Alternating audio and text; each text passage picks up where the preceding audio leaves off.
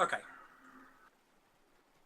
If we remember what happened last session, you managed to make your way to this small hamlet called Beckingford, and you'd gone into the inn, and you'd met a halfling, the barman, it's a halfling, who had pulled up a stool to your table, and he'd begin to regale you of stories of a couple of other individuals, a young man in threadbare clothing with a satchel with a magical sigil on the side who wasn't looking very well, and an older guy with longish hair and ornate leather armour who wandered through here a couple of nights ago and said that they also had been involved in a shipwreck. You had lots of food, some good steaks, vegetables, stews, so on and so forth, and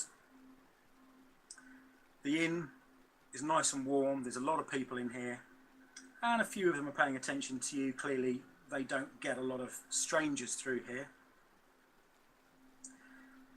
You do notice that it's very cosmopolitan. There's a couple of dwarves in here that are identical. There's halflings, a man and a woman behind the bar. There's a few other elves in here as well, wood elves and high elves, and as well as humans. It's a very, very cosmopolitan little hamlet, which in it and of itself is very unusual. Generally speaking, on a village this size, you'd be lucky if you got one demi-human, let alone a whole bar full of them. But the evening is still relatively young at the moment. The stores have only just shut, and people are now filtering in from the hamlet. This is clearly the place that people go in the evening to chat, socialise and so on. And that's where we left it. Anyone have any questions before we kick off? No. Well, Yep. I guess I'd ask, are we going to be like introducing Rain's character? We will. Yeah, I've already gone through Rain, how he's going to get in. Okay, cool. So we've already got that sorted. Yeah. And that's it. Cool.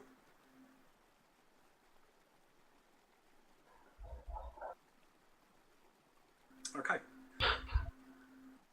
As I said, there's people around the bar who are clearly interested in what you've got to say. I mean, they're making no bones about the fact that they're listening to your conversations purely because there's 7 of you, if you include Darren, the NPC that you've got with you, who are complete strangers to the town. Railtag group of elves, half-orcs, and God knows what else.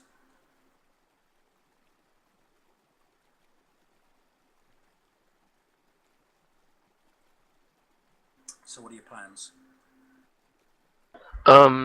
Well, I'm actually feeling like my character will probably be pretty tired, and relieved to have finally found some civilization. So, after my character's done eating, he'll retire for the night. Speaking of which, didn't we do that anyway? I'm pretty sure that's where we left, that we were all going to bed. I think we just woke up, didn't we? I thought we were just talking with the barkeep. We were still at the table. Yeah, we were still at the table. You were definitely still at the table, but it was getting on towards going to bed. And I left it that evening, and I said to you, that's probably a good point to leave it because you're going to be going to bed soon, but you're not there yet. I'm glad. All right, okay. I'd like to approach the group because I've overheard what they've spoken about. Yeah.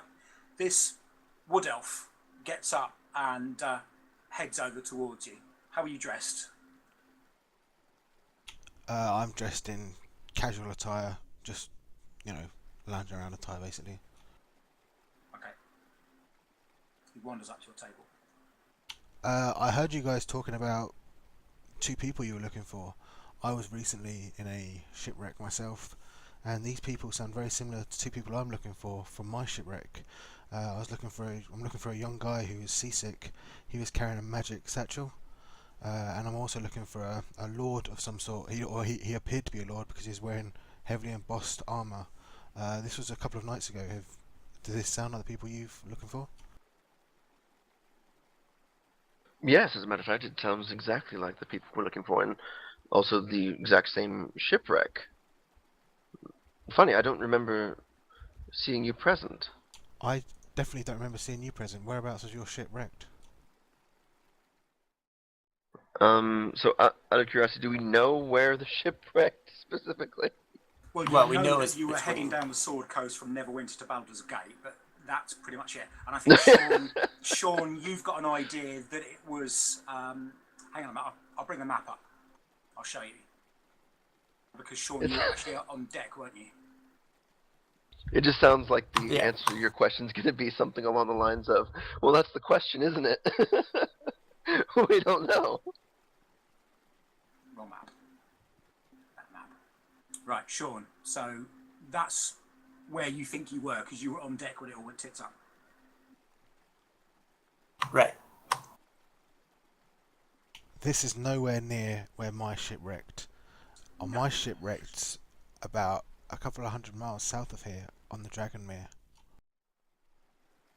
May I ask, where did you board your ship? We boarded from Neverwinter. I boarded in Prosco. Very interesting. Side note: how far is Prosco from Neverwinter? You've never Like, is heard that of fair Prosco. distance?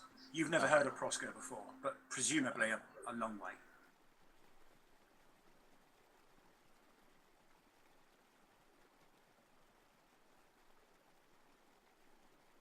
Give him the right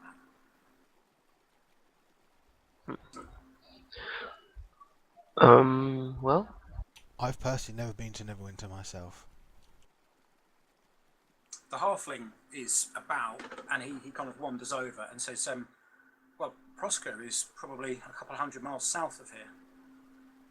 It's nowhere near Neverwinter. really, that is interesting that you saw individuals who match the description of the ones that we were shipmates with.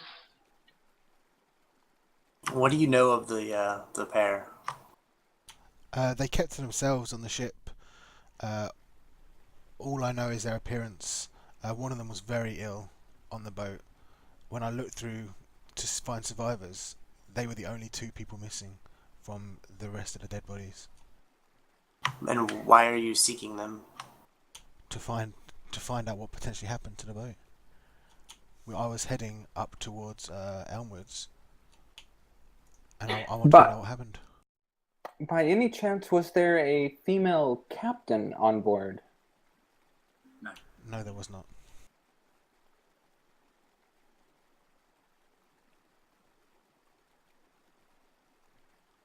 That is strange. I have reason to believe that they had something to do with teleporting our ship or moving our ship or whatever happened with our ship. And I believe that they are the cause of this. You don't seem to be convinced. I have no reason to believe that they would be, but it seems very suspicious if these people are on two shipwrecks at roughly the same time.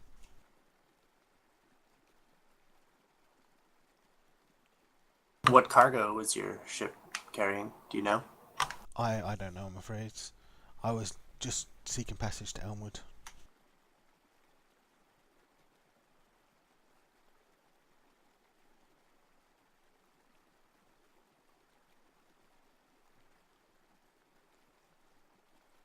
Are you actively searching for these people? Well, out of character, yes, we are, but I'm not so sure because you just popped up out of nowhere, so I'm not sure I trust you yet. Yeah, I'd be okay with it. I would say, yes, as a matter of fact, we are. We're looking for these people because, well, one, we were somewhat concerned that they may have been dealing in human trafficking. Our companion here, I'll point to the survivor and say, our companion here was placed in a box by one of them. It was rather disheartening, as I understand it. And I'll confer to the guy. Gosh, what was his name? Darren. I don't remember his name. Darren. Yeah, and ask him to just tell his story. He says, yes, well, I've been told by my temple to go out and learn the ways of the outside before I can come back and take my vows. And I decided to take a ship from Neverwinter down the coast in order to see what good I could bring to the world before heading home. And so I approached the notice board in the town square in Neverwinter and looked for any ships that were looking for people to work passage. I found a ship. I approached the inn that the merchant was supposed to be working from. Saw him, the youngish individual, had another man as his guard, an older man, long hair, ornate armour. And I talked to them about passage on a vessel and possibly working my passage down south. And he offered me something to eat and something to drink. And the next thing I remember is my drink tasting a bit funny and me waking up in a box, and the boat was already moving, and I felt very, very groggy. And within maybe 5-10 minutes of that, all hell broke loose. And then these kind of people got me out of the wreckage. I would have drowned. I was hogtied. That's very peculiar. Was there any sign that these people may have potentially done this? Was there anything suspicious about them? There was nothing. I noticed nothing. Well, they definitely drugged my drink. That I know. Apart from that, I know nothing else, I'm afraid. What about the rest of you when he was in a box? Did you notice anything off about them? Well, it was shortly after we had dinner with them that our ship was attacked, and we were clinging for our lives. Perhaps the food is the culprit.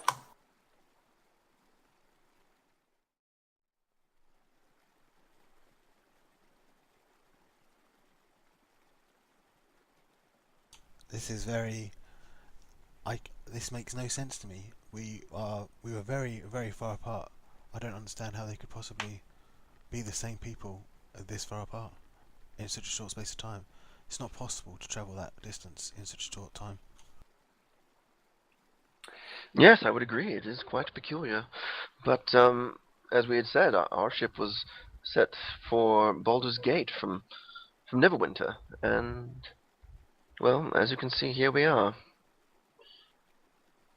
If we are indeed looking for the same person, maybe you can join us on our trip, and if we do run into these two people, you can find out if they are indeed the same people you were looking for. I'm very interested in finding out, trying to get to the bottom of what caused my ship to crash, basically. I'd be interested in tagging along just to find out who these two people are. Well, there's not much we can do tonight. Maybe we can go around the bar before we call it a night and see if anybody has seen these two people. We can't be the only wanderers that have stumbled into this town.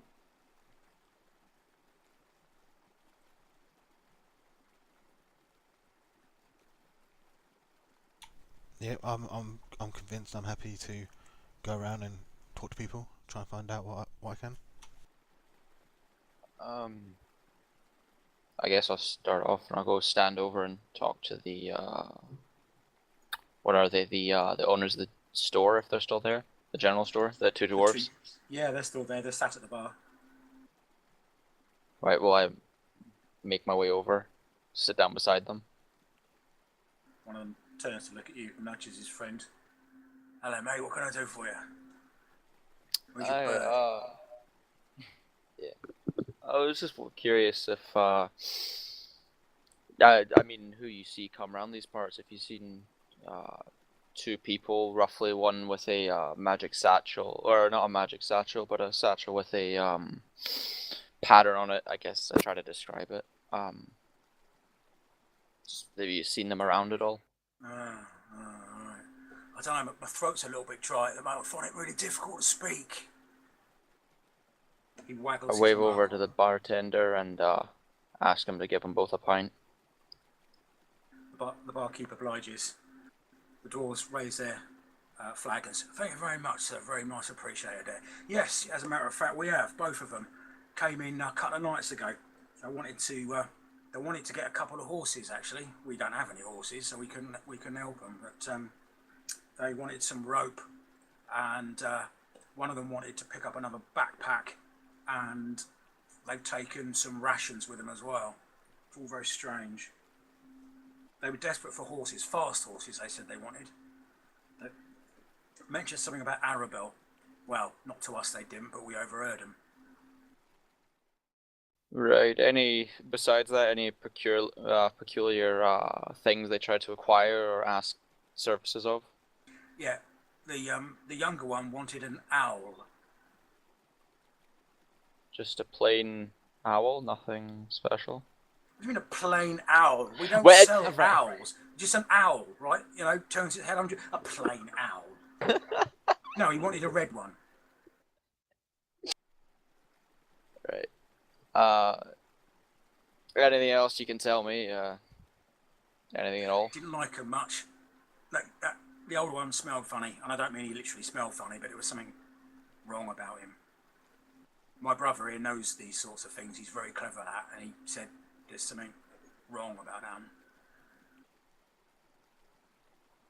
Didn't like him. Well, I asked his brother, could you describe the smell? Is it anything that you've come across before? Well, when I say smell, and he sounds exactly the same as the other one because they're twins. So when I say smell, I mean I don't mean he actually smelt or something like paint or anything. I mean there was something fishy about him. Definitely, it was.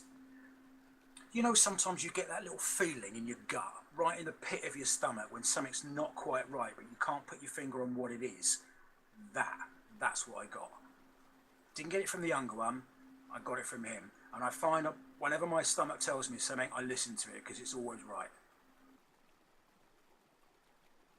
Right. Well, thanks for the information. Enjoy your pints, lads, and I make my way back over to Thank the you group. very much. Okay, does anyone else want to go off and talk to anybody? Fucking plain owl. Can I go over to the dwarfs and just ask them one question? Yep. Excuse me, I heard you over talking to my friend. By chance, did you see where they headed in the morning? Well, they went out of town to the north, I think. They went past the hot springs. We were out having a bath. So that would have been northwest. And you mentioned Aradale. They said they were going towards that region? Arabelle, yeah, it's the city that's to the northwest. About how far day's journey is that? Oh, probably. Well, from here actually, it's tricky. What you're going to want to do is head up towards the road, cross over the bridge, and then head west. So you're probably looking at about 3 days on foot. A day north to the road and to the river, and then probably 2 days along the road. Well, that would explain the horses. By chance, is there... I heard you don't have any horses around here. Is there a town or a village nearby that does have any horses for buy? Arabelle. That's your best bet. See, this he shuts up. He gets nudged by his brother. He goes, doesn't matter. Well, I appreciate everything. Thank you. And I walk away, join the rest of the group, and I suppose I would tell them, well, we seem to have figured out that they were heading toward Arabelle, which is about 3 days' journey. I suppose we get a good night's rest, and I don't see very much more we can do in this town if we're going to try and have any chance of catching up with them. We better start early and head that direction. I concur. I would yawn and say, yeah, that sounds like a good idea.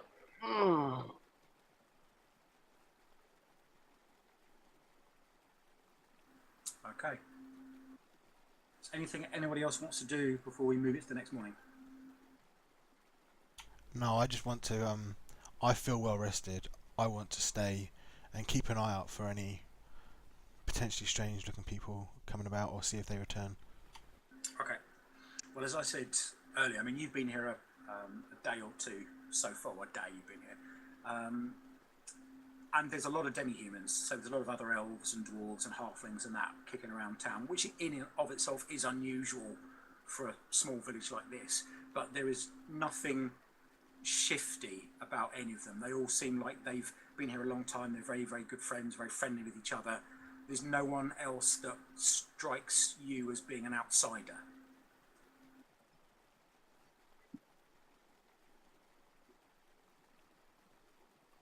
One thing you do notice is that people do like playing in the hot springs, though.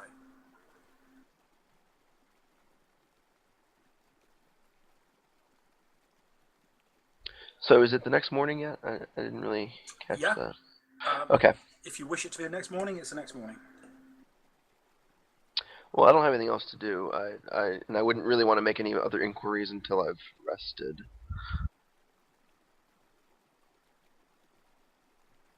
Okay. Suppose it's just going to the next morning. Okay. So if it is the next morning, the first thing I will do is head over to this hot spring area and just admire it, really. Flint is extremely interested in all manner of natural wonders, so being rested and feeling much lighter in spirit, he'd absolutely want to check that out. Yeah, I mean, the first thing you notice is that there's women beating wet clothes against rocks by the side of it, but you can also hear the laughter of small children being looked over by their mothers near the shallow end, which is to the south, closest to the road. And it looks like there's a bustle of activity. There are people taking baths in it, which appears to be what it's for. But it's a real meeting point, it seems to be. There's a lot of people standing around and just chatting. I'd go over to someone that doesn't look terribly busy and just ask them, so I've noticed that you seem to have a lot of elves and dwarves in your community. How did you manage that? He looks a little bit frightened, actually, at you, and goes, you want to speak to the mayor, he knows.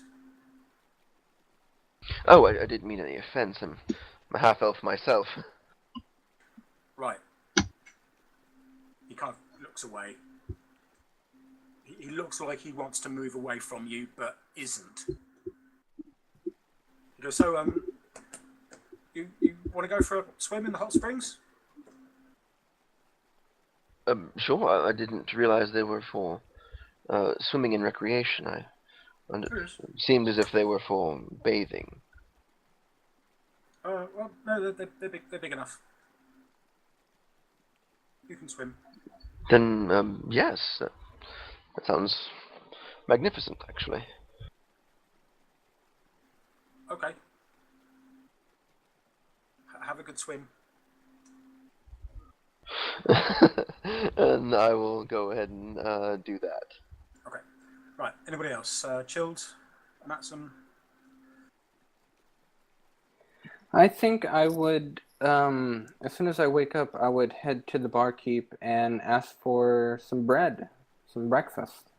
Yeah. Well, as you wake up, there is the smell of fried bacon, sausages, and God knows what else coming from downstairs. It's a wonderful smell. So I'd head downstairs and be like, something smells delicious. Mind if I have a plate? Absolutely not. You've already paid for it. I'll get you some. Take a seat. So I'd sit down and enjoy my breakfast and wait for everybody to get ready for our day's journey. Okay. Chilled.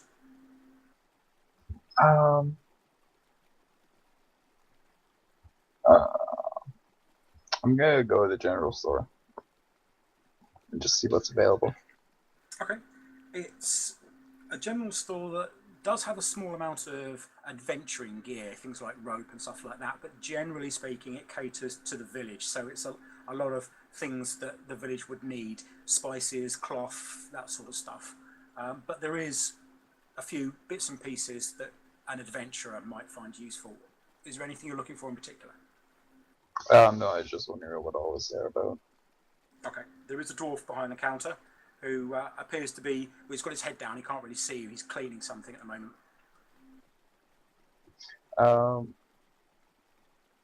Hello there. I was wondering what you sell here. He pops his head back up. Oh, hello. Well, we've got things like food and backpacks and rope. We can do cloth, bandages for wounds, that sort of thing. We do whetstones for sharpening farming equipment like scythes, and well, you can use them for swords and so on.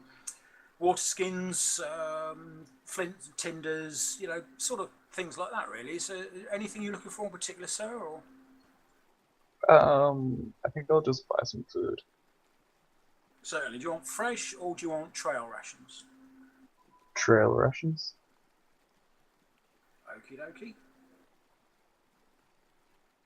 He heads out the back and comes back with a small wax paper string covered parcel. Okay, how much?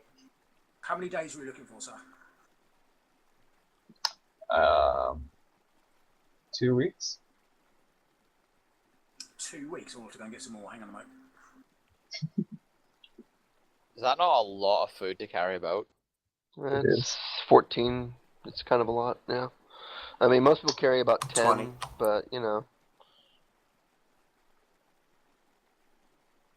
we on 10 days? I don't know. I have almost nothing in my backpack anyways, so... I don't know. Doesn't mean you I just mean, need to I don't fill know it if up there's with 10-day rations. weeks or if they're Yes, I 7-day do. weeks. 7 days. I imagine 7-day weeks because that's usually the easier one for everyone to keep track of.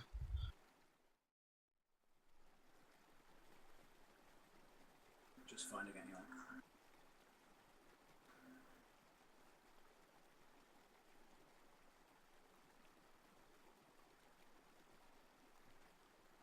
Right, here we go.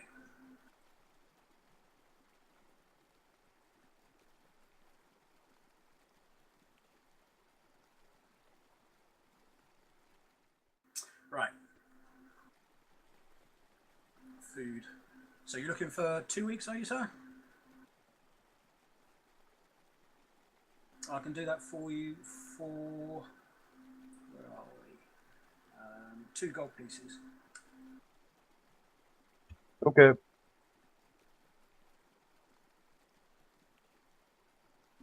Okay, he puts down these 2 big parcels, takes your money, and hands them over to you. Okay. I'm just gonna wait till everyone else is done then. Okay. Right. Anybody else? I guess once I wake up, make my way downstairs, say hello to who's in Natsum's character, an Natsum, and sit down to have some breakfast. Okay. Darren, the NPC, turns up as well, sits down and has breakfast with you. And he says, I'm thinking I might stay here for a couple of days and then head on. I would turn to him and be like, well, if you change your mind, you know where we'll be heading. True, very true. I would offer you something for all you've done for me, but unfortunately I have nothing. So all I can offer you is my gratitude. And I could certainly heal anybody if they have any wounds that still require healing.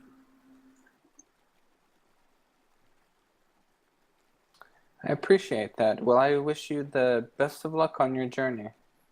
Thank you, and you too. Perhaps we shall meet under better circumstances.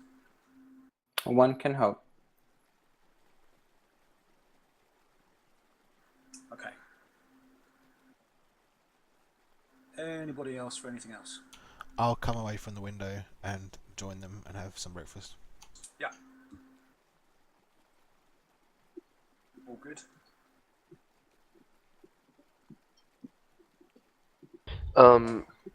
At some point, my character would be done swimming, and Yep. I'd like to also go back to the inn to grab some breakfast. Okay, you grab breakfast just as these guys are finishing up. It was a very nice swim. The water is warm. It's lovely. Nice. And in fact, in the middle of the hot spring, there's this big geyser of water that shoots up into the sky every couple of minutes as well. Awesome.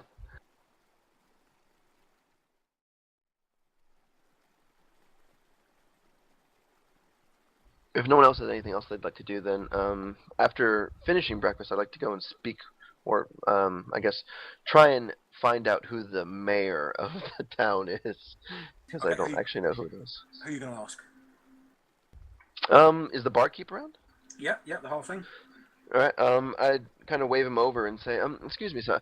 I'm wondering if I could speak to your mayor. I'm interested in the history of this town. The mayor, certainly. I'll go and get him for you. And he stands Thank completely you. still. He stands completely still. And he smiles a little bit. How can I help you, sir? He just says, "How can I help you, sir?" Yeah. I'll say, well, I was inquiring about the mayor. Yes. Is that's it me. possible... Oh, I'm the mayor. you're the mayor. Yes. And the barkeep. Yeah. This town really isn't big enough to have more, really. That's fortuitous. This counts as the town hall as well. We have great council meetings. I imagine so. Council meetings and ale. Marvelous. Well, sir, I was wondering, I've noticed there are quite a few individuals here who are not of human lineage. I was wondering how that happened. How did that come about? See, it's an interesting story. I used to be a paladin many years back. I know. I don't look it, but hey, I did. And my wife, the barkeep, as it were, the other barkeep was a cleric. And we settled down and realised that there's a lot of oppressed races and oppressed people. So true. And as we were travelling throughout the world, we came across people, elves, dwarves, other halflings, that had a very rough ride amongst the societies they were in. Not necessarily just human societies, but just amongst the societies they were in. And we collected them. The ones that were of a good, stout heart, we collected them and just brought them with us. And then we found this hot spring and decided this would be a good place to set up a village. The village has been here for about 40 years. And in that time, we've attracted other people of a similar stout and goodly heart who are feeling like they're being ostracized from whichever society they come from. They come here and there are no prejudices. There is nothing except good ale, hot spring, and friendly company, and that's it. That sounds marvelous. I commend you, sir, for your efforts. That's grand. And it's a very touching story. I'm glad that you have told it to me. I can't take all the credit, but thank you anyway. Sometimes you feel that you must do something because something is right, and this is one of those occasions. Indeed it is. I wonder, is there anything that we could do to help you in your situation here, to perhaps further your cause? Strange as it may seem, don't spread the word of us, because we know, and it's been proven time and time again, that those need us find us. What we don't need are people who don't need us coming to find us. Do you understand what I mean? I think I do. Yes. Very well. I will honor your wishes. Thank you.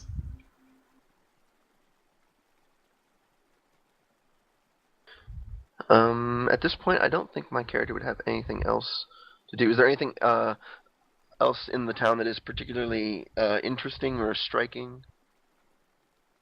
like visually?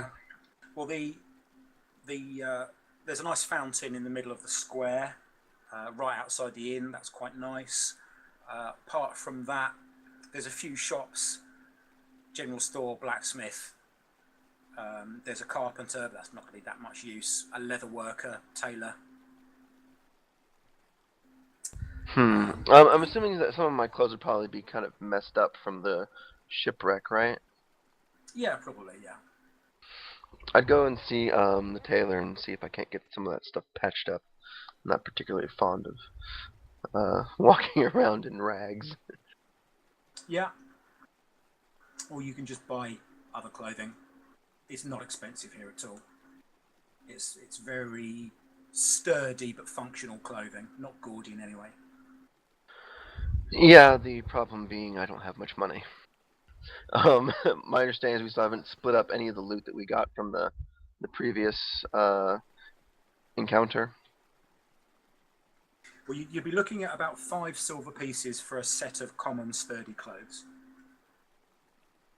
No, I need traveler's clothes. Yeah, a couple of gold. Yeah, I don't have that much money. I mean, I have enough to pay for that, but I'd like to save it. Sure. I guess yeah. I walk in as well and offer to buy him some clothes along with myself, obviously. Oh, well. I don't actually know what your character's name is. Delgar. I'm Delgar, also going yes. to buy some. Okay. Okay. Then I would say, my dear Delgar, that is very kind of you. Thank you. Thank you so much. Not a problem for a traveler in need. A friend at that. So how much is it all in for 2 sets of traveler's clothes? 4 gold pieces. Each? And then Chilled, or for no, all in of them? total. In total. Okay. And Chilled, you said you were going to get a set as well. Yep. Okay, 2 gold pieces per set, basically. And that's decent, sturdy traveller's clothes. I have a Should question. keep us warm on the road, things like that. Should be good. Yeah. What's a farrier? A blacksmith. Farriers do, they shoe horses. So, is it just a picture you found and that's included, or... Because he said he Sorry. didn't have any horses, so why would there be a farrier? No. They said they didn't have any horses for sale. Oh, right, okay. I thought you said they didn't have any horses. No. Right, okay. Yeah, there are horses Yeah. about because there are fields. Plenty of and horses, that about. none for sale. Yeah. I have a question. I have a dagger that would always be on me. Would that have, like, rusted from being in the water? No. No, right, okay. Generally speaking, if you've got a weapon, it's reasonably well worked metal, so no, it won't go rusty from just that. I mean, you'll need to oil it and keep it in good condition, but I assume that that's generally done when you stop and so on. You know, it's assumed that you look after Just like your busy armor and your work weapons. that you don't really need to say, like, oh, I go and I apply oil and make sure that it's, No. you know. No, I mean, that's the sort of thing that I assume. Like, you look after your armor and your weapons during rest breaks, things like that, if you need to. Actually, can I make my way back over to the general store? Yeah. Have you got your bird with you? Yeah, I think he's still perched on my shoulder. But I guess at this point, I'll just banish him away into his pocket dimension. Okay. Yep, you go back into the general store. There's a dwarf behind the counter. I walk up to him. Hello, Birdman. What do you want? You're funny. I was curious as to if you have any form of quarterstaff or anything of the sort. Yep, can do that. Quarterstaff. How big do you want it? Human sized, I'm guessing, rather than dwarven sized or halfling sized. Yes, human size would do just fine. Okay. How much for it? That will cost you, well, a plain one going to be 2 silver pieces. If you want one that's engraved or carved, it'll be a little bit more. It's entirely up to you. Is there any, just outside of it, is like any benefit to have one that's carved or engraved, No. or? No Right. game benefit. No, it just looks nicer.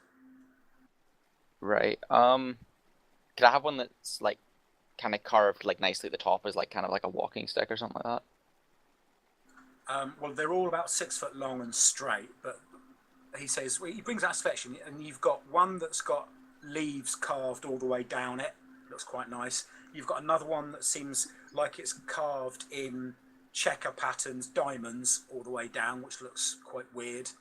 And you've got others that have sort of just abstract carvings down, things like that. Some of them look really, really nice, but they won't do any more or any less damage than a plain wooden one, which he also brings out. They'll just cost more.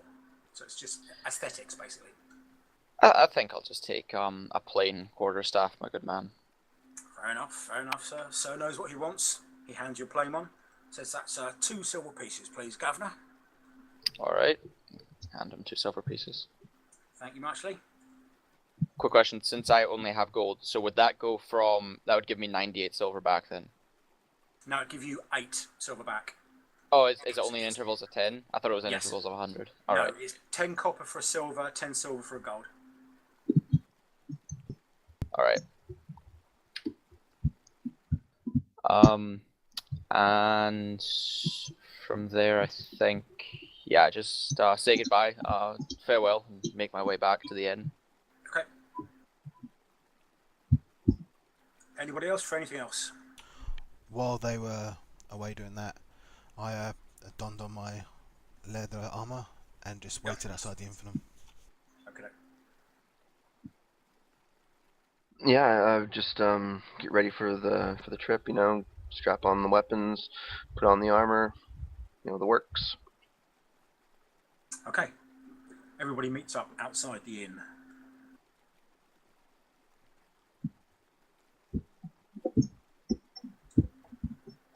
Right. You all gather. It's early morning-ish. Well, early 9, something like that. It's quite sunny. The wind's blowing a little bit. It's a little bit chilly, not too bad. When the wind dies down, the sun's beautiful, but when the wind picks up again, you can feel it on your face. It's a bit chill. And apart from that, it's a lovely day. No sign of clouds in the sky above you, anywhere near you, really. It's probably not going to rain. Those of you who have got the nature skill, you don't need to roll it. I'm pretty sure it's not going to rain for the day. And there you go. We do know the direction to Arabelle, right? Yeah, what they said was you head north out of town towards the road, and when you hit the road, you basically turn left and turn towards the west and go over the river and head back towards Arabelle. Okay, cool. Then, yeah, I imagine we'll just head towards Arabelle unless anyone has any objections or other things they'd like to do. Nope, I think we should get going. All right, well, then off we are. Cool. Anything particularly interesting along the way? Oh yes, you don't. Awesome. You don't just get to Arabelle like that, I'm afraid. I was hoping that's what you would say. Well done, you get to Arabelle and campaign's over. Well done. Oh wait, shit. No. Right. Yeah, So, I figured that wasn't gonna happen. yeah. So you head north, and you start to go up a slight incline, leaving the little hamlet, 30 or so buildings behind you. You can see smoke coming out of the chimney of the inn, and also of the blacksmith, which you're assuming is what you saw in the distance the other day when you were heading towards. Okay. And ahead of you, you've just got a lot of plain land, and you can see, we can't really see anything in the distance apart from hills. There is a road, but it's a track, and it only goes for a while before it peters out a little bit and just becomes more grassland.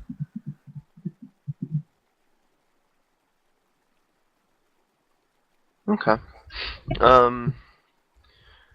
Yeah, can we just, like, I would have my eyes open for any more tigers and things, because would not like to run into more of those. Yeah. Has somebody got their open mic open? It Me? does sound like it, right? It's chilled. Okay. Okay, so you head across the plain land and you go uphill and down dale and you keep going. You pass a lot of animals. Again, it's a similar sort of animals that you saw the other day, i.e. you've got deer, antelope and so on in the distance, keeping their distance from you. There's a lot of birds, hawks and that sort of thing around here.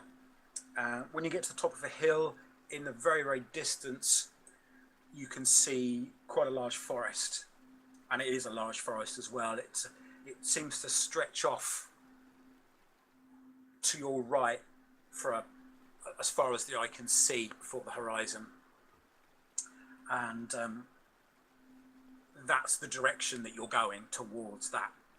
You can't see any roads or anything, but off to your left, well, yes, off to your left you can see the river, and it looks like it's quite wide,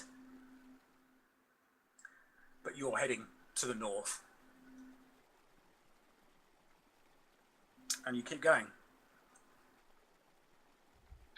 So we're heading north on the river? No, the river is quite a way off to your side. Oh, okay.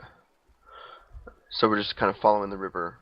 Oh, no, I'm guessing I'm getting the orientation of the river incorrect.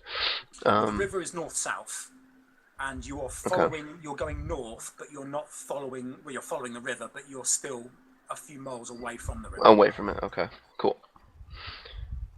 Alright, and does the land seem to be kind of flat, or is it wooded? Well, there is a big forest ahead of you, and at the moment it's undulating hills all about, all over the place. You've now left the farmland that would have been associated with the village, and you're just in open plains now. Okay. And you're heading towards the forest. That's the direction you're going in. So our new friend, the wood elf, I would ask, excuse me, but do you happen to know a great deal about forests? I know our kind are, well, more keen on wooded lands. I've lived my entire life in a forest until about 6-7 months ago. I have never been to the forest ahead of us, but I am very experienced in forests in general. And out of game, are you a ranger? Yes. Cool. Okay. Well then I would ask, well, would you like to lead us through the forest? It appears it is in the way, and it might provide cover. Yeah, I would happily lead us through the forest. When we are we at the forest now, by the way?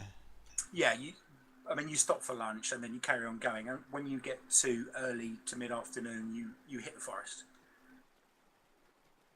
Okay, as we get to the forest, I draw my longbow and quietly make my way, lead us through the forest rather. Okay. One of my feats allows me to lead us through unhindered through the forest because it's comfortable terrain. Yeah. Okay, you head into the forest and you find pretty quickly trails of animals, small animals, sort of the woodland creatures you would expect that you would hunt, rabbits and things like that, foxes, squirrels, so on and so forth. Nothing untoward, nothing odd. As you hit the forest, it quickly becomes reasonably thick, but you know your way through and you find the nice wide avenues that take you in the direction that you need to go to head towards the road without deviating. You've lived all your life in the forest, so you know definitely which way you need to go.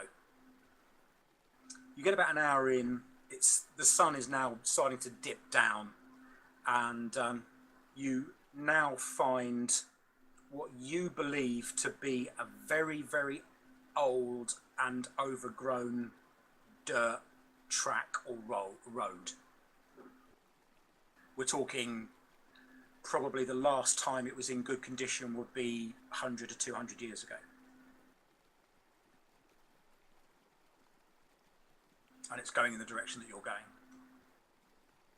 Is there sub like branches off this road, that, or is there a way for us to walk alongside the road without directly being on the road itself?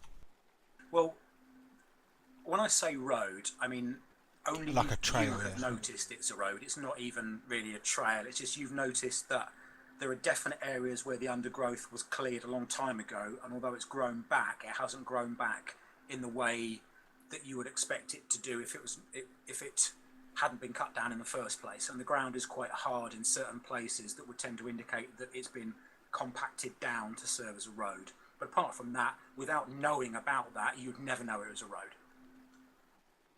But yeah, I mean, you can walk along the side of it. What happens for the rest of you is you get to, I'm not going to say a tree-lined boulevard because it's not at all, but you get to an area where there are less dense amount of trees, and you notice that the wood elf ahead of you, who's been moving very quietly throughout the forest, moves off to the side of this and moves down the side of it rather than walking down the middle. Okay. He kind of stops for a little bit and examines the ground and then just slightly moves off to the side and carries on going. Can I turn back to them and suggest this ground isn't what it should be? I think we should steer clear of it, or at least be highly suspicious of what might be using it as a track.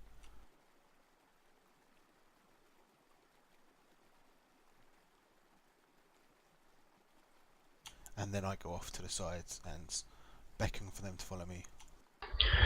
Well, what is it that seems weird about the trail? Out of game, can I search around or use investigation or something? Yeah, okay. If anyone has investigation now that they've been notified, they can make an investigation roll.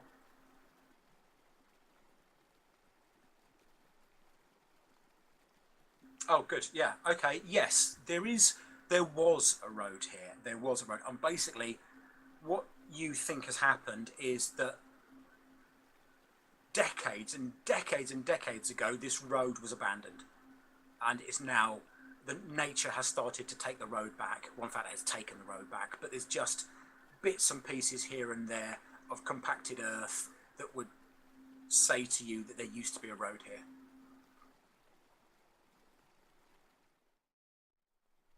Okay, but other than that, it doesn't seem to be unsafe in any way. No, not at all. Okay, well, then I would say, well, the road does seem unused, but if you feel it is better to abandon it, then I'll defer to your judgment, seeing as you're the expert with forests. I have no experience of a track that looks like this, and I'm very comfortable in a forest without trails or paths. I can lead us through this without needing to go on this trail that looks very suspicious to me. Like I said, I've got no experience ever seeing a trail like this, so I'm just very uneasy with it in general. Fair enough. So yeah, my character would look satisfied with that answer, and kind of motion for you to lead on. I'll follow you unquestioningly at this point. Excellent. Okay, as you head on to the side of the road, not actually walking down the road, ahead of you, through the trees, you can see what looks like grey stone. You can't make it out because it's some distance away and there's lots of trees about, but it looks like grey stone in the forest somewhere.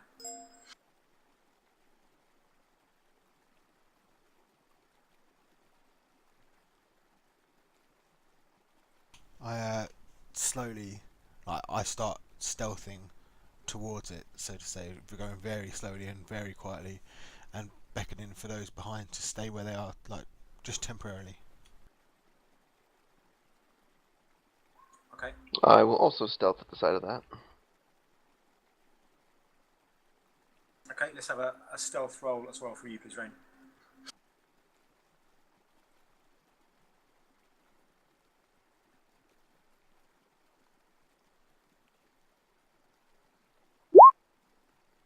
Okay, anybody else want to join them? If you do, please make a stealth roll.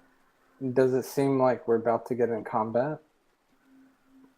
Well, they've got stealthy. So both Flint and what's your character's name? Kizzer, is it? No. No, Ferron. Or Ferron, that's it. Have now got into that archetypal MMO crouch mode, and they're moving forward at stealth. Yeah, I'd follow suit. I rolled as well, just because if I see them doing that, I'm gonna join in. Okay. All right. Well, I'm gonna take a chance here. I'm gonna turn into a tiger. Okay. There is a roar of a, well, not a roar, there is a sound of a tiger's growl from behind you. And as you turn round, you see one of your colleagues turning into a tiger. A tiger in Faerun? That's a temperate zone. Sorry, old Monty Python quote. So, out So of we do character, see- I'm pretty sure we didn't know he's a shapeshifter, right? Like Okay. this is new evidence, right? Like, Okay. How should I have told the party like, hey, don't freak out?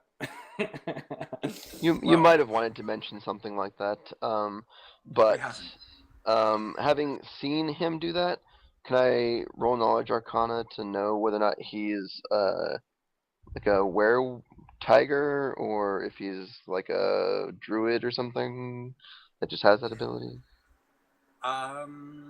Okay, yeah. My immediate reaction is to hold my longbow at hand. Okay. Oh god, now I'm gonna die.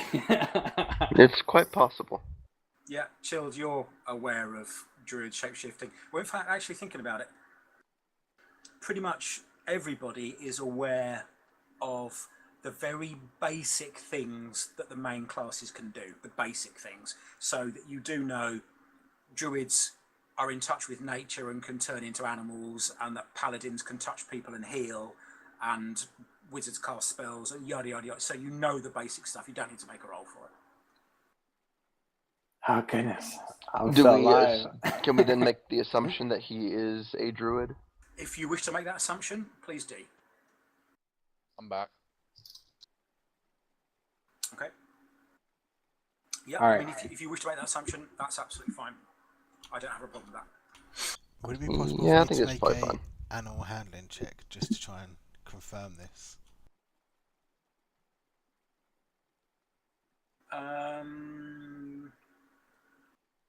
I don't know whether that would be the best one to use.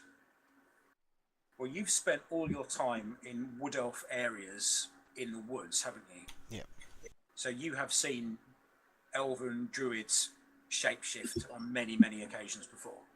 Not into tigers. Tigers don't generally inhabit the forests. No, true, but you've seen things like bears and so on and so forth, and other smaller animals. But then you have seen some other larger animals that don't inhabit forests, or certainly don't inhabit the area that you're in when times of combat have been needed, like giant boars and things like that. So it's Okay, not outside okay. the bounds of possibility. But what's Anatson doing now that he's changed? I am going. Well, I look up and see everybody scared shitless of me, so I'm going to like roll on the ground like a kitty. Okay. Just be like, hey, I'm friendly. Okay. That's enough for me to... I still have the longbow out, but I'm no longer drawn at him. Yeah. Okay.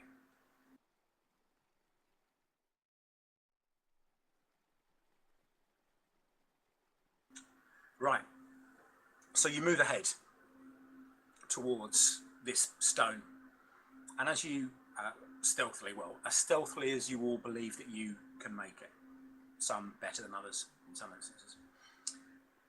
As you get closer, what you actually see is this.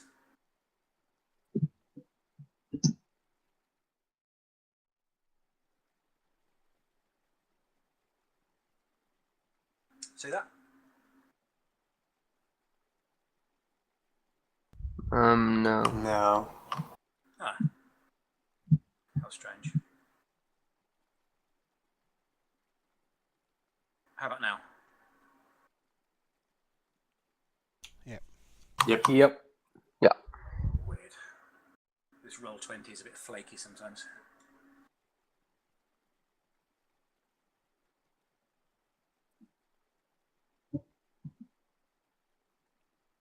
And it's now, the sun is right on the horizon now, so the shadows are getting quite long.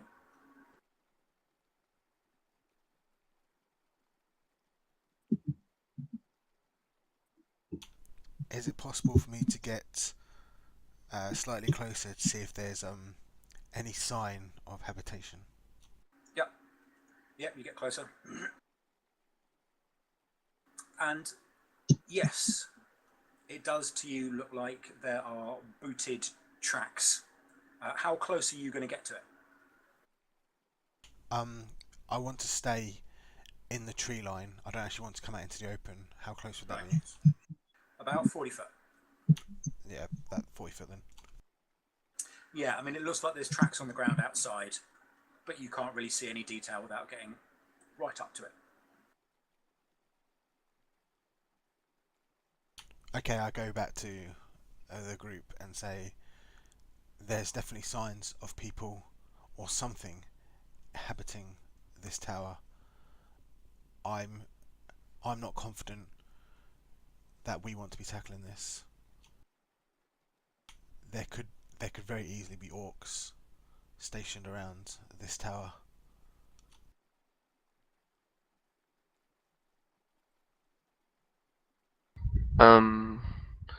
So the tower is how far away? About 40 foot.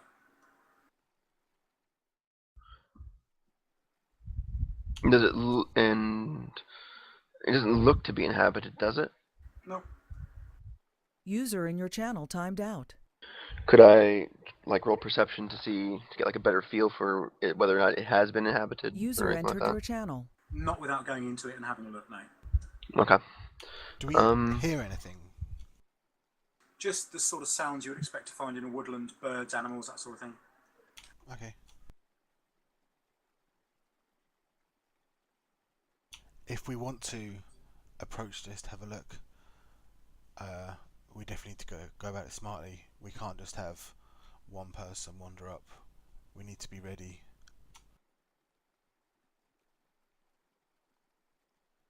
Yes. Are you I would volunteering? agree.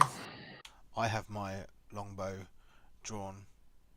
I'm prepared to not go up to it first, but I will follow whoever goes up with it. Goes up to it, sorry.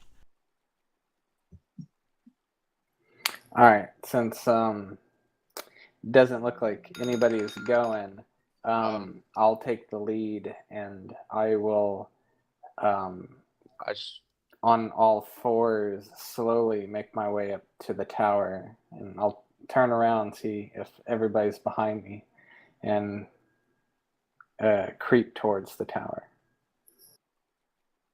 Okay. Are people following the tiger? I follow about 10 feet behind Yeah. him with longbow drawn. Okay. Okay, with your superb and superior olfactory senses, you can smell wood smoke, but it's old. User it's in not your channel fresh timed wood out. smoke. Who did we just lose? Griffin. It's old wood smoke, and you can also smell bread as well. But again, that's old sort of smell, as well as things like moss and mould, and another smell that you remember smelling while you were in the water. It's that gunpowdery sort of smell, but again, it's really faint. You notice, those of you behind the tiger notice, he lifts his snout up and starts sniffing the air as he approaches. You're about 10 foot away from it now.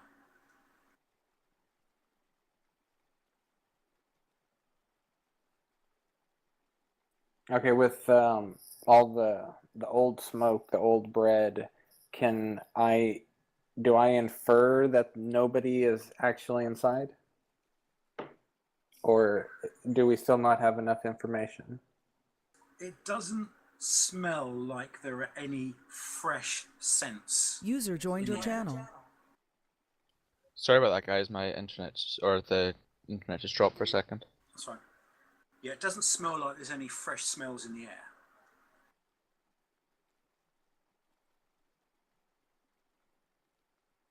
Okay, so I guess we just continue towards the tower.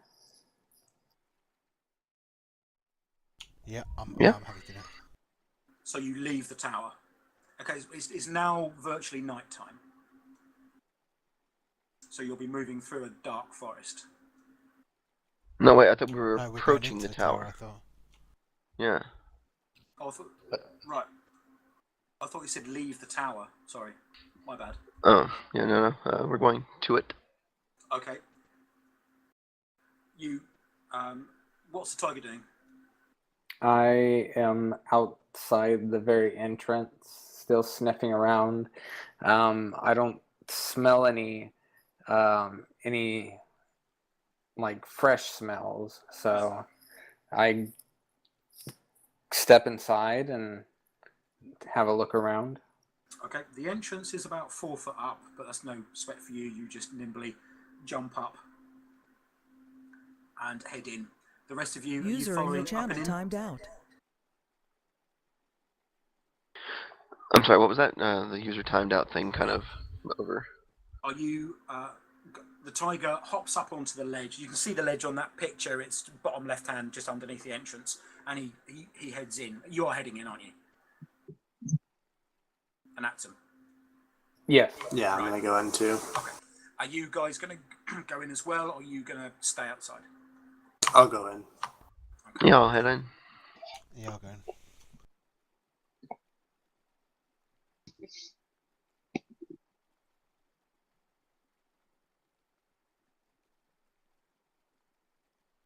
Okay, can you see that map? Yes, Yeah. What you've it's got, loading in. what you've got here is a broken tower. It looks like there would have been 2 stories, but the stairs going up to the 2nd story and most of the 2nd story itself have collapsed. There's a wall in the middle that's collapsed with a fireplace in front of it, and that's the source of the old wood smoke smells. There's also a couple of broken barrels and some piles of stone, probably from the walls, and bits and pieces in there as well.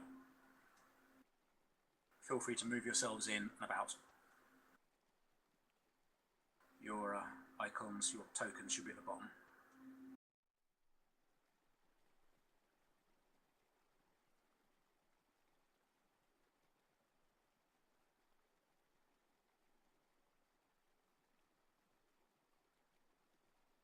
If they're all going in, I'd like to stay, like, at the door, like keeping a careful watch outside. Yeah.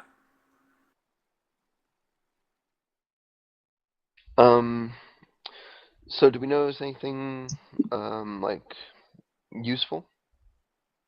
I see a treasure chest looking thing here. There is indeed a chest. I'm gonna look at it. Can I open it? Is it locked? What can I see?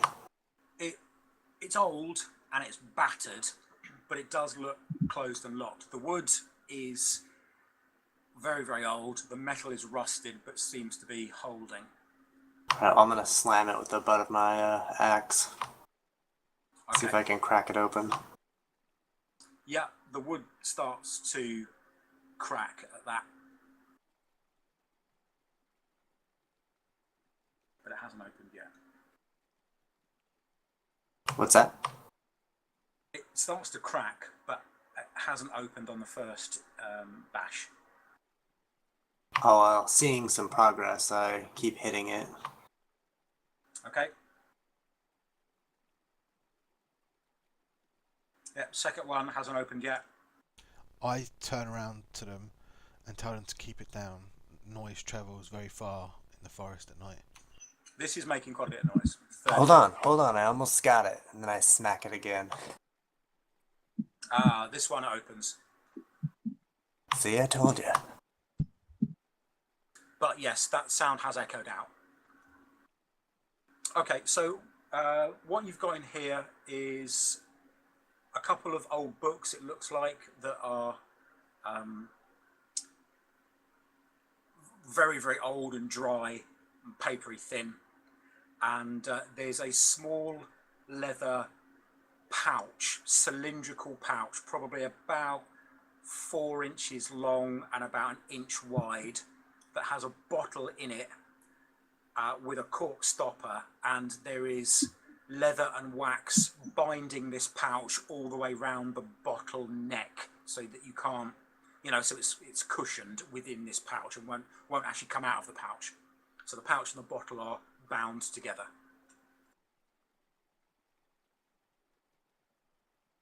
I just pull it out and I kind of hold it up to everybody in case that someone has any idea of what it might be. It's a dark blue suede the pouch is made of. Can I nudge him and sniffed, trying to indicate for him to open the bottle so I can smell it? Okay, the tiger comes up to you and nudges its head against you, and then kind of raises its snout into the air and acts like it's sniffing. Make of that what you will. Alright, I bite on the top of the cork and just give it a good yank. It comes out. I just put the bottle up to my nose and smell it, and It smells kind of fruity. then I let the tiger smell it. Yep, definitely smells of some kind of natural herbs, fruits, something like that. Spices, maybe. I'm sorry, you said there was like a pouch attached to it? I'm not sure. Is it like a bag attached to it? What it is basically the bottle itself is not, sorry, the pouch is not much bigger than the bottle. So the bottle has got to be about 4 inches long, cylindrical, and about 1 inch wide. And the pouch acts as a sleeve that goes all the way over it and is bound at the very top, just beneath the head, with leather and wax. So it's like a leather koozie. Yeah. Okay, those of you outside, chilled, I guess, seeing as Griffin is now offline. What do you want to do?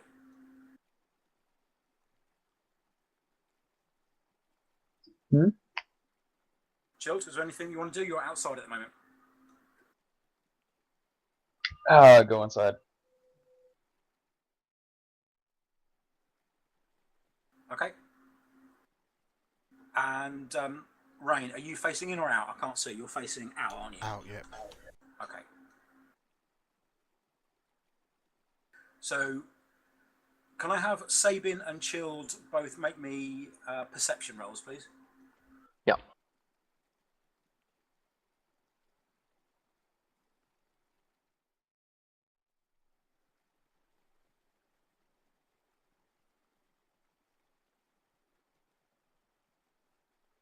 Okay. Both of you notice that on the east and west walls, pretty much at the cardinal points, there looks like there are engravings on the wall.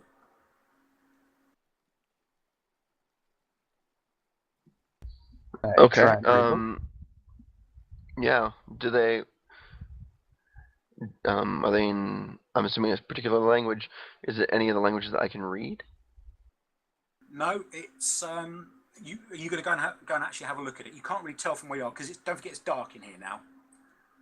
Well, I have dark vision, so. Yeah, but again, there's a lot of shadow. You're going to walk up to it and have a look. Yep. Well, I mean, yeah, I guess.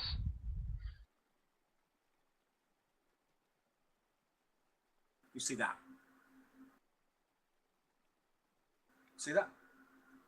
Yeah. Okay. Is there any particular knowledge I should roll to? Because I mean, obviously that's not writing. That's a symbol of some kind. Is there a knowledge that I can roll to figure Religion. out what that is? If you have religion, you can roll it. Would I just be able to use my research? There we go. Well, in fact, everybody can roll. Well, you two can roll religion regardless of whether you got it. You can roll it, and yet you see that. I'll just see what Chill gets.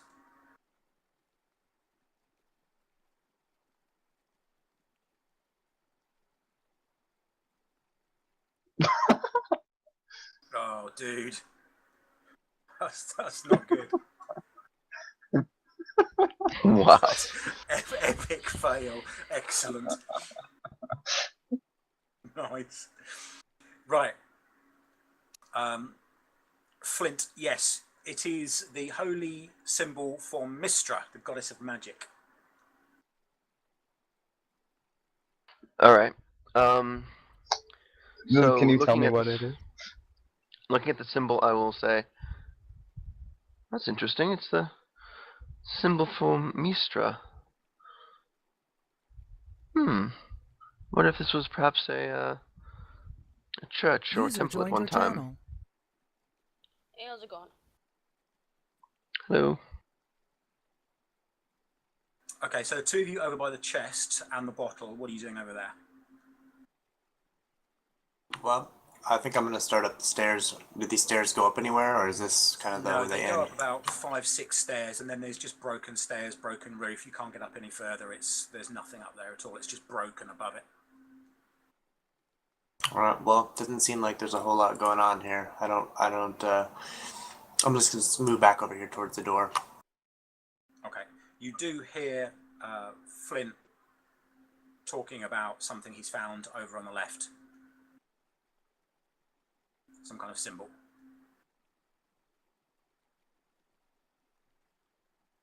I look over at it, but I'm not too interested. Okay. I don't give much cares to deities, other than my own.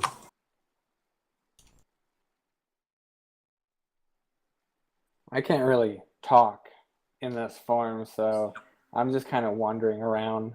Okay. You prowl about. Are there any other symbols that I noticed or anything like that? There's one in the opposite wall, but that's it. It's the same kind of symbol? Yeah, although the one in the opposite wall has been defaced and this one hasn't. You also notice that there's one in the northern wall, but that's been defaced as well, which is probably why the other two didn't spot it, because it just looks like the rest of the wall. Because you only really, now that you've seen the one on the western wall, you can spot where it is on the northern and the eastern wall, but only because you've seen the one on the western wall. Okay. So the one on the western wall is intact. Alright. Well, let's go. I'm gonna have my character go and check out what they're doing with this this chest that they've been banging on. Well, the chest is open now, and it's got a couple of books in there, and you can tell immediately that the books are damaged because of age, water, and the fact they've just been given a good hammering. Okay.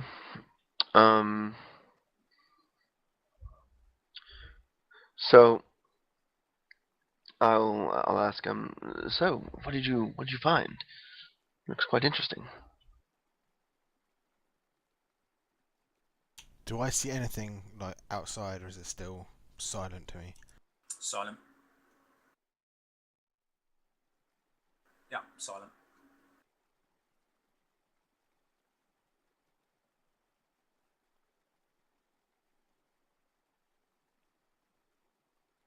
It's now dark outside, and yeah, everything's pretty chilled.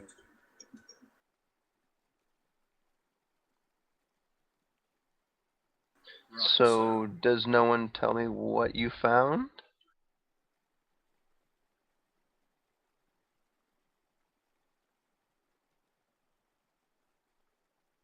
As far as the books, no. Well, I mean, I look- what was in the chest? Like I asked, like, oh, so what'd you find?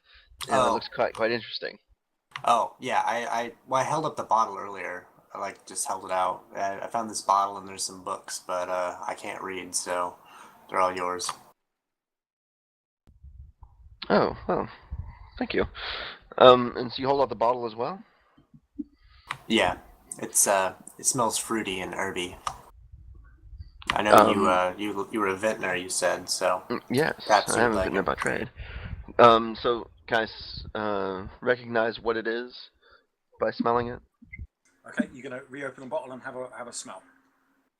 Yeah. I'll uncork it and just kind of waft some of the scent into my nose. Okay, it doesn't smell like any kind of wine that you're familiar with, even remotely. I mean, it doesn't smell like wine. I see. Okay. Well, and then I'll pass the bottle back to him and say, "No, I'm sorry, I have no idea what it is. It's not wine, though. Not at least none that I've ever smelled." Am I I'm hearing gonna this take. conversation? I'm intrigued Yeah. by the fact that it's not wine, so I'm gonna take a sip of it. Okay, you take a sip. It tastes. Actually, it tastes more bland than you were expecting it. You expected it to taste of all the spices and fruits, but it tastes. It does, but it's quite a bland taste. So it's probably old, but don't know.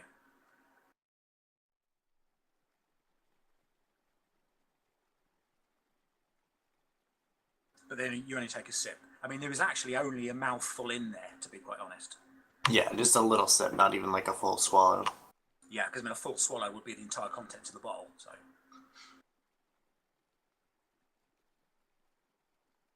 I guess I'll just throw it in my pack for now. Maybe someone back in the town will know more about it. okay.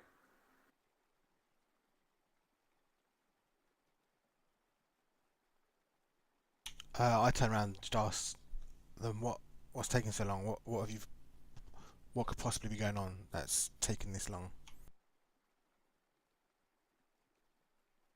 I'll kind of try to say rather quietly back to him. We found a bottle of some strange fruity liquid and some books. And so now that I've had the books for a little while, have I been able to inspect them to see like what they are? Yeah, one of them looks like a diary, but the other book is damaged absolutely beyond repair. It's ancient and it's been waterlogged, and all the pages are stuck together, and you can't pry them apart and read anything. The other one is in the same situation, but you can pry the occasional page apart here and there, and it's somebody's diary written in common. Oh, okay. So it's just in common. Um, yeah, I'll skim a few of the pages. Is there anything interesting? No, it's some guy complaining about being travel sore on his feet and his boots not fitting properly, and they need to get to town pretty soon because they're running out of food, and he just seems to be whinging to the diary. Complaining, basically, in this particular entry that you found. Complaining about one of his travel Okay. companions. And you said the other book was just completely damaged. There's no way of recovering any information from it at all. No, I mean, you get the occasional word here and there. It's also written in common. It's written in a different handwriting to the other one, but it looks of a similar age. All right. I'll probably. Well, is that the damaged book? Is it dry at this point? I'm assuming it is. Yeah, they are both dry. Okay, I'll go ahead and keep the waterlogged book for kindling. The other one for uh, you know, might actually have something useful in it. Okay. Mutica, being the only human about here, is stumbling around, not being able to see a thing. So he kind of wanders outside to where the light is and starts fumbling around in his pack for a torch.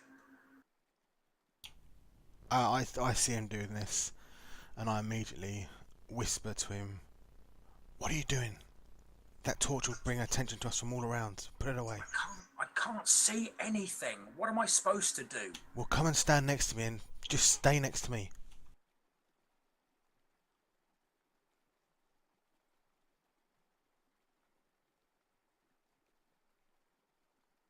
He doesn't look too happy, but he does it.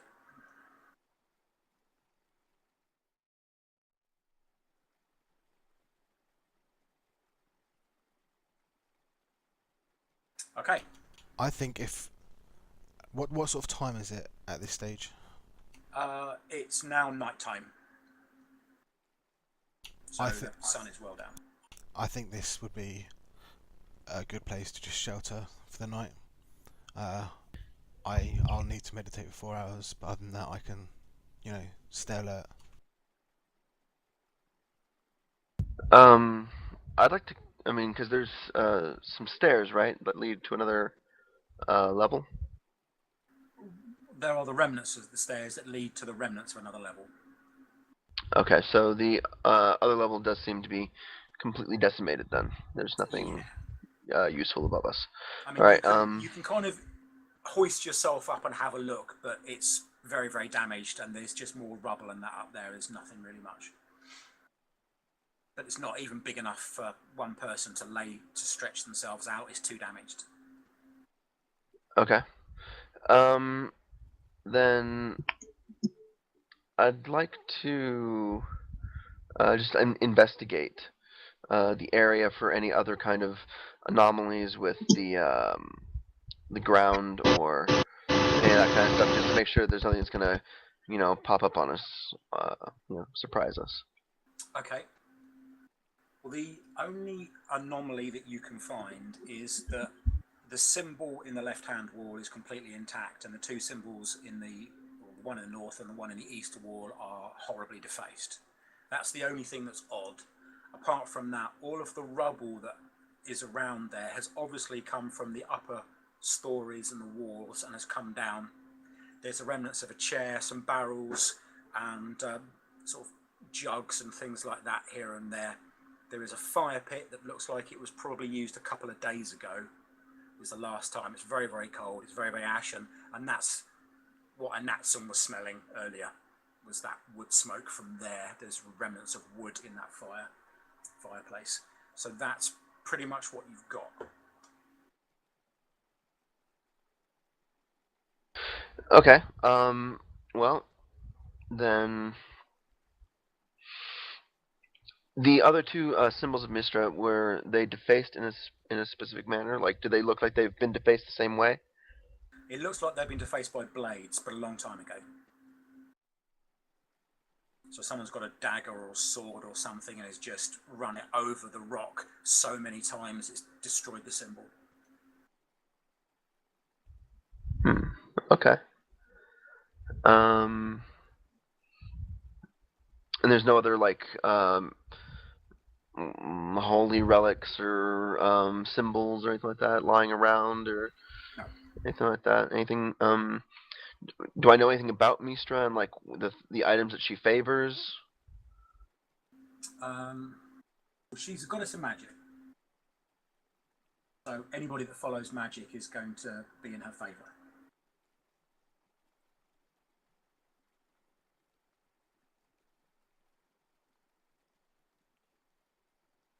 Well, she favours knowledge as well. That's her thing, and she's a good goddess. She is good aligned. well, let me see.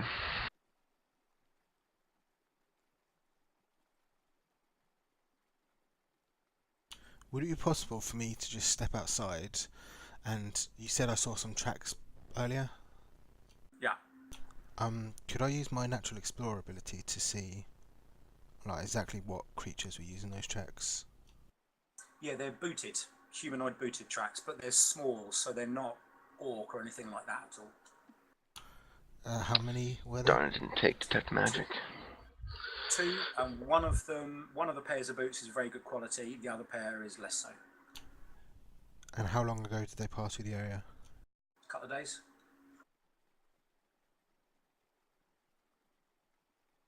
Okay, so I want to step back in here and turn around and tell them these tracks outside may well be who we're after.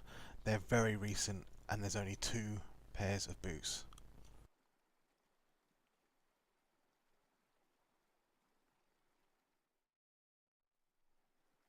I see. I'm kind of.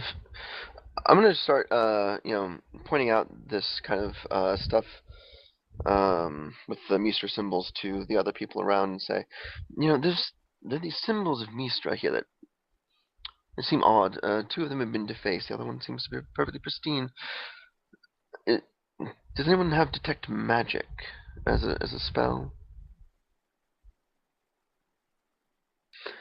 I would, except I didn't take it for the day.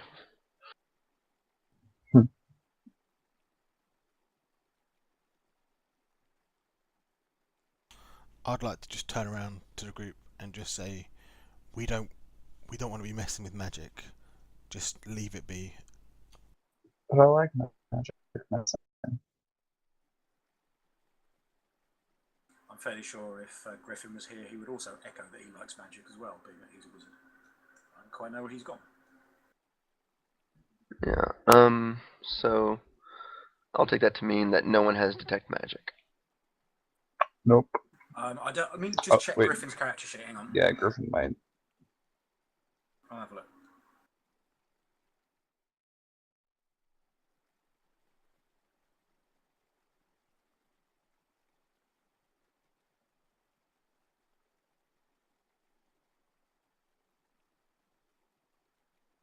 No.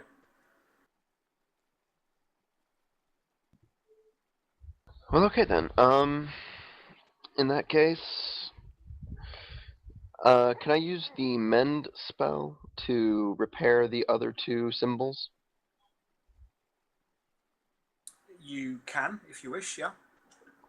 Yeah, I'll go ahead and do that. Okay. So, yeah. Yep, you've done that. You Alright. repair them back. Make a perception roll, please, just you. Alright, just a second.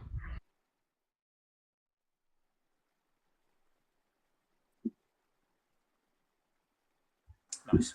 Okay. You repair them back to their former glory, but they still don't look as well engraved as the one that was not defaced.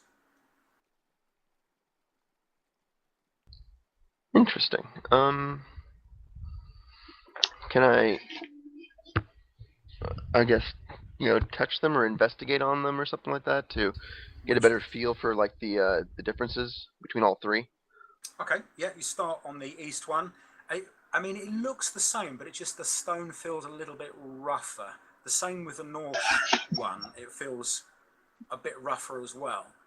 When you touch the western one, you realise that actually the stone in the engraving itself is a lot smoother, so it was done with a better quality tool. And when you do touch the one in the western wall, something else happens. Alright, what? Okay. On the eastern wall, you hear this grinding of stone and a doorway opens up. Huh.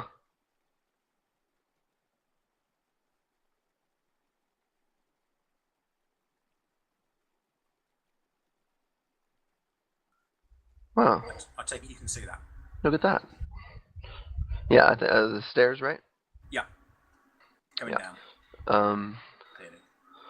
I'll say, well, it appears there's a secret passage of some kind. Perhaps it'd be best if we hide down here. For the night, perhaps. Okay, Natsum, you're heading down? You still in tiger form, yeah? Yeah. You haven't got much longer before that's run out. I'll continue to stealth, or do you want me to roll a new one? Just to, Yeah, you'll need to roll a new one. Alright. Yeesh. But anyway, better than nothing, I guess. Okay. Right, what's everybody else doing? How would I roll a stealth check since the tiger has stealth, but I don't have stealth? Then you use I think the tiger has like 6 for stealth or something like that. Or that's the panther at least. I shall open my brand new monster manual and check.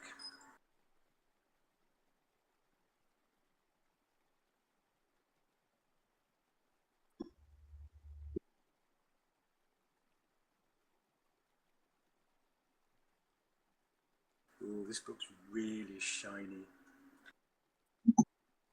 Because it just says I have stealth +6. Okay, so roll 1d20 plus 6.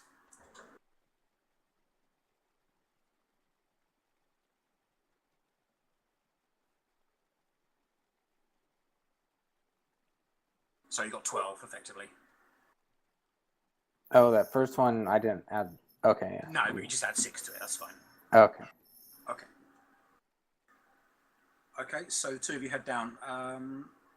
So what about the rest of you? Right, you've all seen this doorway open. We've heard the doorway open, put it that way. Yeah, and I kind of brought it to your attention by saying maybe we should hide down here. Yeah. So it's not as if you're not aware of it. The only two people who don't know about it are going to be Mutica and Griffin, who are both outside tending the llamas. I wish to remain. I will stay here and guard our back. Okay. Shield. Yep.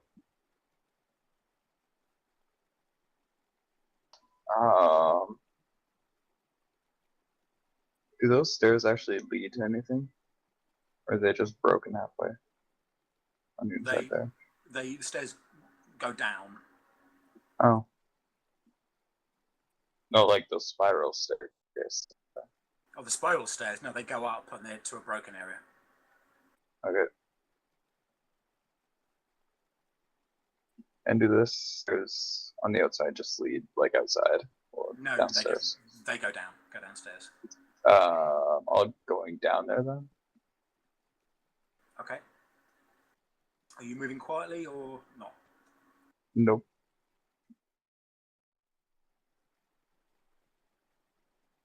Okay.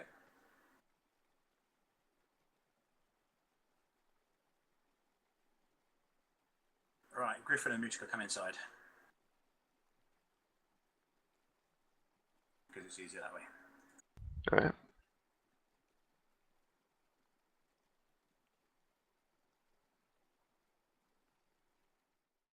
Okay. So, Ferron, you're just still staying there. Yep, I'm standing guard. Okay. And Falstag, you going down as well? Yeah, I'm gonna go quietly. I just rolled my stealth. Sure. Okay. Everybody else goes down the stairs, Ferron. Out of sight. You're now left there on your own. Okay.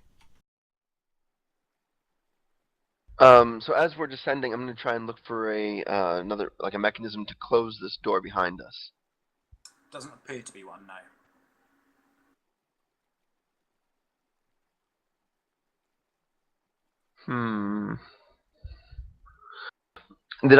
Was I able to note how long it took the door to open? About 5 to 7 seconds. Okay. No, because if I close it from the outside, there may not be a way to get it open again from the inside. Oh well. Okay, so yeah, we'll just keep looking.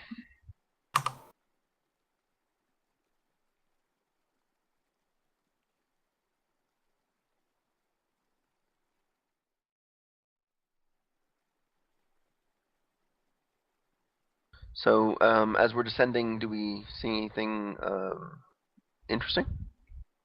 Okay, you should be on a different map now. What can you see? Blackness. Just Yeah, blackness. Crap. Oh no, I see like a little window on the bottom. Yeah, I see it. I see us on the bottom. I just zoomed way out. Or was zoomed way Oh, in, okay, rather. yeah. I see it now. I see angles. It looks good. So if you all zoom out, you should be down the bottom. Yeah, there we go. Should be down the bottom right.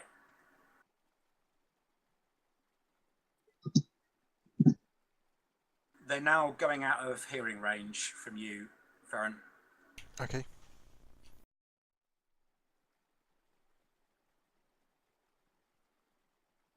Right. Before we go any further, I just need a couple of minutes AFK because my good lady has come home from work and I need to grab a drink. So if you want to go and grab a coffee, now's a good time.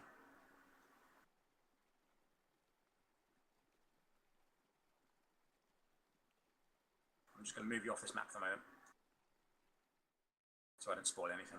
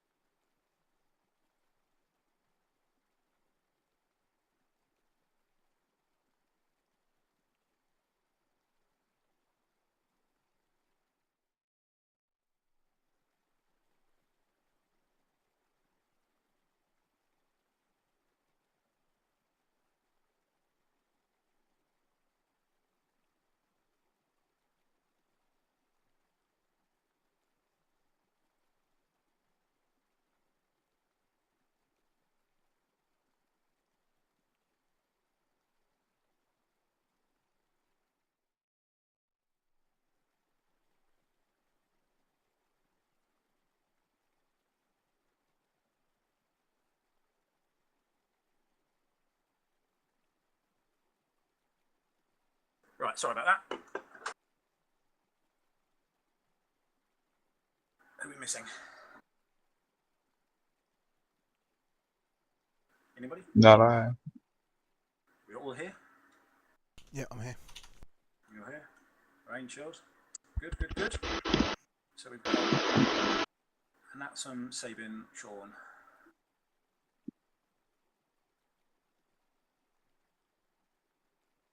I guess no, okay, that's fine. I wonder what happened to Mutka. Actually, I wonder what happened to Griffin.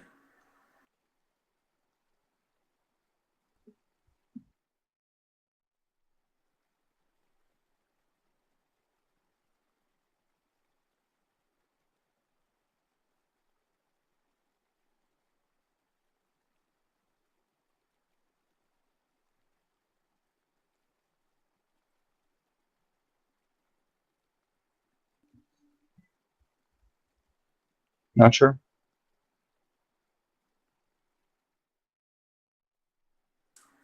Strange. Never mind.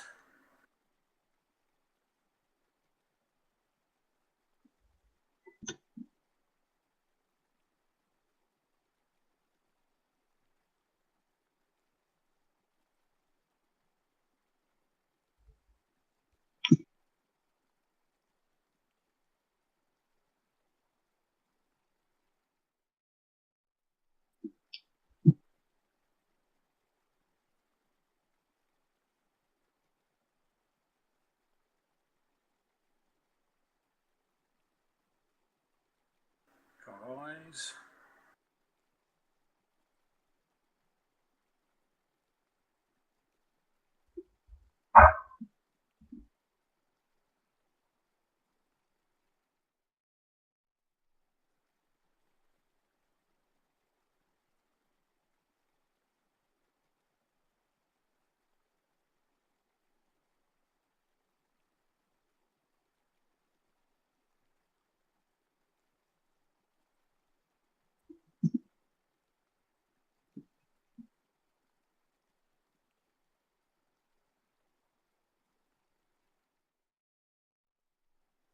I'm back, sorry.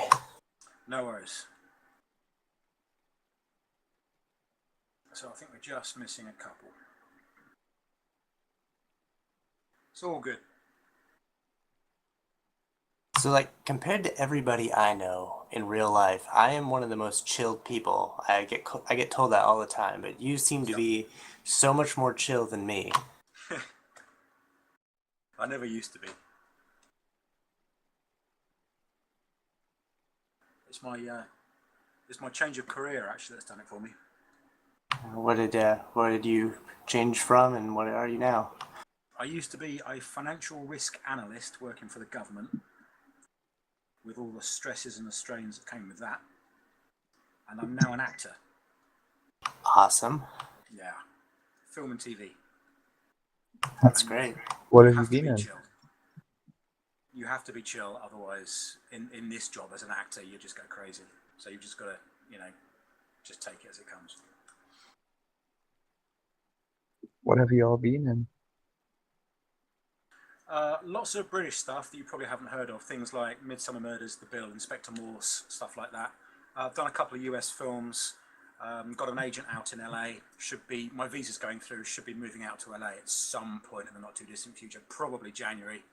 Ready for pilot season. But mainly a lot of stuff in the UK. I've also done sort of Shakespeare in Italy and things like that. But Those are still pretty big shows in the UK, though. oh, in the UK, definitely, yeah.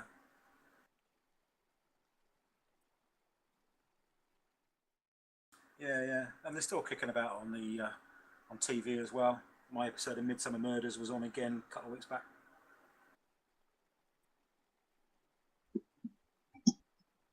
I don't know if the bill's still going. It seems to be going forever. No, it stopped back in 2010. I mean, the episode I was in was quite a long way before that. It's good fun, though. Oh, okay. Yeah, I wasn't in for more than one episode, unfortunately.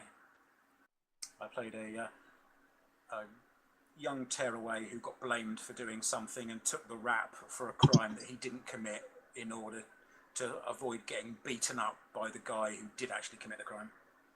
It's good fun.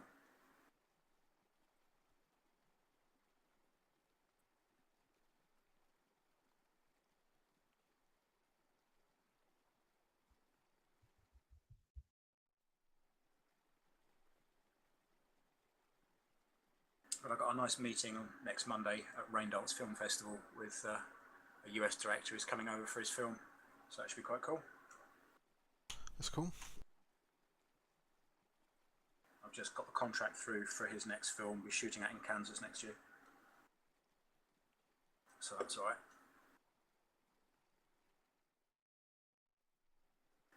Who are we still missing?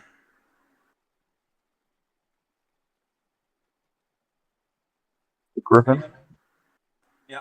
But apart from him, out of the people that are actually on TS, is anyone still AFK? I'm not. You're there. Sabin, Sean? Yep. Sean's here. Just Sabin then. Oh no, his mic's keyed, but no sound.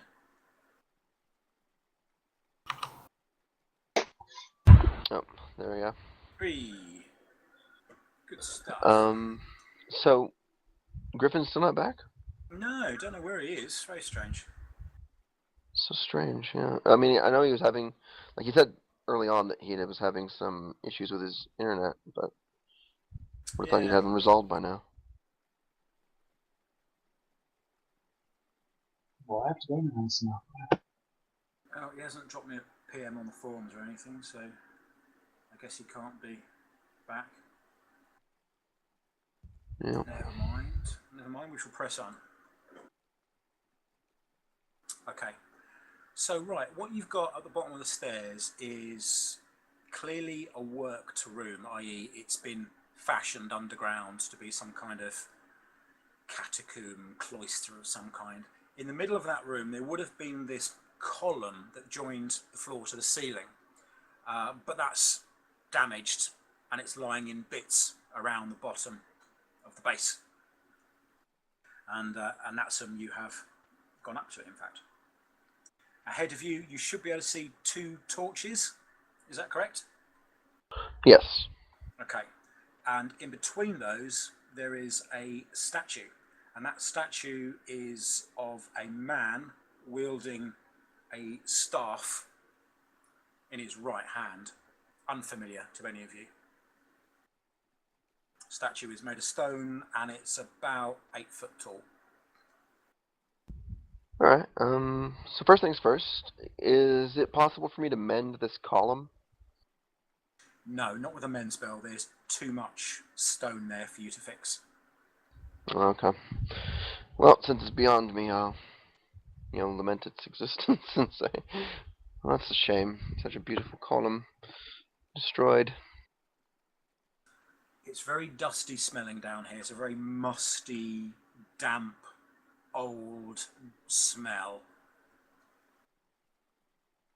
Do I smell anything in particular? Well, you've got 2 torches burning on the wall ahead of you, and you can smell the pitch and the tar and the wood that would have gone into making those. But apart from that, no. Apart from the other smells. You know, the old, dry, musty smell.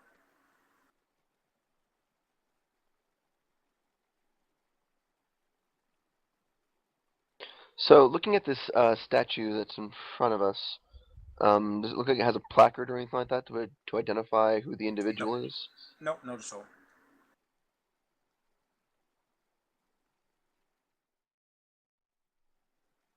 I guess I would slowly creep towards the statue.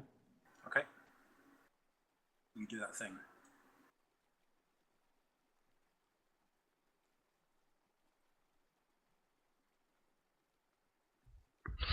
And you said it was just a man holding a staff? Yeah.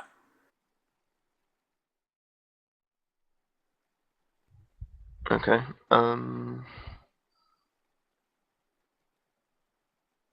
Can I roll anything to glean some more information about the statue itself? Like, if it has any special properties or if it has any special markings on it?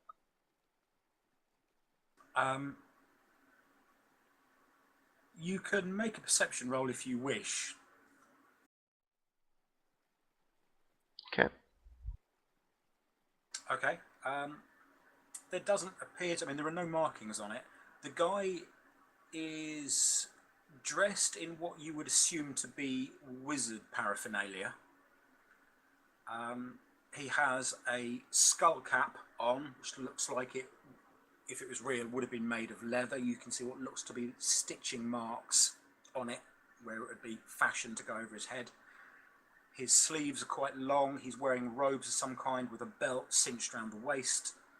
And the staff is quite plain, apart from a star point on the top that is very plain and rudimentary. There's no engravings or anything on it. It's a very functional staff.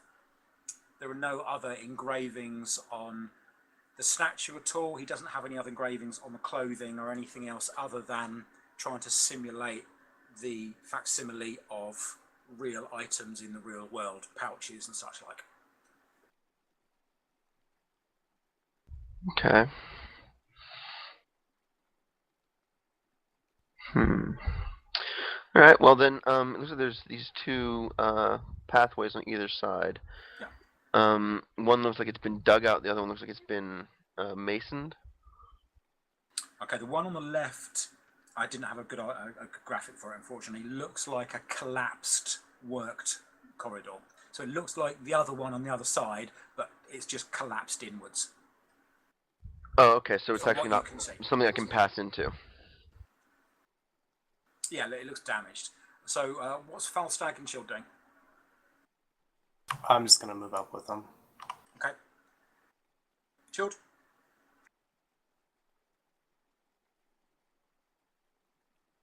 Okay, back to you guys. All right. So, yeah, since we can't enter into this collapsed whatever, I'm going to I guess try and investigate this other corridor. Well, you can go into the other one. Basically, you're The dynamic lighting that is set up in this will pretty much tell you exactly where you can go and where you can't. Oh, okay. Yeah. Then yeah, let's go ahead and proceed down this one. Are we going south then? So, peeking around the corner, it looks like there's a dead end. Yeah, I mean, that's all collapsed wall and collapsed ceiling and God knows what else. Unless you're going to start digging through stone. I'm just gonna kind of give it a once over, see if there's anything of interest in there. You can definitely see that this would have been worked stone like you've already seen down here. It definitely would have been worked stone, but it's just collapsed. So it wasn't a cave, it was proper stone. Okay, but other than that, there's not anything like valuable or anything like that within the Doesn't rubble. look like it. No. Alright. Then back to the other end. Okay. Sabin, what is your character like? Are you dual wielding? No. Okay. Do you have a shield or like? No, because they didn't have a proper, armor in the town, so there's no chance for me to buy a shield. But if I could find one, I could use one. Rain, what are you doing? You've been stood there. They've been gone for about 5-10 minutes now. It's quiet. How close would I need to get to be able to hear what's going on? Well, you don't know how far away they've got from you, so in all honesty, you don't really know the answer to that. I mean, if they're too far underground through too many doors, you're not going to hear them. I will come to the top of these stairs and stand like guard there for the moment. Okay. Chilled, are you back?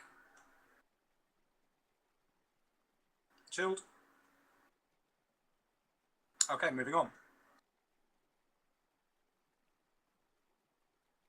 So, peeking around the corner yet again.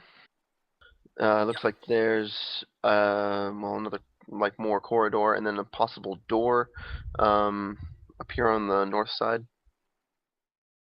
Yep. Yeah, it looks like it. Does the door look like anything special? Does it have any like symbols or lettering on it? No, looks very functional. Right. And do I hear anything coming from this other area, this corridor? No, not at all. It's very quiet. Okay, well then, That door is shut. chances are there is nobody here. Move over here. Actually, I want to move closer to the door. So move there.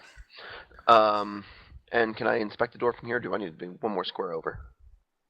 No, you can inspect it from there. You're only about 5 foot away. There is, of course, another statue to your left, and it is another individual, different to the first one, smaller statue, much, much smaller. This one's about 6 foot tall. He has a spear in his right hand, as you can see, and he appears to be wearing some kind of leather armor. Again, unfamiliar to you in any way, shape, or form. Okay. And there's no placard or anything like that on that statue either to denote who he is. No, not at all. Okay. The door ahead of you is plain wood with iron bands at 3 points, top, middle, and bottom, running round it. And it has no keyhole, but it has one of the ring pull door openers. Okay. You know what I mean? One of the rings. Yeah. Okay, so we'll go ahead and check the door, see if it's barred from the other side or anything like that. Stealthily, I suppose, would be the best way to do this.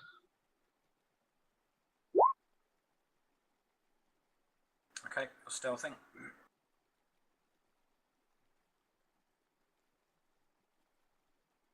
Are you going to check to see if there's any kind of trap or anything? Well, I mean, that's what I was asking, like, was there anything interesting about the door? Should I roll a perception check, that kind of stuff, but you kind of didn't say to do that, so I figured there was nothing. But yeah, I mean, I can. Well, I mean, generally you won't be able to see a trap just by looking at a door. But Well, no, yeah. I know. Basically, I'm trying to say, like, should I roll an investigation check or a perception check to get more information about this object?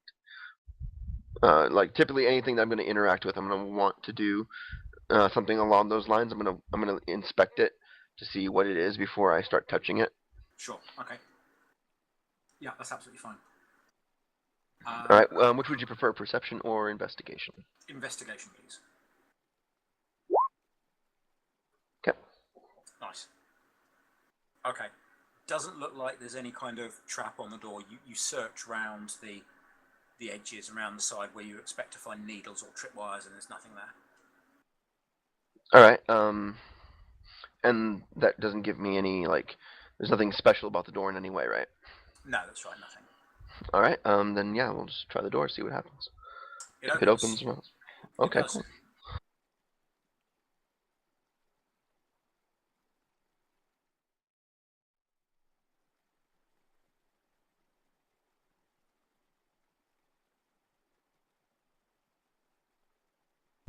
Okay.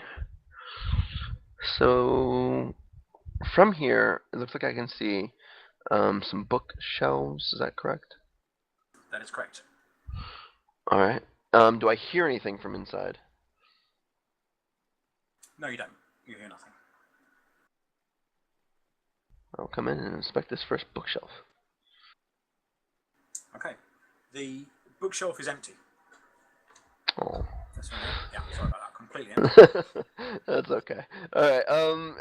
It looks like there's some barrels. Like, what's in this little room right here besides these two bookshelves? So you've got immediately to your left is an empty bookshelf. You've got lots of barrels up to the left. To the right, on the bottom, you have an L-shaped table. Above that, there's a big crate, and above that, there is a bookshelf. Now, that bookshelf, again, is empty, but it does have a few bits and pieces on it. Like there's a couple of books and things like that, but again, it's pretty much empty.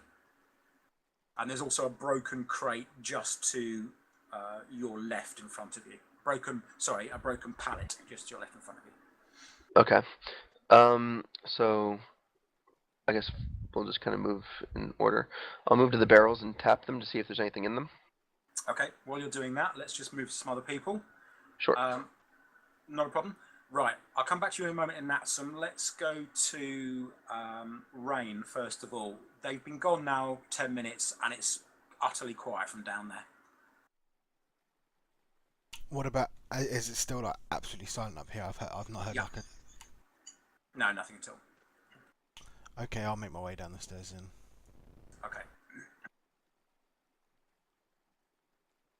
Chilled, you there?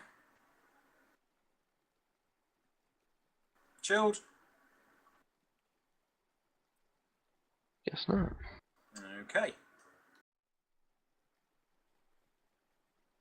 Right. Have I reverted back to human form by this time? Yes, you have, yeah. Yeah. Okay.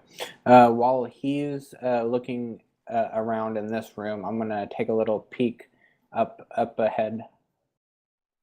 Okay. Right. So what you've got here is obviously some kind of living quarters. Now, the thing that you both notice about both of these rooms, and anyone who comes into this room will come to you, Falstag, in a moment, because I'm conscious you haven't done anything for a bit either. Yeah. Is that there are cobwebs everywhere. So some of the cobwebs are big cobwebs as well. The northern top part of the wall on the right hand side, there is a big breach in it.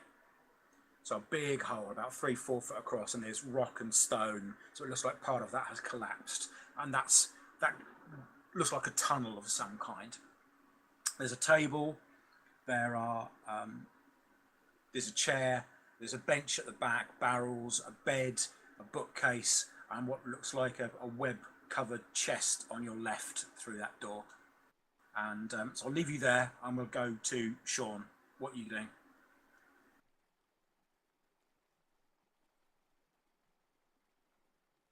Faustag. Yeah, can you hear me? Yeah, I can now. I couldn't before. Sorry.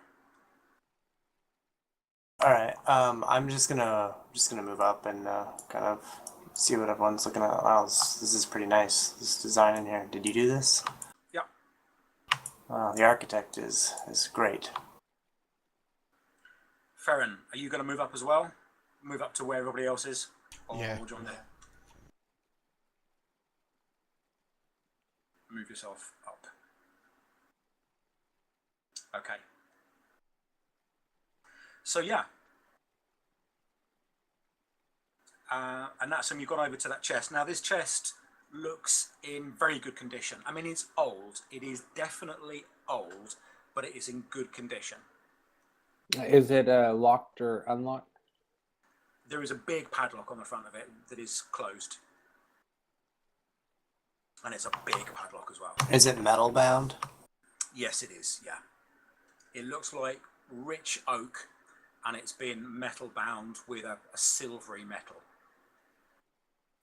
Can I turn around and ask Falstag,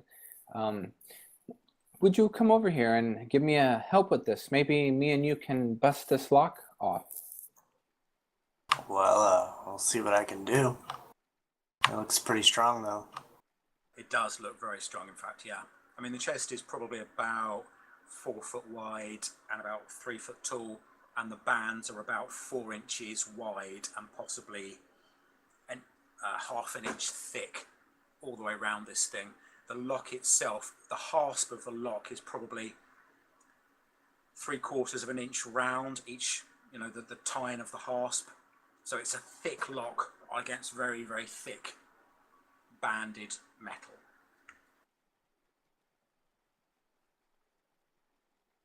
Would it be possible for me and Falstag to beat the lock off? Well, possible, potentially yes. Does anyone have these tools? I'm not sure if anyone has, like, the ability to lockpick. I believe my thieves' tools were lost in the wreck. Yeah, they were.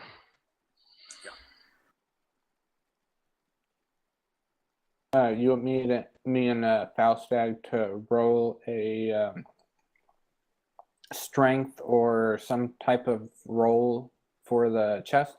But yeah, both of you please make me a strength roll.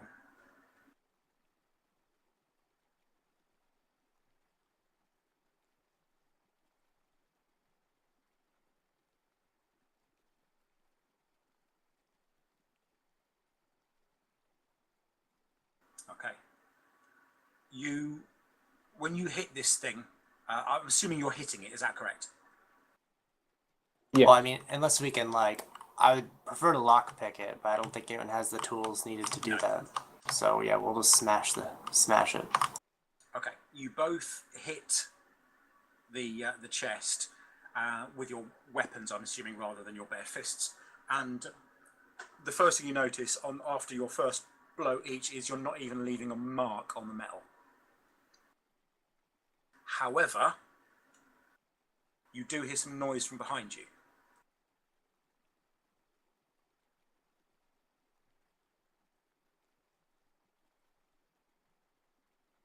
And out of the hole in the wall from behind the web comes this cocking enormous spider.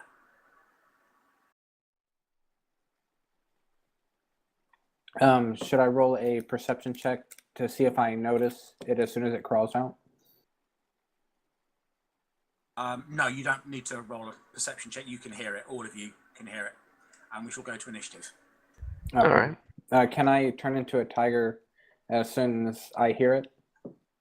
Yeah, your bonus action, basically, on your first round will be to turn into a tiger, yeah. Okay. How is it possible for me to have rolled a 2 for initiative? Did you edit your thing? Shit. I don't know. How about this? I'm just going to do my other one. That one seems to work. Wow. Yeah, it works real well. Well, I mean, where's it's just initiative? roll a d20 plus my 3 for my dexterity. I don't have any minuses to initiative, so it should just be fine. And that's why I was wondering, like, how did I roll a 2? The least I could roll is a 4. Strange. Where's initiative? Oh, I see now.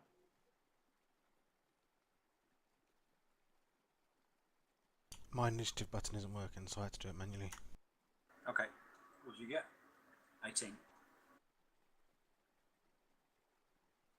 Is my initiative working right? Because that seems pretty low. Yeah, I don't know, man. I mean, mine didn't work for me either.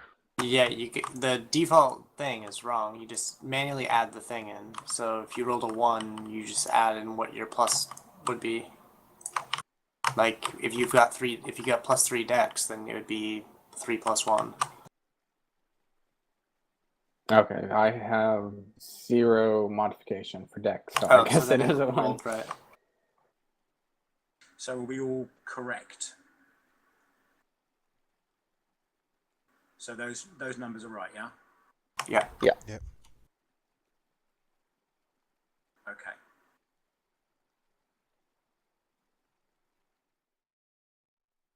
Must be an easy way of getting them into order, right? Yeah, there should be a way to have it sort by descending order. I think there's like a little cog or something like that that allows you to do that. Yeah, there we go. Okay. So, out of this hole and out of the spider, out of the web, sorry, comes this big spider. It's about 5 foot long and maybe 4 foot across, and it's grey and black, and it plops straight out and lands on the ground behind the table between you guys. So it's kind of covered at the moment. Sabin, you're the first person. What are you going to do? You see it immediately.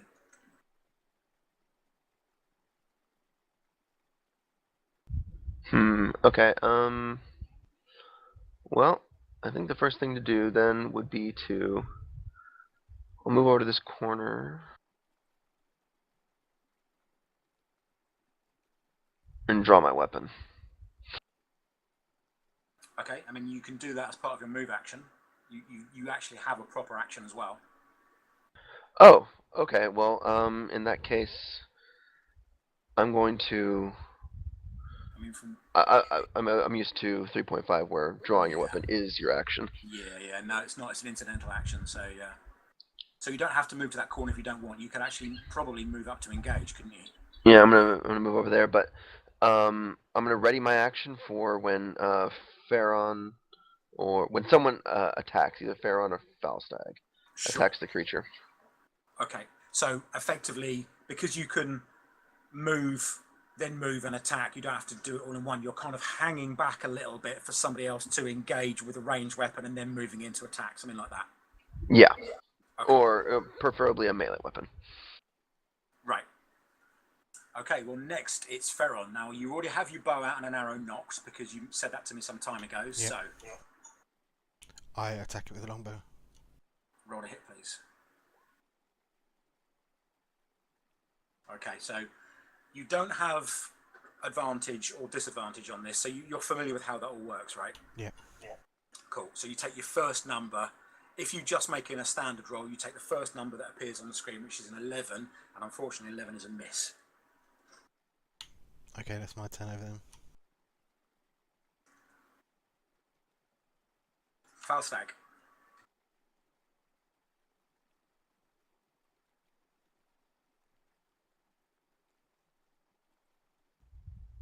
Sean?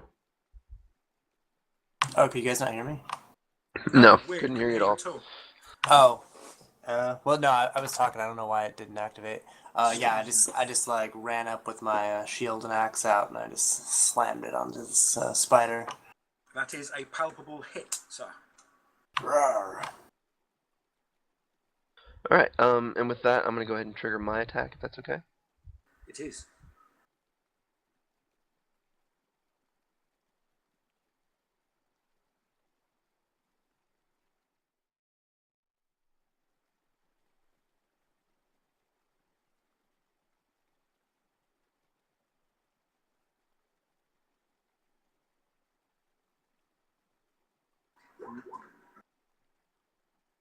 I'm assuming that misses.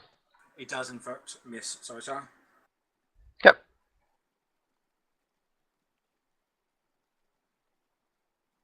And that's the end of my ready to action.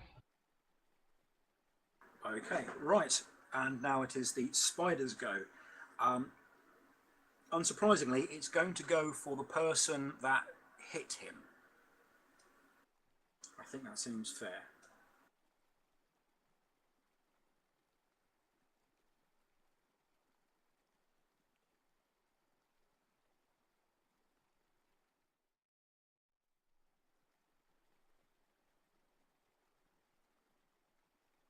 Oh, That is a miss. that is a miss. Very much a miss.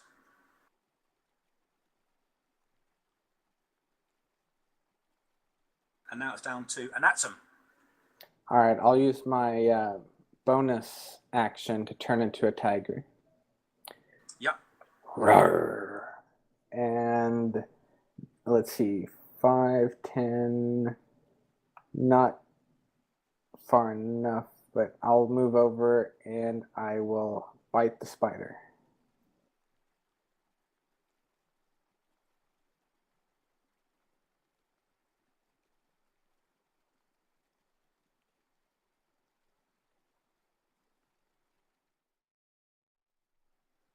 Where are we? Okay, 19. That is a hit.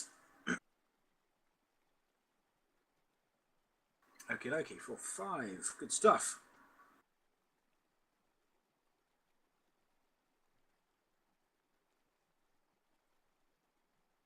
The creature is battered from the blows from the two of you that have hit. We're back to Sabin. Alright, well, let's give it another try.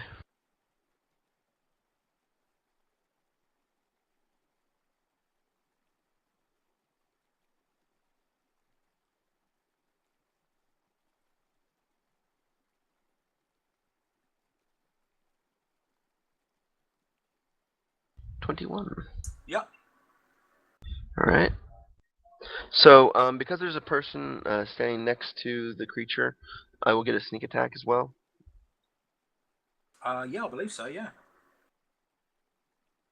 Okay. So, it's be 7 plus 3, so 10 damage. Okay. Consider it dead. You jam your weapon into the side and run it along its flank into the thorax. As foul-smelling greenish-black liquid pours out and the thing twitches, collapses, and you see its legs curl inwards. Nice. So, I'll poke it a few times for good measure just to make sure it's completely dead, and then It is. turn to everyone and say, "Wow, that was a bit nasty business, wasn't it?"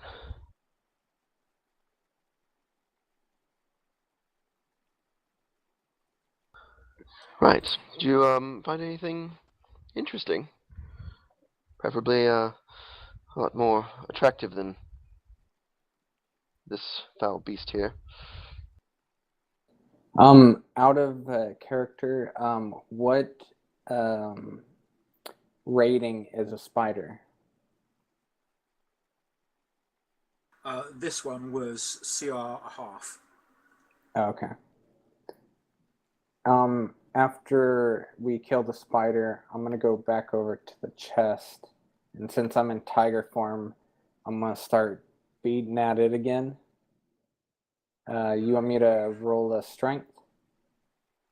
No, and in fact, actually in tiger form, you'll be doing even less damage to the chest because with a weapon, you can use it against the metal of the chest, whereas your tiger claws are going to do nothing against the metal. Okay. Well. And it's that that's keeping it together. Okay. Well, then I will not bother and try and open the chest at this point. Okay. Chilled, you back? Wonder what happened to him. I have no idea. He's still in TS. He just appears to have this major ninja AFK. So I'm Well, gonna I I'm mean, gonna his search grandfather this did just table. die recently. Maybe there's still some like family things he has to be dealing with. Oh, okay. I'm gonna Yeah, search so- the table for a key. Okay, please make a investigation roll. Can I assist? You can. That means you can have advantage on the investigation roll. All right, a 12. So roll again, Sean. Oh, actually, no, you don't need to bother. Okay, so yeah, 12. Okay, you don't find a key. What you've got on this table is a lot of alchemical accoutrements. So pestles, mortars, alembics, bell jars, yada yada yada, that sort of thing, mason jars, all that sort of stuff. There's inkwells, and you can find inks and things like that on there. All of it is old, and not all of it is intact. Basically, when the spider came out of that hole, and in previous times when it's come out of that hole, it's broken some of the equipment on the table. But some of it is still intact. But you don't find a key on the table. Am I able to investigate as a tiger, or would it be better to go back to human form? If you're going to search stuff, it would be better to go back into a human form, because then you can use your hands, whereas a tiger, you can't really open and close stuff and move stuff about with ease. Okay, I'm going to go back to human form now. Okay. And can I search the bed? Yep. You search the bed and you find a key under the pillow. God damn it, the bed. I know, right? I found the key. Okay, with the key, I will go back over to the chest and Okay. give it a go. It fits. Right. Sabin and Falstag, what are you doing, guys? And also... I'm with an Atsum. Yeah. Well, Yeah. if he's gonna go and mess with that chest, the spider's dead. I'm gonna go ahead and inspect those barrels again. Sure. Farron? While they're searching through the room, I'm going to come out to the door and watch down the hallway. Okay.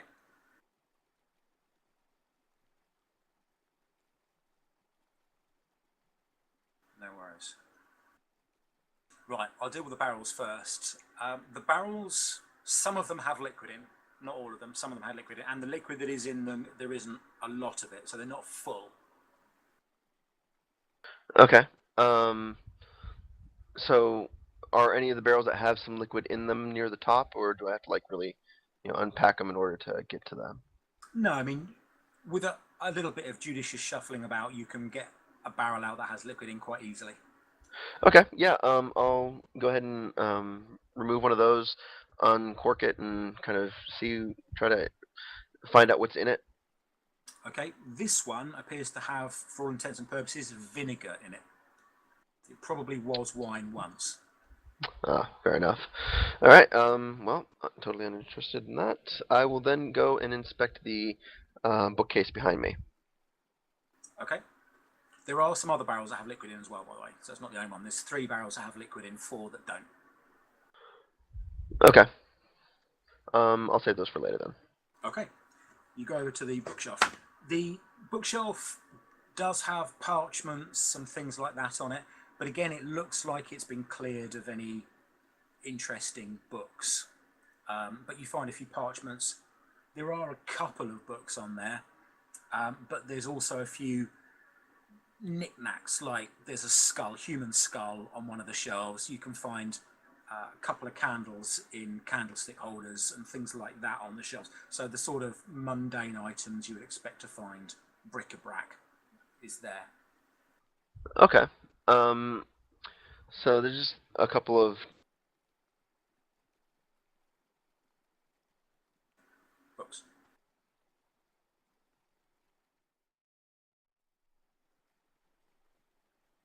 Hello? While they're all in the room, I'm just going to come up to the corner here and have a look down the hallway. Okay, well, you see what you see, which is another statue.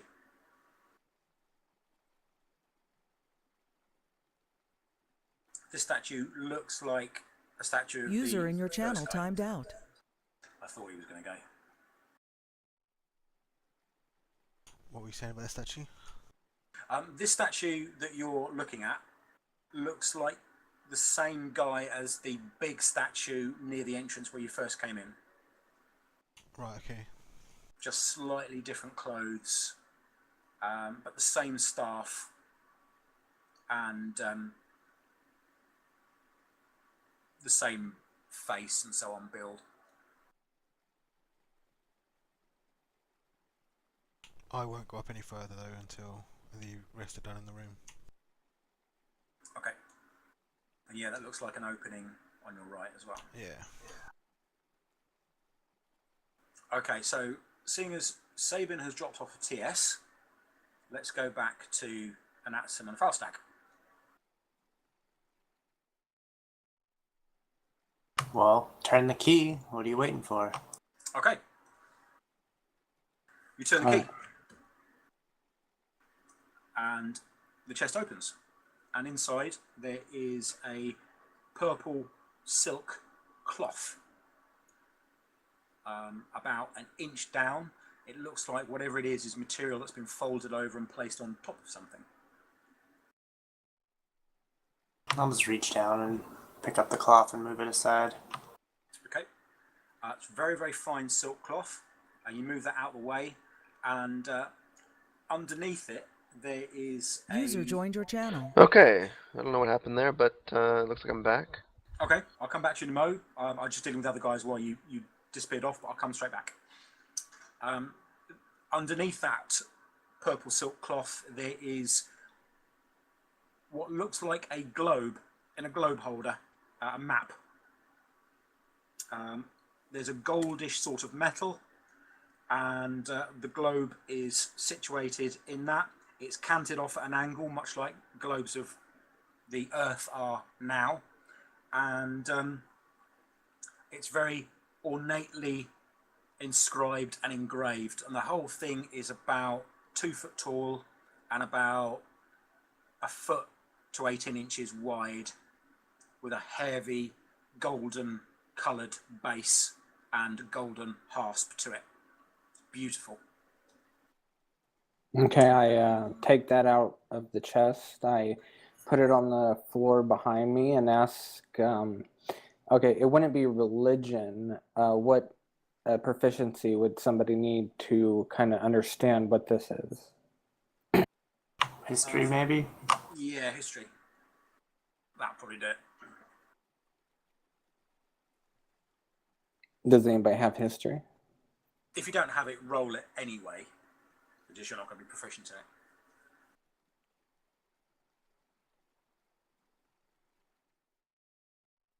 Okay, that's pretty good. Wow. You both made the same roll. That's weird. Okay.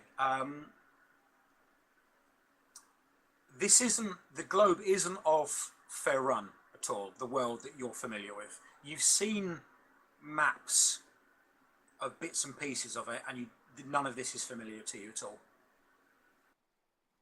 It's very strange. But you said bits and pieces look familiar? Bits and pieces of the real world. When you see maps of the real world, you know what's familiar, and none of the map on this globe looks familiar. Sorry if I didn't word that correctly. Is there anything in the chest besides this globe? Yeah, so you've taken the purple cloth out, and underneath the globe there is another purple cloth as well. Okay, I'll grab the purple cloth and hand it to Falstag. Okay, so you pull out the second purple cloth from the chest, is that right? Yes. Okay. Underneath that there is a dagger and a scabbard.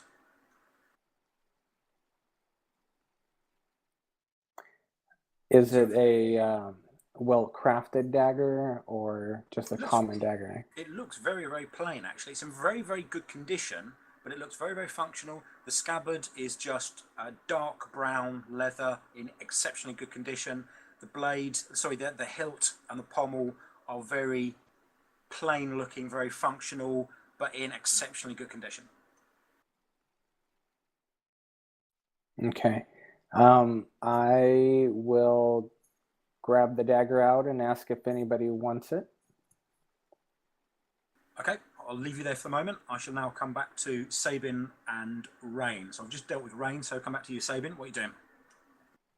All right. So before I cut off, I was asking about the parchments. Yeah. Was there anything written on them? Yeah, they are. One of them is a whole list of alchemical ingredients, not just powders and liquids, but also equipment as well. And some of it doesn't make for good reading. I mean, you've got things like manacles in there and other such, what you would assume to be instruments of torture are on this list. Huh. Okay. Is there? I mean, it doesn't have any like purpose written on it, does it? No, it looks like an inventory, and it's written in a very spidery handwriting. All right. Is it possible for me to discern what the use of this list of ingredients, like, if you were to put these things together, what they would do? Well, you flip between the other pages as well, just to make sure you've got everything, and you come across one sheet of page, which is actually I'm not going to say diary because there's no diary, but it would be a diary entry of somebody writing about a torture that they have just performed on somebody in a very, very clinical and analytical way. I.e., when the red hot forceps were pushed into the eyeball by an inch, then the subject screamed in abject pain and a straw-coloured liquid could be seen leaking from the eyeball. Notes. This much fluid was collected. There was 3 cubic centimetres worth of liquid from the right eye, and the subject continued to scream for about 5 minutes until he went unconscious. I then left the subject, I patched his eye up for 18 hours and came back to him after heating the forge up, and then insinuated a hot wire underneath each of his fingernails to assess how the pain, blah, blah, blah, and it goes on and on and on like that. The guy who wrote it is very, very clinical in the way he wrote, but he's just vile. Okay. Well, so it doesn't look like it's of any real use. It's just, a bunch of things that the guy wanted to use to administer torture. Yeah, pretty much, yeah. Implements of pain, basically. Okay. Well, then I'm not gonna bother hanging on to that. So the last things were the like kind of dilapidated crate and the table that was next to it. Okay, the crate has remnants of clothes in there. Some of them are still wearable, some of them are very, very much past their prime. There's a lot of just standard clothes in here, as well as robes and things like that. So if you needed some clothes, you could probably pick some stuff out that would be in a serviceable condition that you could use amongst all of the crap. And there's a lot of cloth in there as well. Okay. Yeah, I'm not really, I guess, particularly interested in the cloths and such. And on the table, was there anything of interest there? No, there's a few old blood marks on the table, and it looks like at each end there are holes where shackles would have been, but there's nothing on the table. And the blood stains are very old and very ingrained into the surface, very ingrained. Okay. Well, then, in that case, let's go ahead and I guess move to the back room and start inspecting that stuff. Okay. Rain? Yep. What's Ferron doing? He's still just standing here waiting. In fact, I'm going to go into the doorway and ask them, if they found anything of interest, and if they're ready to move on. Can you make me a perception roll, please, while you were stood back where you were? Yep. Stood back there.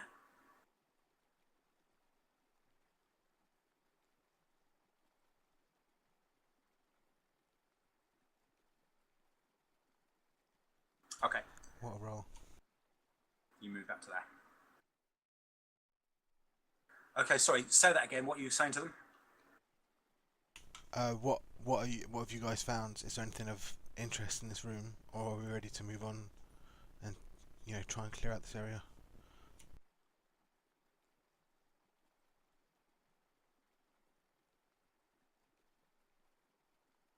After, Well, I believe Anatsum found a dagger.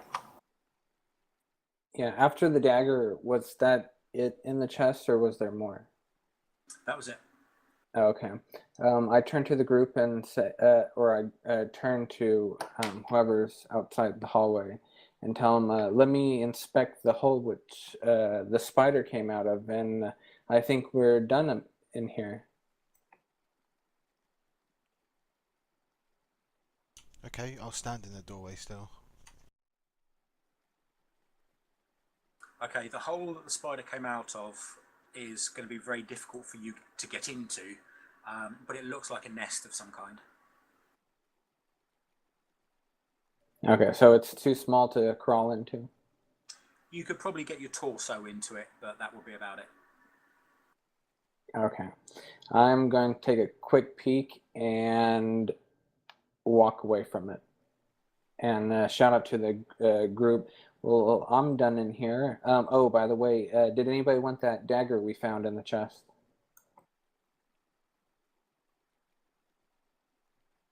Not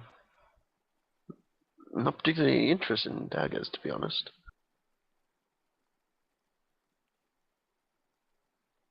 Well, we can leave it behind in here. Make sure we bring that silk cloth. The next town we get to, we may be able to sell it Well, I'll or carry the barter with dagger it. if you're going to leave it behind.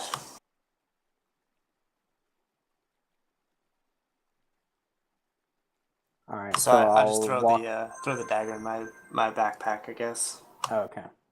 And somebody want to grab the silk cloth? I'm pretty strong, so I can carry it too if no one else wants to carry it. All right. I'm turning into tigers all the time, so I probably should keep nothing on me, pretty much. Well, I guess it depends on how he wants to play it. I mean, there's a few different ways that your gear works whenever you turn into a tiger. It's either gets absorbed into you, it drops, or you kind of just have it on you. How do you want to play it, Mr. DM? Well, I don't mind. I mean, yeah. I mean, you can either absorb it into you, you can drop it to the ground, or the animal can wear the items. Now, obviously, dropping it to the ground is going to be problematic, and wearing the items is going to be awkward for some creatures. Like, for instance, your tiger wouldn't be able to wear leather armor and have a sword belt on, for instance. Generally, what I do is I say it gets absorbed by the druid in that form, because that's an easy way of ensuring you don't lose any equipment every time you change. Okay.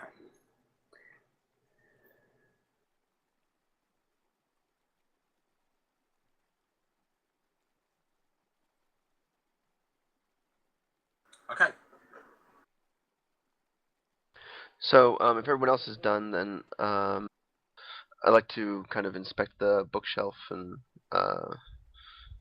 any other things that they really haven't combed over. See if there's any other books of interest. I thought there were no books on the bookshelf. Well, there's another bookshelf in the back room. So it's the third one. I didn't look at it because I thought that was the one you looked at before. Oh, no. The only ones I've looked at are the ones in the first room. There are a couple of books here, but again, they're diaries, and they're written in the same spidery language, and every single entry in each of these two diaries is an account of a torture episode. Some of them are stomach-churningly unpleasant. Huh. Okay. Well, I'll I'll go ahead and. How many are there? You can find 3 separate books, and there's the remnants of a couple more, but they look like they've been damaged beyond use. Okay, and they all look to be written by the same person, the 3 Yep. that I can read? Yes. Alright, I'll go ahead and keep those. And in fact, the remnants of the other 2, you can pick out bits here and there, and they look like they're written by the same guy as well, but there's nothing that you can use in them. Yeah, I'll just keep those 3, the ones that actually Sure. have stuff in them, in case I run across the writing again. Yeah. And so there's nothing else like of interest in this room then? Not that it's immediately apparent, no. Okay. Would have been nice if we could salvage the the metal off of that chest. Let's see. What about?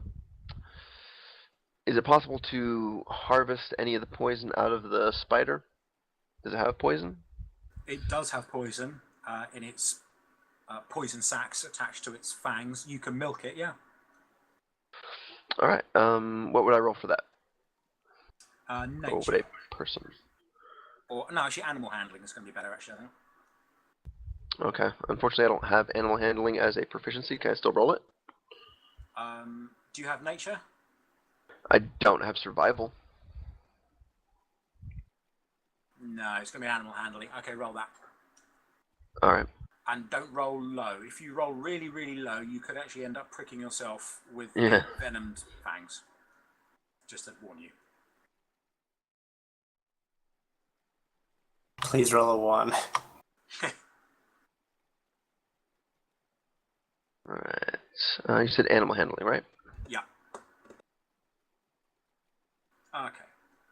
18 is good enough. Just. Yeah. Okay. You get a vial full of poison. Awesome. Enough maybe to dip a couple of weapons in. Okay, so like we'll say 2 dose poison. Yeah.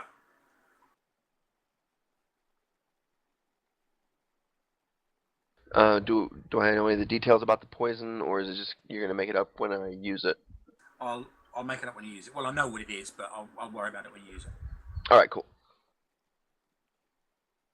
Then yeah, I don't see any reason to continue being here. I'll turn to the other people and say, so I think I'm all set here. Anything else? I don't believe so. Let's see what else this underground corridor has to offer. Okay, it's 11 p.m. here. I'm happy to carry on. Rain, don't know whether you want to carry on. It's 11 p.m. The rest of you guys, what do you want to do? Normally I said I'd run the game for 3 hours, but I'm happy to carry on. I'm having a good time. If these guys want to keep going, I'll stay. I can carry on. Rain, I'm happy you to carry carry on? on. Yeah, rest of you want to carry on or want Yeah. to leave it now? I'm good. All right, let's carry on. Okay. You come to that corner. I tell them that I was watching down here and I saw no movement, nothing.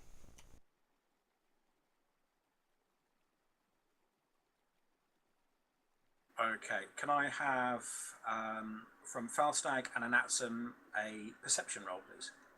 And say, well, actually, no, we'll leave that a moment.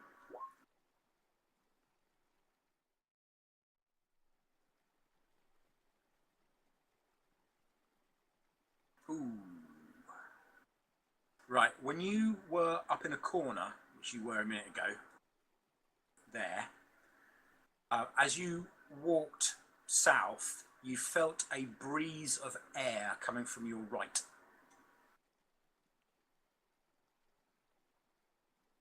Anatsum. Did y'all feel that? I feel a cool breeze coming from somewhere over here. I didn't feel anything.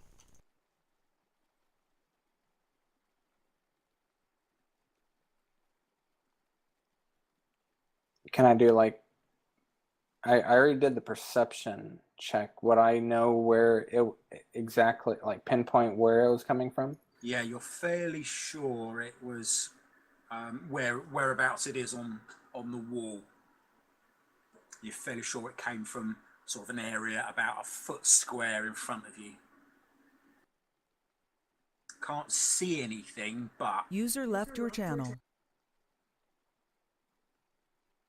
I suppose I would push on the wall, see if I can't feel anything. okay, you push on the wall and there is a grinding of stone. Stand by.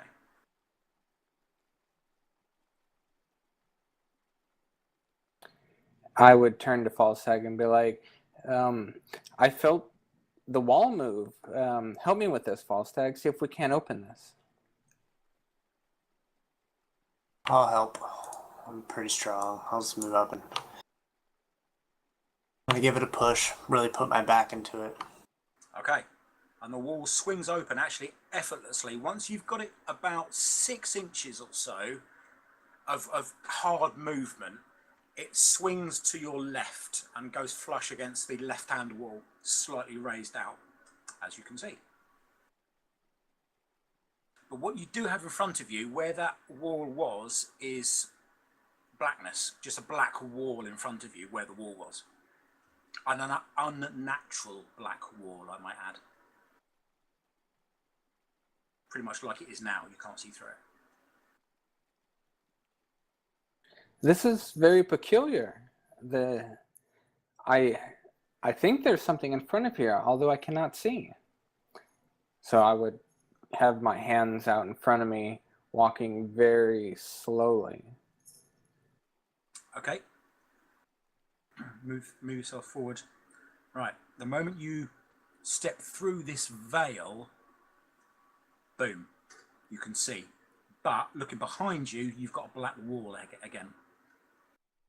I would turn around and be like, hey guys, there's something here. You can walk through this. You can hear him, but he just walked into this blackness. Imagine, I mean, it's not even a blackness that fades. It's like a sheet, or a black sheet that he's just walked straight through. But you can hear him as if he's only 5 foot away from you. Okay. I clutch my axe close to me and I follow him in. You'll also follow. Okay. Oh, fuck. I shout to them and ask them what they see. Farron's very distrustful of any sort of magic. I would yell back and be like, you have to see this. Well, in that case, I have to see it.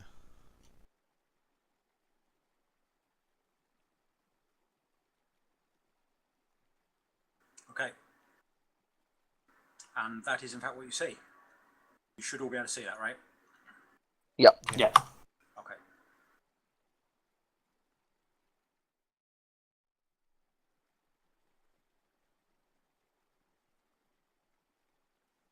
I would turn to the crew, be like, anybody else want to go first? Well, move up do ahead. we hear anything from in here? No. Okay, then yeah, I'll go ahead and step on in. Okay, so let me describe the room. Starting at the bottom left-hand corner and going round clockwise, where Falstag is looking. What you have there is a torture table. Now, somebody would be put on there with their arms out to the side. And in fact, beneath the table and all around it, there is a lot of blood. It's old blood. Everything in here is old, by the way. There's nothing new. It's all old. Next to it is a bookcase. Small bookcase, not big at all. Maybe there's only room for about 20 or 30 books on here. It's filled full of books, but all of the books are of identical manufacture. You can see from the spines, and they all look to be identical to the 3 diaries that Sabin picked up from the bookshelf in the other room. In the top left-hand corner, you have lots of sacks. Some of those sacks are stained red, and there is blood on the floor beneath them. In the top there is a chest, and it looks to be the twin of the chest in the other room, just a bit smaller. Next to that is a crate. Next to that is a big table that has 3 raised platforms, and all of those things on that table are jars with different coloured liquids in. You can't see what's in there without getting a lot closer.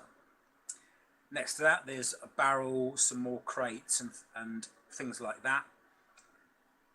Then beneath it you have 2 Iron Maiden style cages. These are sort of cages that would be suspended from the crossroads of a town, and you'd put a murderer in it for him to die a very slow and painful death and have his eyes pecked out by crows and so on and so forth. Bottom right hand corner there's a lot of old blood and webs, and yes, in the middle there is an engraved pentagram that has old blood in some of it, much like it is there. It's not completely intact, it's old blood. Any questions? Okay. Not yet. So the pentagram in the middle, is it like an active circle? Is it actively magic?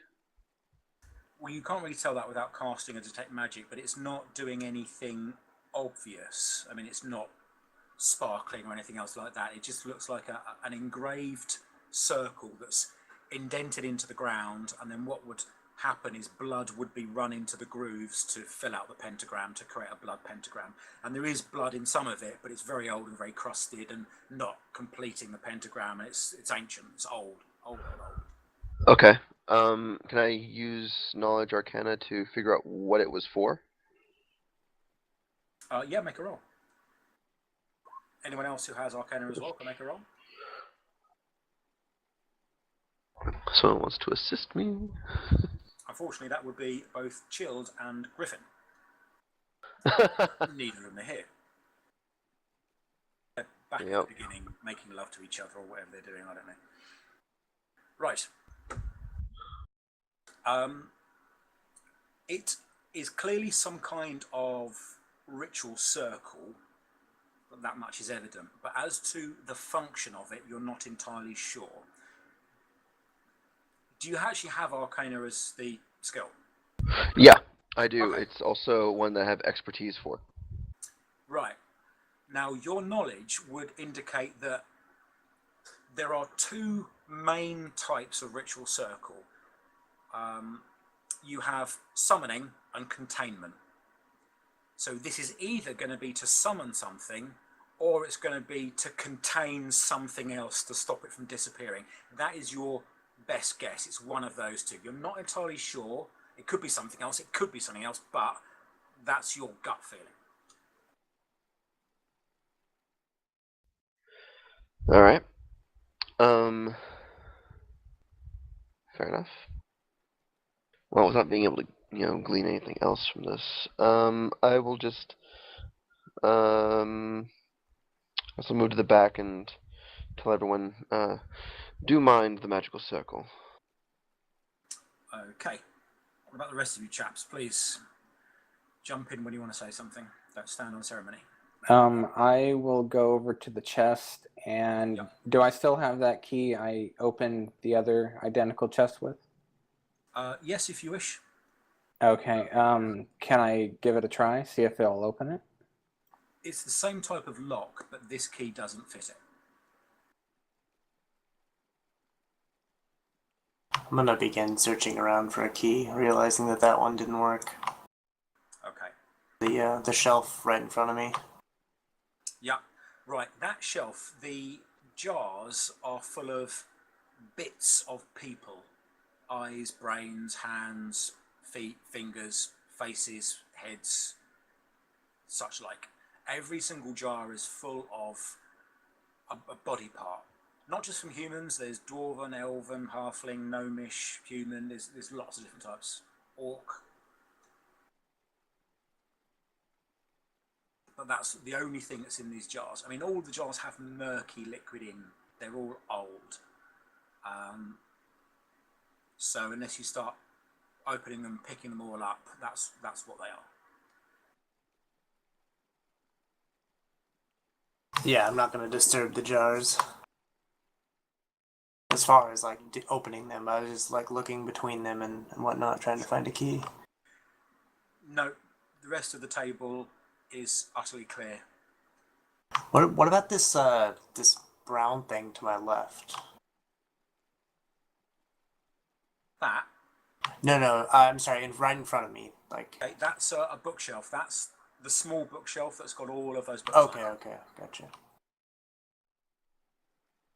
Pharaoh wants to. Well, this circle, he's been warned about it, but this image means nothing to him. He's never seen. He's no knowledge or anything like this, so Yep. he's not very careful around it. But he wants to see what's in these sacks. Okay. The sacks are all closed, but you can just get out a knife and cut one of them open if you wish. I've got a short sword, if that'll do. Yeah, that'll do. You put your short sword in, and you slip one of them open, and an arm falls out. Human arm. Old. Very, very old. Decrepit. Is Grey. it like just Rotten. bone? No, there's flesh hanging to it, but it's rotten, old.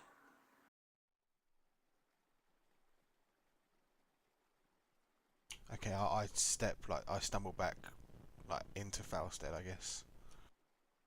Okay.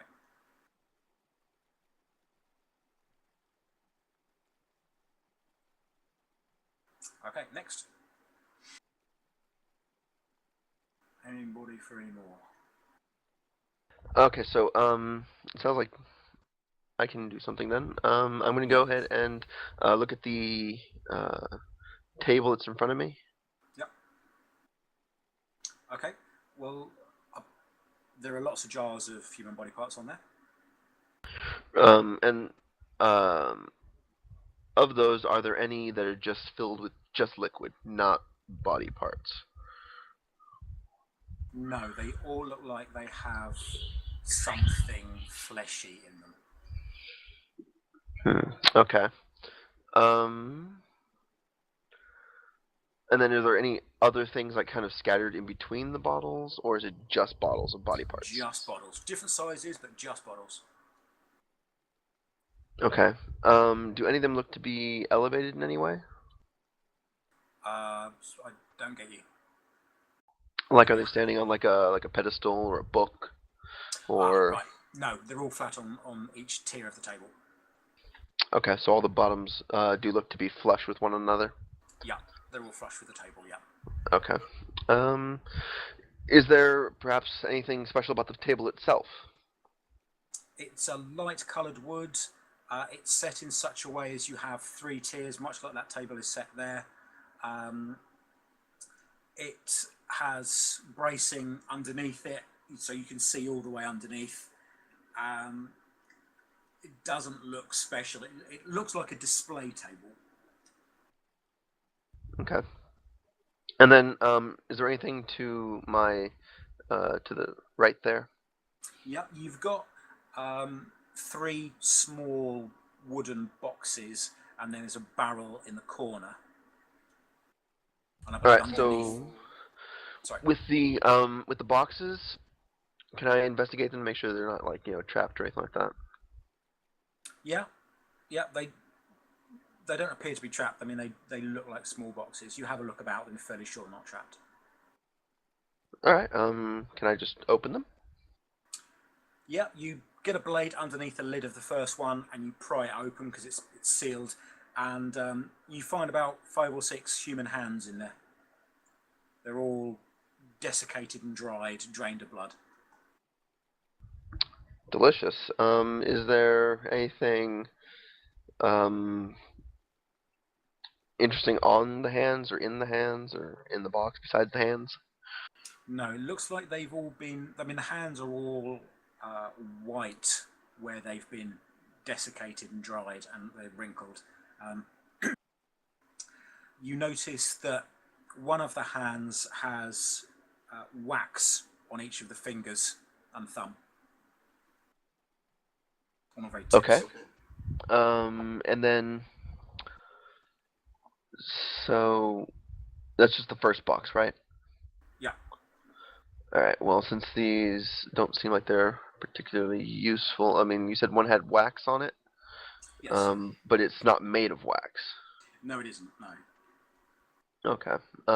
Well, It actually looks like someone has made candles that have attached to the ends of the fingers. okay. Well, yes, I'm just gonna go ahead and set that box aside and try the next box. More hands, I'm afraid. Sorry. This one, however, the hands in it, all of the hands have wax on the fingers and wicks running out the tops of the fingers as well. So they've actually taken the hands and turned them into wax. No, they've coated the fingers with wax, but there are string wicks that come out of the tips of the fingers. Okay, and the wax is just a thin film on the skin of the desiccated hand. Yeah. Okay. Well, I don't really see any point in dealing with that one, so I will go ahead and put that box on top of the other and check the next box. Unfortunately, the same. Nothing. All right, more hands. All right, so with that, I'll check the barrel. Okay. For reference, it looks like that if you can see it. Can you see that? Yes, I can. Although that looks more like they have blades stuck into them. Yeah, well, it's just wicks. They're wicks, candles, Okay. effectively. Okay, I just don't know how that would work for a hand.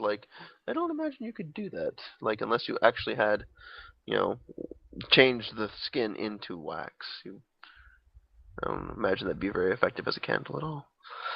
But anyway, I didn't notice anything that talked about hands being turned into candles in any of the diaries I've read so far, right? No, but you can make me an Arcana roll. Will indeed. 18.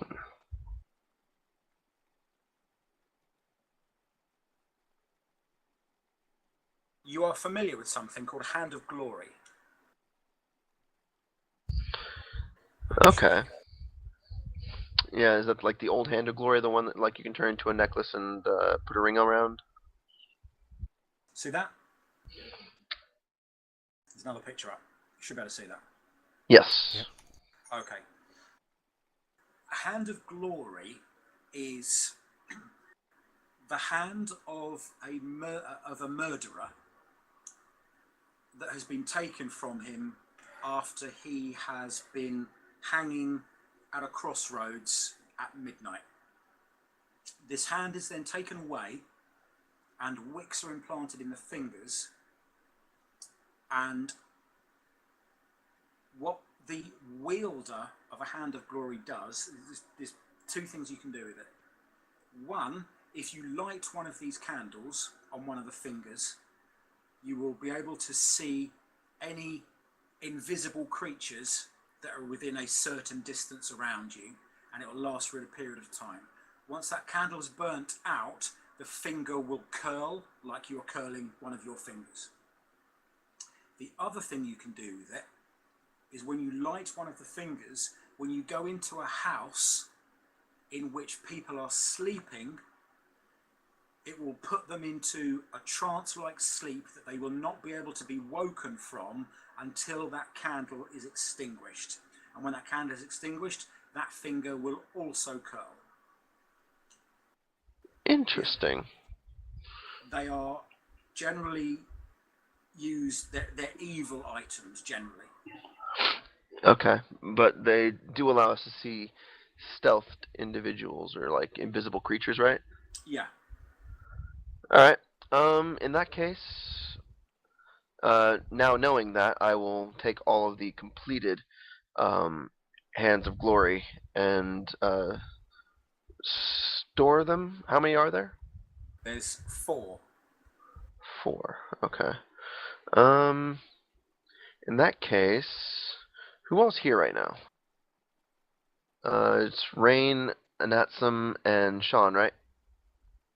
Yep. All right. So since there's 4 of us, I will hand one of these to each of you, and I'll say these are typically very evil objects, but they have a very useful ability that can be used for our defense. They'll allow you to, if you light one of the fingers, it will allow you to see invisible creatures within a certain radius.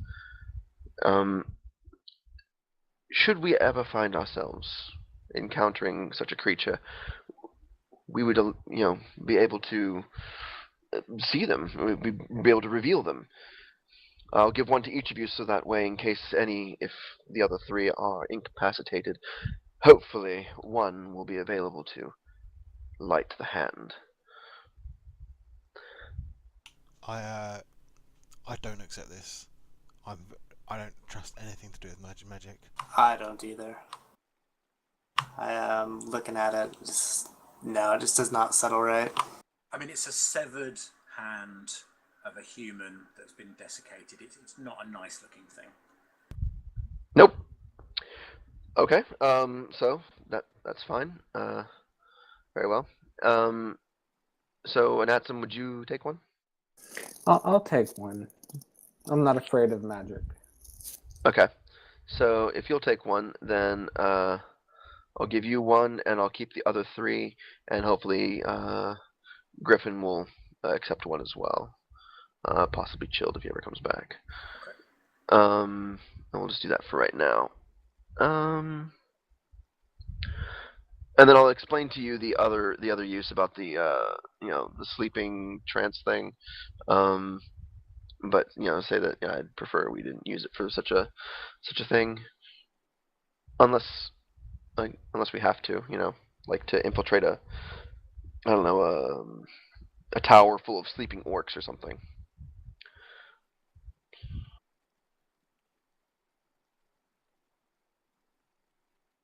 Did you care to agree with that? Yeah. Did you already inspect the barrel? I have not. I checked the crates and got the hands of glory out of them. But I will do that next. Okay, you pry the lid off the top of the barrel, yes? Yes. There is a dark coloured liquid in there that looks very much like wine. Doesn't Does smell it? like it, though. Does not smell like wine. Okay. What does it smell like, or can I roll a perception check to figure it out? No, you don't need a perception check. It smells kind of coppery. Oh. Can I roll an intelligence check to understand what that is? Nah, it smells like blood. All right. Fair enough. So, with that, I don't see any need for that barrel. That's kind of gross. Well, I will move the barrel to see if there's anything under it. You put the lid back on the barrel, and well, you have to move all the crates out of the way and then kind of haul the barrel. It's not easy. The lid doesn't fit on there and seal, and the blood is quite close to the top, so you'd have to tilt and get some of the blood out to move. It would be a lot of hassle. Right. I just want to see if there's anything under it, because we are still searching for that key, as I recall. You are. No. You find a way of doing it without pouring out too much of the blood, although you do have to pour some of it out, and no, there's nothing underneath it. When I pour the blood out, does it start to fill the circle? The room does appear to be sloping ever so slightly towards a circle in the middle, yes. So the blood starts running towards it, but you haven't poured out enough for it to fill it Okay. completely. Okay. That's good. Next thing I will do is, so looking under the barrel, there was nothing there, right? No. Okay. How tall is this barrel? About 3 foot. Shit, I don't think I can reach all the way to the bottom of that. You won't know till you try. Well, I mean, I would know because I know how long my arm is and how long the barrel is, and say, okay, well, clearly my arm isn't long enough to get down to the bottom of that without dunking my head into there. Since that's not something I want to do. Are there any other places around that we have not checked for a key? I think right in front of me, to the left of the table with the jars. I don't think anybody's inspected that yet, have they? No. Yeah, I did. Okay. The jars. Well, to the left of the jars. There's like a little crate table thingy here. This like gray thing. Oh, that's what I meant when I first went in there. That's what I was trying to look at. Oh, so I thought you were talking about the bookshelf down here.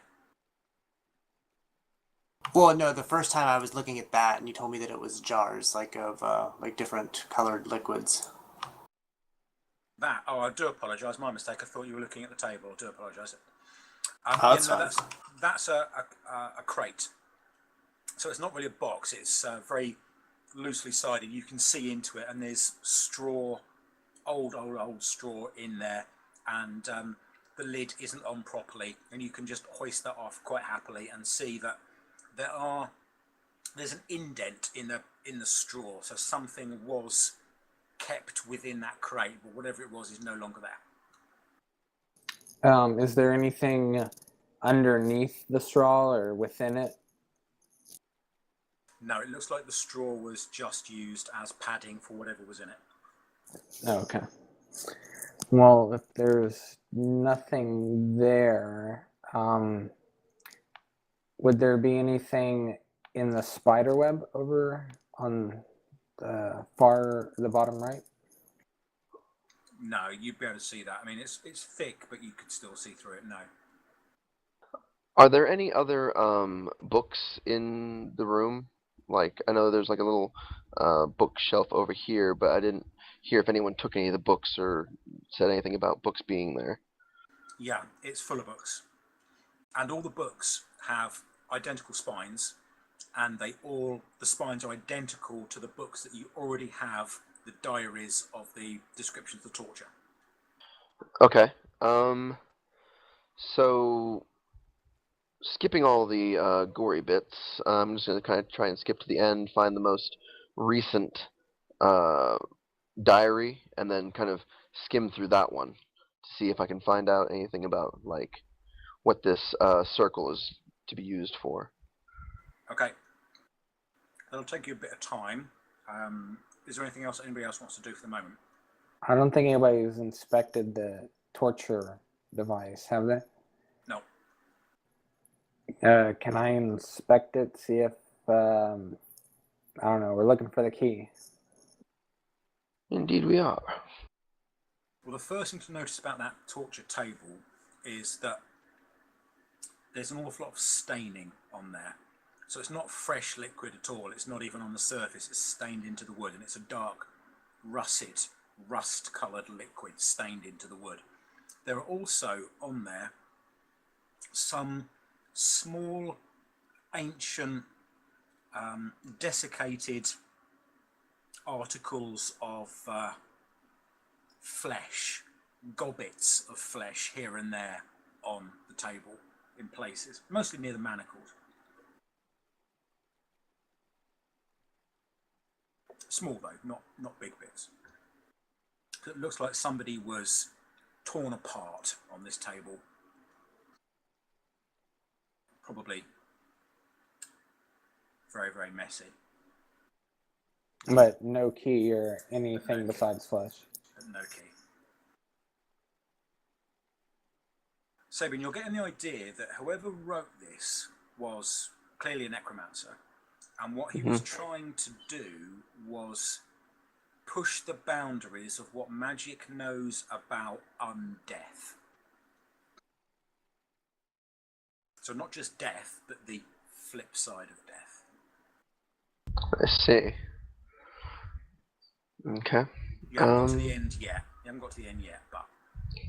Alright, yeah, I'll keep reading, see if I can find anything about either the key for this chest or what the circle itself is supposed to do.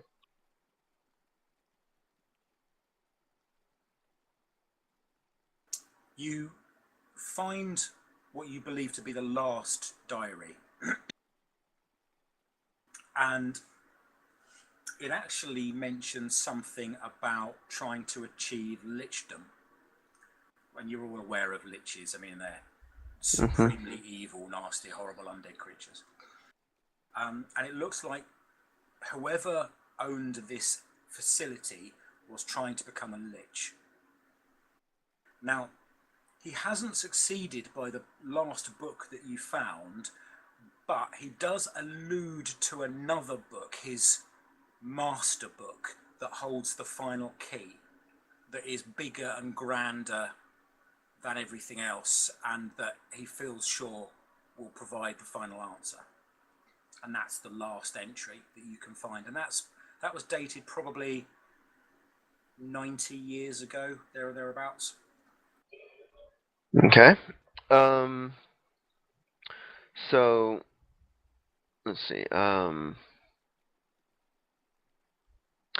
There isn't a book that kind of matches that description in this room or the room that we were in previous, right?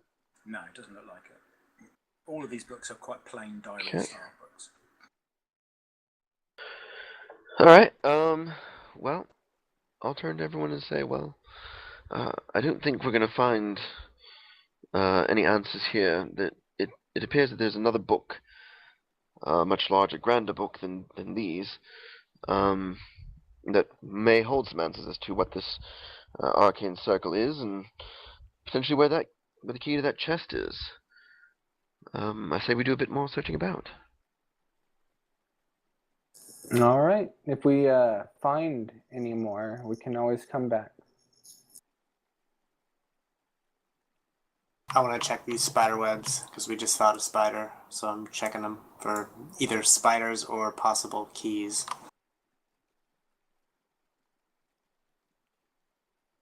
Okay. Yeah, no, the spider webs, they're not massive ones like they were in the previous room. There's just an awful lot of them. There's 90 years worth of spider webs just built up everywhere. Alright.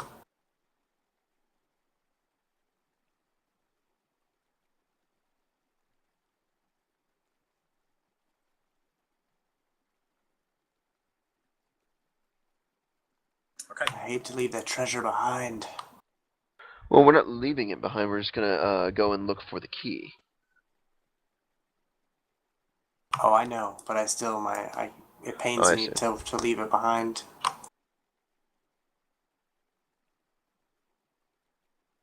Yeah, unfortunately, without a thieves' tool kit, I wouldn't be able to pick it. Hello.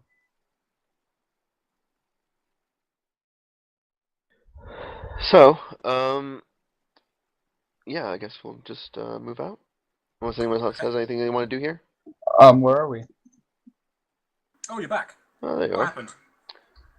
I had to run to the store, to town, which is about 20 minutes away, to cook food, and then I had to cook a bit. Now everything's just in the oven now, so I'm just not doing anything. Okay. Okay. Well, you're at the entrance to the stairs at the moment. You didn't go down with everybody, so you're still upstairs. Can I go down? Yeah, you want to join everybody? I'll move you to everybody if you want to join them. Yep.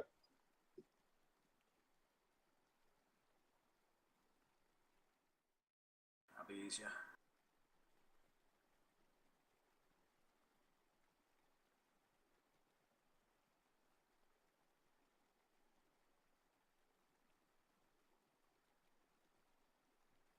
Okay. It is worth noting that these torches that are burning on the walls are literally burning torches on the walls that are still lit, and you haven't lit them. Just for reference.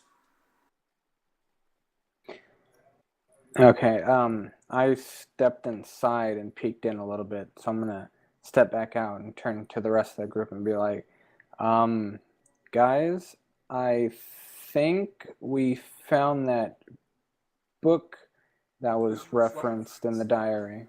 No, you've just come up against a door. I think you might have stepped through a door. Oh, there's a door there? Oh, okay. Yeah, sorry, I was moving chilled. Yeah, you've got a door right in front of you there. I don't know if you can see it, can you? Okay, well then I haven't stepped inside yet. Right. Well, I am not going to be the first one through that door then. Right. So I'll inspect the door, see if there's anything special about it, like it's trapped or needs a key, things like that. And I'll just open it. You're If I can. okay. Sabine, you're going to have a look at the door. Make me a perception roll, and Chilled, you're just going to walk up to the door and open it. Yep. Okay. Sabine, you see Chilled walking towards the door to open it. Are you going to stop him, or are you going to let him? Well, with my perception check, do I notice that there's anything bad about the door, or do I need to stop him before I can inspect it? Well, just as he reaches for the handle, yes, you realise there is something bad about the door. What are you going to do? Yeah, I'll grab his hand and say, "Don't do that." But no, I want no, to. you don't want to do that.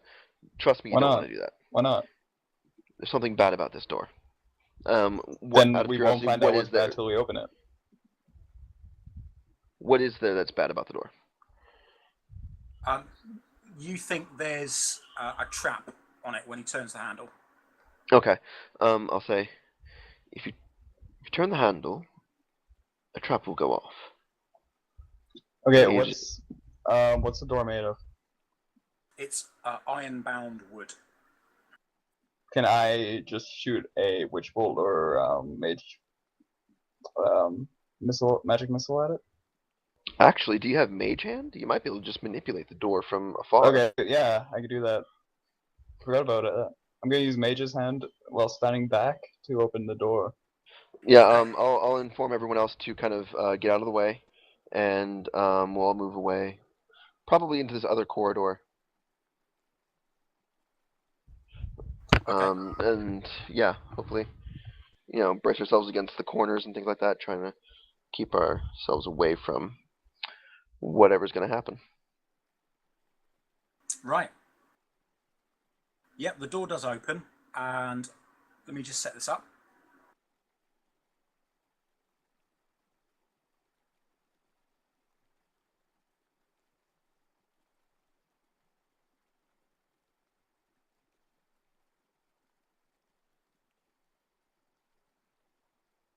Okay, can you see that? Yeah. Yeah. Okay, so you use mage hands, the door flies open, you see a glimpse of light from behind the door, but that's quickly obscured by this cloud of green gas that just wells up over the entire area and obscures your vision.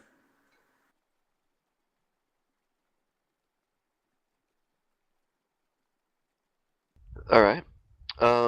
Well, if the gas comes towards us, then we'll move back, or I'd move back.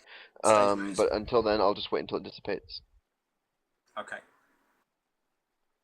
Yeah, it's not long before it dissipates.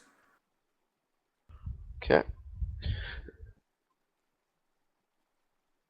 And I'll say, looks like it's safe now. And that's what you have.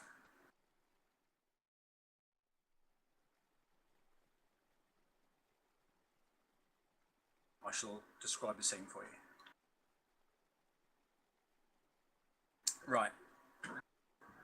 Clearly, you have a ritual circle around the outside. The inner part that's red is glowing quite brightly, and there are trails of light coming from it that travel up about 2 feet before they disappear. It's flickering and moving. It's almost like bright coloured red smoke, but made of light coming up off of the circle. In the middle, there is a raised platform with a podium, and on that podium is a book. Also, lying on the floor, you can see 4 skeletal bodies with armour and weaponry strewn around them. They look like they've been there a very, very, very long time. The air is very thick. You can almost hear a humming sound. It's almost like you can feel a humming sound. I mean, it's really thick air. And something just feels electrical and warm and dangerous in the room. And the whole room is lit from this red glow in the middle. Okay. So I guess knowledge arcana to see what this circle is for. Yeah, if you've got arcana, roll it. That's Flint, and I think Childa's got it as well. Yep, 1 second.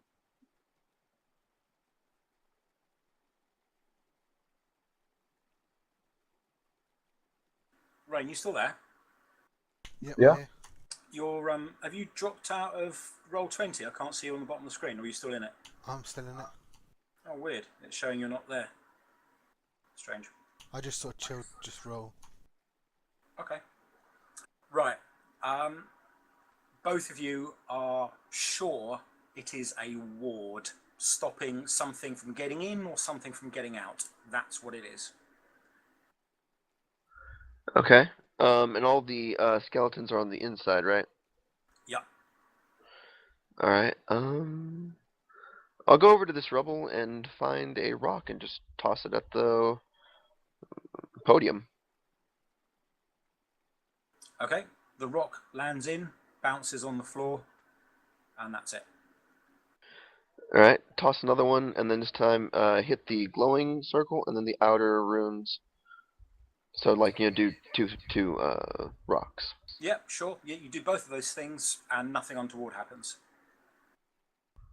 Okay. Let's see here. Next, I think I do have some rope now. Yeah, you're at 50 hempen. Okay, yeah, so I did get some more rope eventually. Good.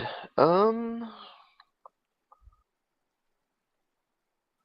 see. I will grab some of the rope, tie it around a rock, and this time toss it in and see if I can't pull it back out.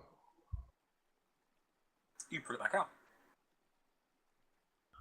Okay. Put the rope away, and I'll say, well, at least we can get rocks in and out. Suppose people would be another thing altogether. Well, we're not going to get any answers unless we get that book. Wait, I have an idea. There were body parts in the previous room, weren't there? Yes. Right you are. Maybe. Right you are. Maybe You have those the hands already in your pocket. Yeah, but the Hands of Glory we shouldn't be using in that capacity, I don't think. Yeah, I'll go back to the other room, grab one of the desiccated arms or some other thing that, is around there, and tie the rope around that, toss it in, and try and pull it back out. Yeah. It works. Okay. Well, at least dead things can get in and out. Actually, this time I think I'm gonna try and use that same thing, but try and drag one of the bones of these fallen soldiers out.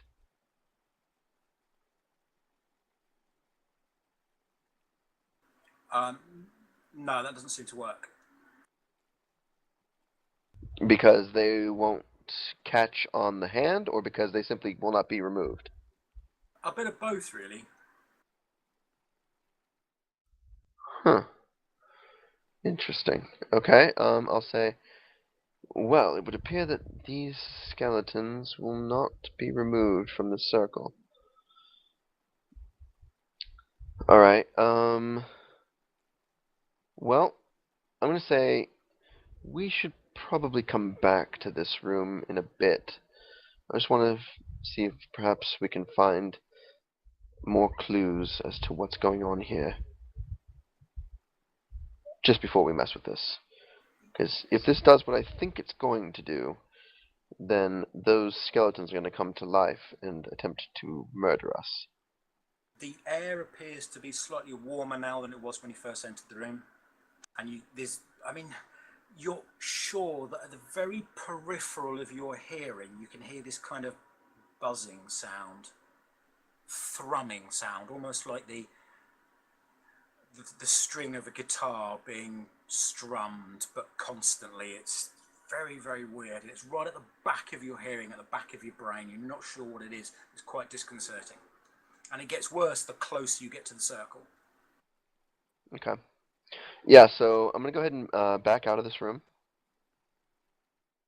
Okay. What about the rest of you guys? Yeah, Farron doesn't particularly want to be in here. How long would an hour take? Like, would an hour go by pretty fast? Like, would that be something everybody would be willing to wait for? Because I'm sure if I go into tiger form, I would be able to jump over into the circle. Since you said it was only, like 2-3 feet high? Well, that's how high the light is, but that doesn't mean that the magic doesn't create a cylinder that is flush with the ceiling. Yeah. All right. Well, I will join the rest of everybody and back out of the room. So, the statue here, was there anything special about it? I'm assuming it's like a similar statue where there's no placard or anything like that to denote who or what this is. It is the same figure as the first statue you found on the other side, wielding the same staff, but just wearing different clothing and carrying different other things. That's interesting. Different other things, like what are the differences? Well, he appears to have some kind of ornate shield in his left arm, which is quite weird. The staff is the same, his helm is different, and the clothing he's wearing is more martial oriented than the wizard's robes. He still has the staff in his hand, but he's wearing armor, leather armor, and carrying a shield instead. You said it was an ornate sort of shield. What kind of shield is it? It has the Mistra holy symbol on the left-hand side of it, or that side of it. Oh, okay. Well. But it's all made of stone. Obviously, the whole thing's made of stone, but it's very, very ornately carved and exquisitely carved. Yeah, I'll take a few moments to admire the statue. Just saying, "Oh dear, what a thing of beauty! This statue is marvelous."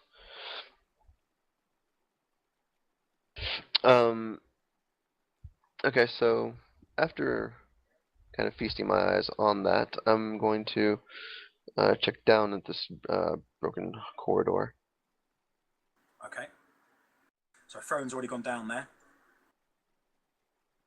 You look around the corner, and what you basically see is that this clearly would have joined up with the corridor on the other side that's also collapsed, if you remember from when we first came around. But the whole thing has just collapsed completely. You see part of the wall to your left that's still intact, and then it's all just ruined. Okay. And there's nothing particularly interesting in the ruins? No, just an awful lot of rubble. Do we still hear the noise, or has it dissipated? If you're out of the room, then the buzzing, well, it never really was a sound. It was just a buzzing in your brain more than anything else. It was disconcerting. But yes, that's gone now that you're here. You only get that when you're in the room, and the closer you get to the circle, the more unpleasant it becomes. I guess after we look around the corner and we don't find anything, the only thing I can think of is maybe we use one of the fingers on the hand and take it back to the room, see if there is something there that we couldn't see before. Actually, new idea. What we really want is the book. We don't necessarily need to stand in the circle to get it. Perhaps what we should do is take some rope, stretch it across, and have two people hold it while moving around the perimeter of this magical circle and sort of trip up the podium, potentially dislodging the book to where we could then drag it out. Have we tried using Mage Hand to go in and grab it? We have not, but I don't remember if Mage Hand is a cantrip or not. It is. It is. Well, if Chill, do you want to try and give the Mage Hand thing a try? See if you can pick up the book with that. But Chilled, you've been in there for all the while that everyone else has been outside. What have you been doing? I think he's AFK again. Oh dear. Well, he did say he was doing some kind of cooking or something like that. Can I grab Chilled and throw him in there? I thought he said he'd done the cooking. My bad.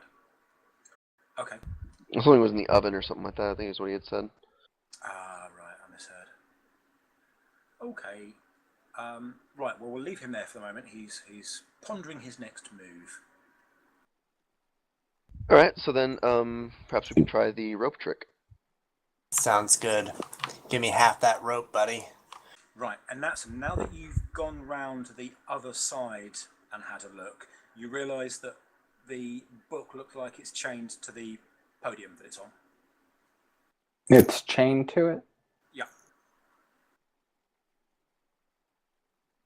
Alright, but is the podium, is it like, what you call it, is it built out of the ground, or Yes. is it something that, can be knocked over? No, it looks like it's built out of the stone of the dais. Okay, well, in that case, let's, do this. Go ahead and come all the way around, and we'll see if we can't get Falstag and the rest of us to, break it. Actually, we might need more than just the one set of rope. Anyone else have rope? I've got rope. I've got rope. I don't think our rope's going to be able to break this chain. Well, No, not the chain. I'm actually trying to break the podium. Oh, solid stone? Right. Yeah, that's 10 feet thick? I don't think that's happening. Yeah, I mean it's a long shot, but there are 5 of us here, potentially 6 if he allows us to count Griffin. You're going to break our rope. Well, that's why I'm saying we would use more than just the one set. We would, put 3 or 4 ropes around it, and then bring them together, twist them up, and then start to yank on it. Well, actually, could I, this usually isn't what you would use this spell for, but could I use Entangle to maybe take those vines to try and break the chains? No, because you have no control over the vines, so you just hit a whole area with Entangle, and it would sit there until something tried to move through it.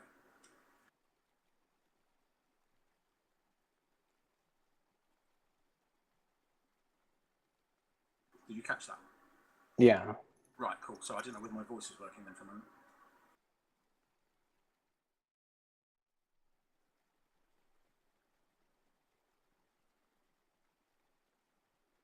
So, are we good with using 4 sets of rope? User At least- disconnected from your channel. At least giving it a try. I think we should nudge Chilled and see if that circle's dangerous. No. If this doesn't work, then I'll be the guinea pig and I'll go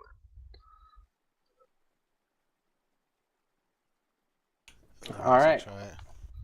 Let's get Oh, Chilled, you back? No, that's me moving it. Oh, okay. Just moving it out of the way. All right, so yeah, we'll wrap 4 sets of rope around it, bring it back towards the doorway, and then yank on that podium and see if we can't, bust it off. Okay. Yeah, you do that. You put the rope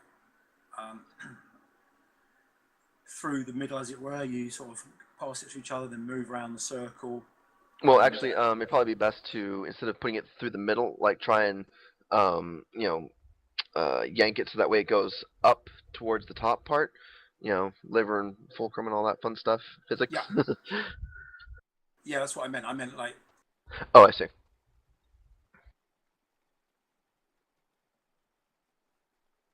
And then, I guess, give you some strength checks, or?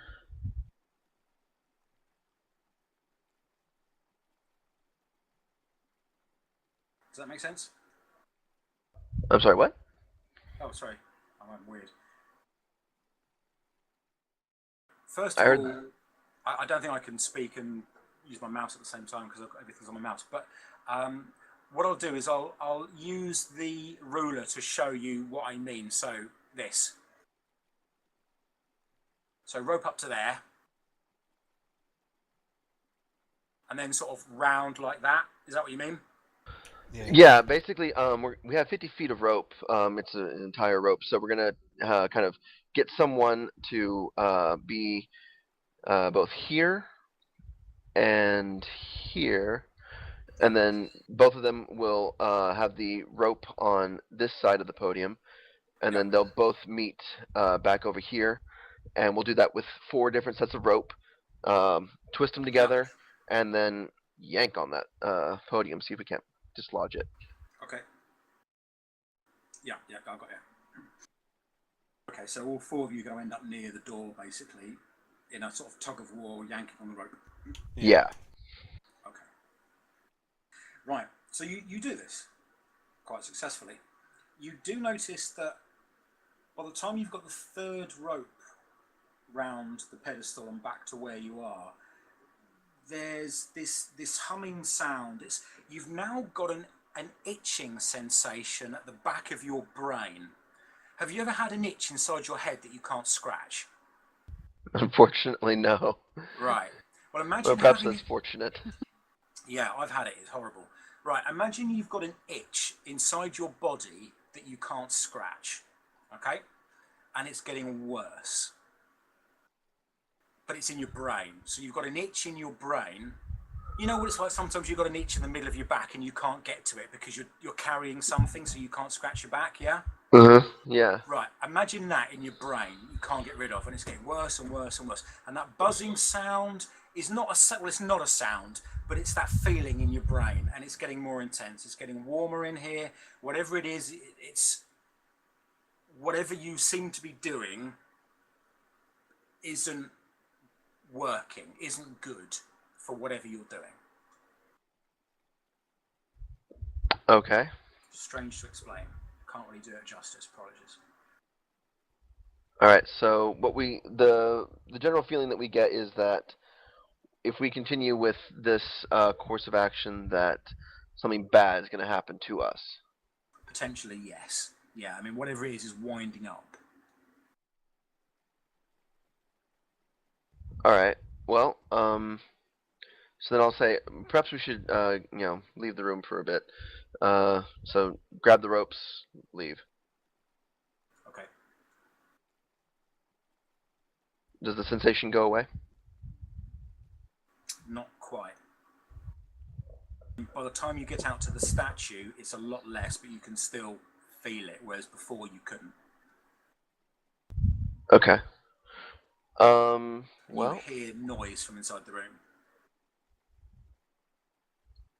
All right, Sabin, you're up. Right. Well, it does seem that perhaps that course of action is not going to work. Well, gentlemen, it's been nice knowing you. I'll brave the circle. I give him a pat on the back. For luck. I would recommend you ready your weapons. I will ready mine. Hang on a moment.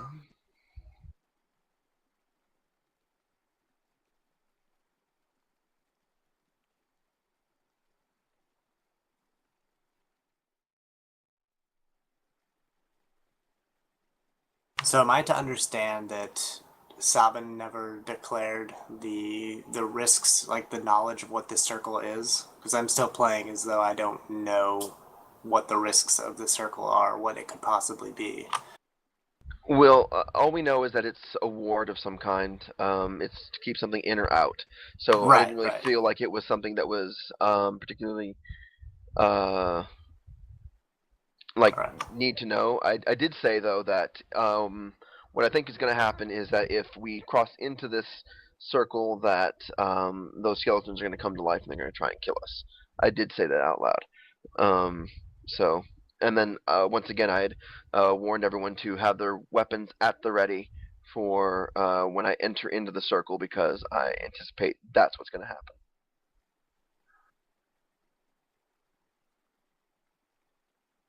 Okay, can you see that? Does that make any sense? It looks like you have some skeletons on top of skeletons. Yeah, I can't get rid of the other ones for some reason.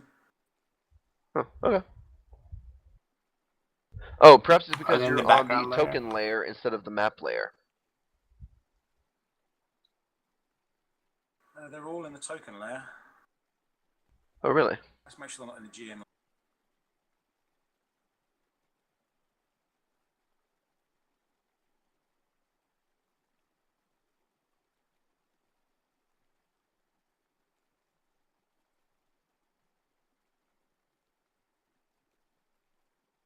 How about that? Is that better? Hey, there we are. Yeah. Right, they get up. I haven't even entered into the circle yet. No, as you come into the room, they're all stood there in the circle on that spot where they've just stood up. That was a noise you heard.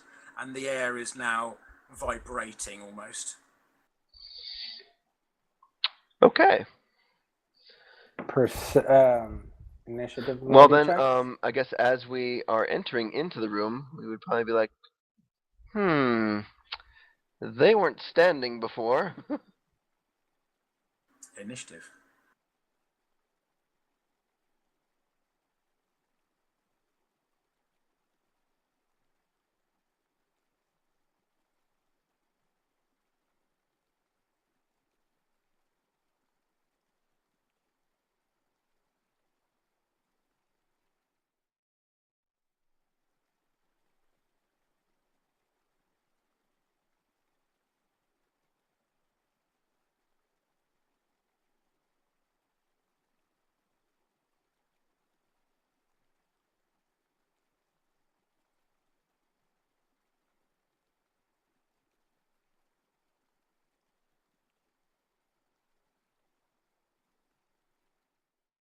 Well, I got 15 last time as well.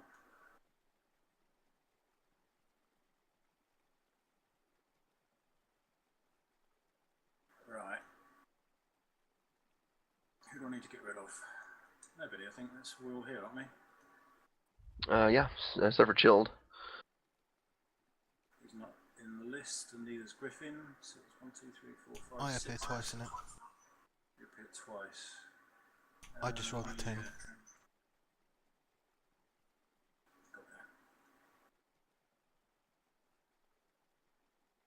there. Okay. Once again, Sabin goes first. Good work. All right.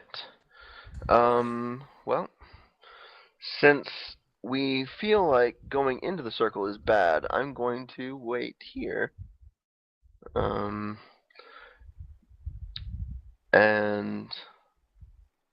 I'm just gonna ready my action for after I think because Falstag's the only other melee person, right? And that's you don't do melee unless you're in tiger form. Yep. Okay. Yeah, I'm gonna wait until Falstag moves in because well, my sneak attack doesn't work unless there's someone else standing next to the creature. So yeah. Okay. Well, I mean, I think you were the first person into the room anyway, weren't you, Sabin?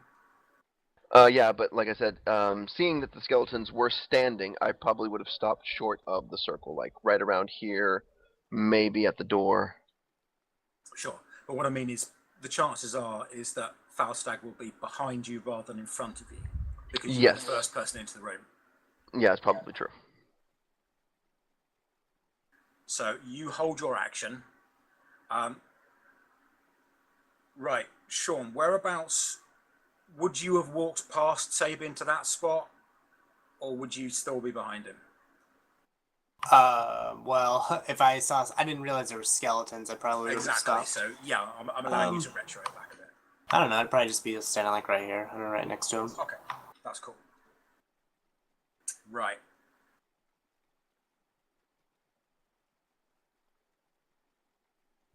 Oh boy, they can come out. Yeah. Well, it's certainly not for keeping them in. And in fact, that's what they do. And they're going to attack, but also, Sabin, you can attack as well.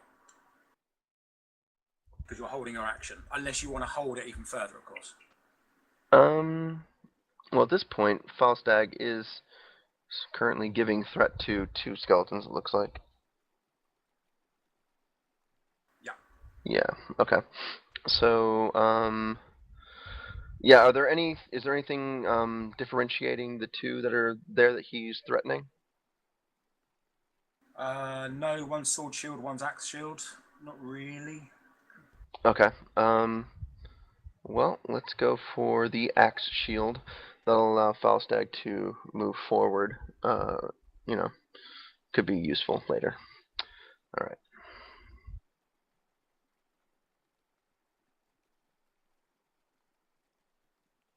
Okay.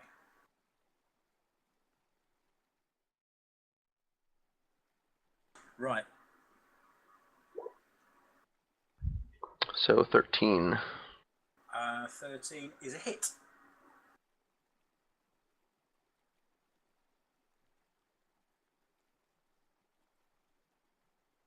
And then 6 for sneak attack. D6. So 5 extra. So 13 total.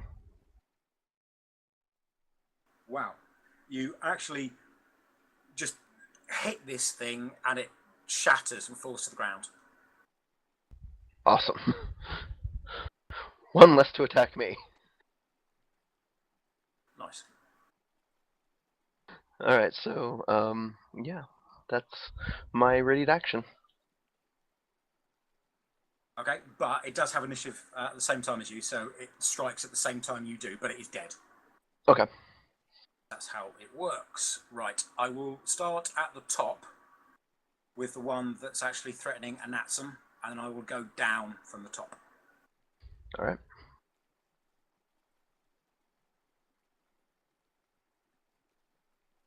Okay, where are we?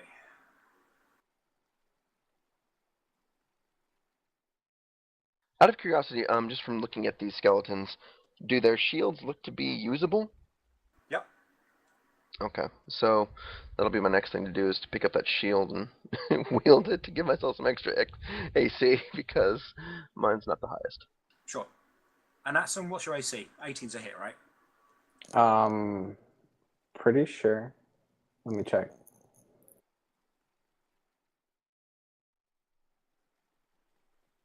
He's a druid. He should be unarmored, so like definitely it should be a hit. Can't imagine he's got more than 18, more than 17. I got 11. Okay.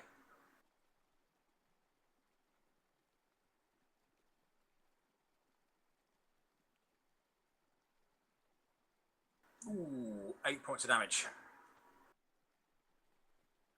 So I'm dead. How many hits are you on? 8. So you're on 8 from 16.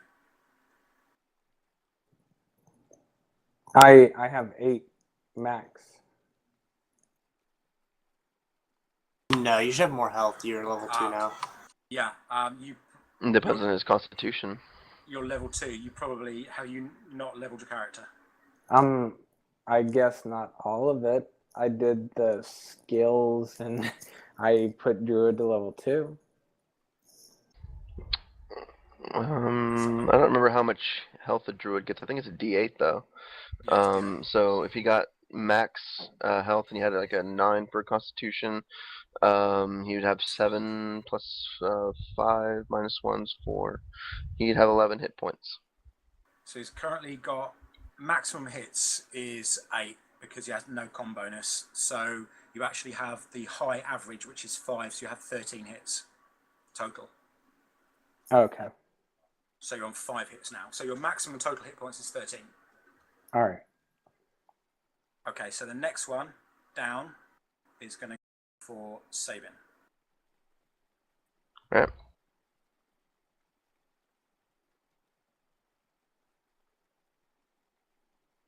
It's a miss. Yeah. The next one down could go for either of you, so I'm going to roll a dice. If it's evens, it's Sabin. If it's odds, it's Falstag. Okay? Fair enough. It's you again, Sabin. All right. Is that his attack roll?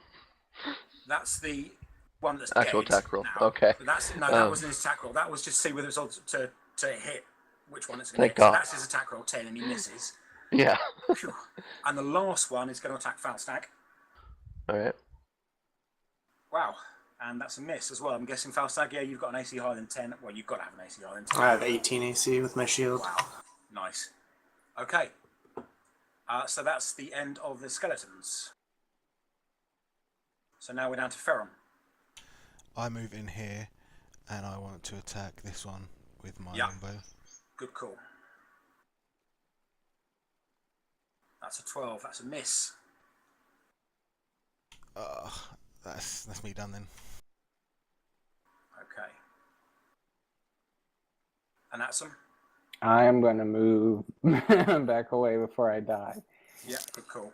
And I will cast. Let me see.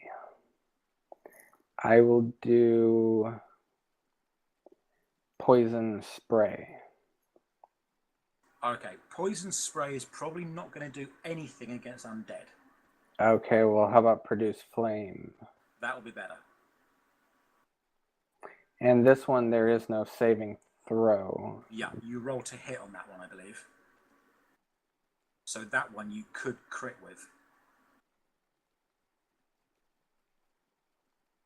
You don't. And your first roll of a 12 is a miss. So There failed is a no spell. saving throw, though. No, but you have to roll to hit. Oh, okay. So you don't, with this one, you don't automatically hit. What you do is you have an attack roll, spell attack roll. Some spells automatically hit and the opponent gets a saving throw.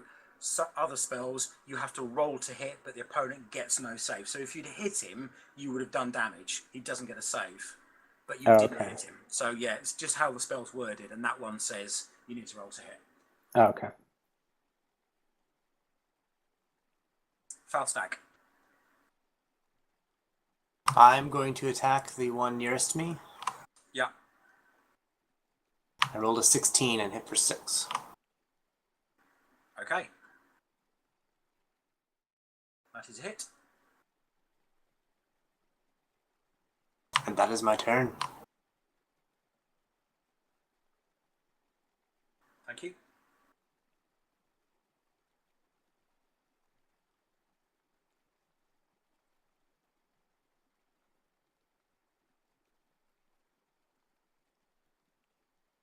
Back to Sabin. All right. Well, can I use my move action to pick up the shield, or do I have to use my action? You can use your move action. Okay. Yeah. I'll go ahead and use the move action to pick up the shield. And can I equip it as well? I don't have Yes. anything in my other hand, so. Yeah. Awesome. Okay. Just a second. Let me update my stuff. Sure.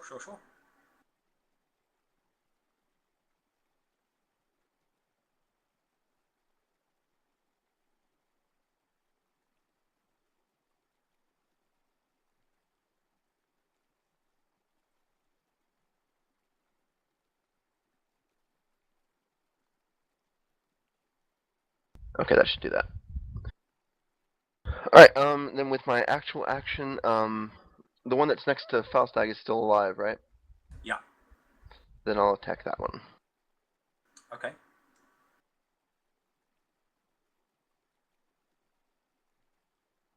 and miss terribly. You do. Skeletons. Okay, starting from the top. That one's going to move in and it's going to attack Ferron.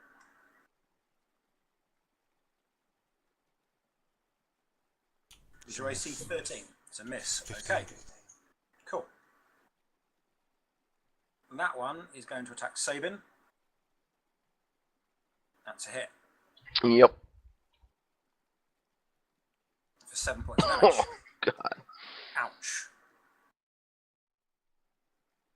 That one is going to attack Falstack.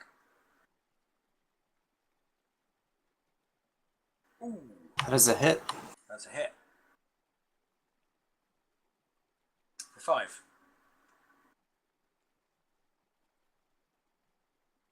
And that's me. Ferron. These creatures just lay waste to you. Whoa. Can I attack with ranged? That one, or do I need to move back?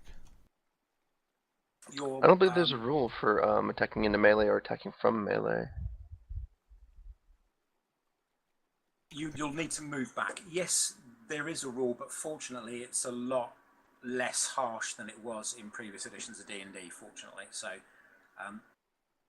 it's now you can shoot through your friends, but it adds a cover penalty to the person you're shooting at, which is absolutely fine. However, from where you are, you don't actually have to shoot through any of your friends, so there's no cover penalty. But you do have to move back. So you could, I'll just move you. You could do this, for instance. You could move to there or there and shoot that one. But happily. wouldn't that count as moving out of his threat, so he would get an attack of opportunity if he did that, right? He would, yeah. Is there like a shift in this version? Like, would I be able to shift there and not provoke an attack of opportunity? No, they've removed the 5-foot step kind of thing. You have to do a disengage, which requires your actual action. Yeah, so you disengage, which means you wouldn't provoke an attack of opportunity, but you wouldn't have an action. So it's one or the other. If I just attack this one down here, then will this one still get an attack against me? Unless it's killed beforehand, yes. But then the one that you'd fire, that one would have a bonus to its AC because you're firing through friends. Only a +2 bonus to its AC because it doesn't have full cover, but it would have an AC 2 higher than it currently is. I'll just shift to here and take the attack of opportunity. Okay. It's a hit. Yep. For 4 points of damage. But now you can attack it. Yep, an 18 is a hit. For 10. Yep. Okay, now which one's that one? That one is that one.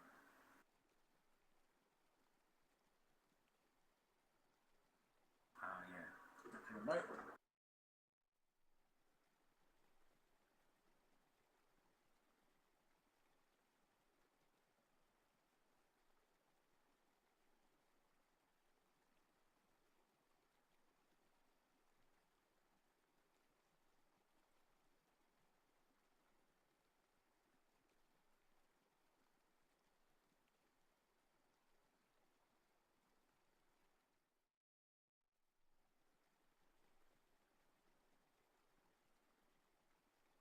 Okay. It doesn't go down, but you do some damage to it.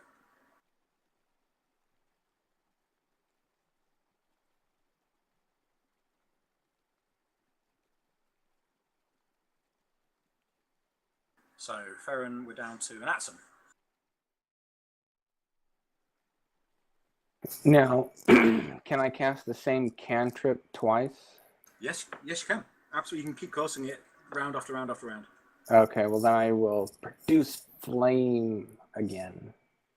Okay, please roll to hit. Are you going for the same one again? Which one is the one closest to being dead? That one.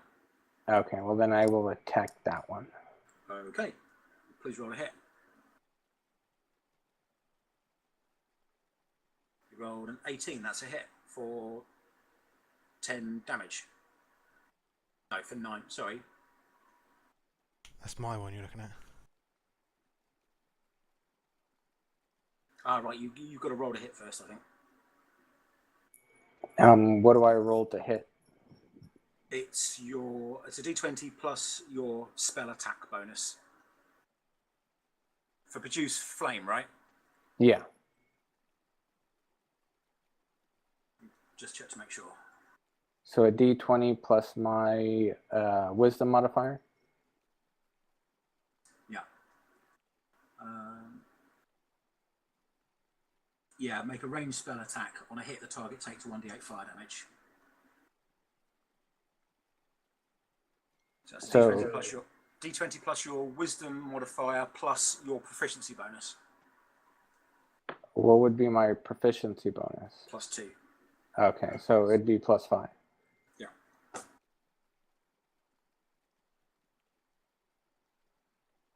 Seven. There's a miss. For reference, you need to roll 13 or higher to hit these creatures. That's what their AC is, 13. Okay. Same for all of you. Falstag. I'm going to hit the one in front of me again. Sure. Rolled a 23 and hit for 10. Okay. That one, you smash it to the floor in a shower of bones. Can not this time, but like the next time I kill something, can you just let me know that it died and I'll do the death thing? I don't know. That's like my most favorite thing about playing D&D is describing how I kill things. Okay, what I normally do is a recap after the combat of what went on, but yeah, that's fine. All right. I'm not precious about it. Yeah. All right. Yeah, that's my turn.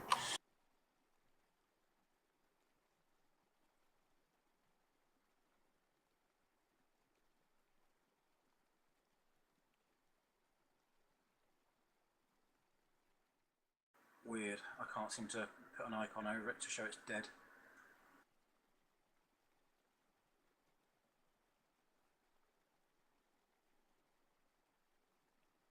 Okay. Same. All right, my turn. So one of these just died. Is that correct? Yeah, the bottom one. I can't seem to put the red X over it. It's not giving me the option, strangely. Okay. Oh, now it's reloading. All right. Well.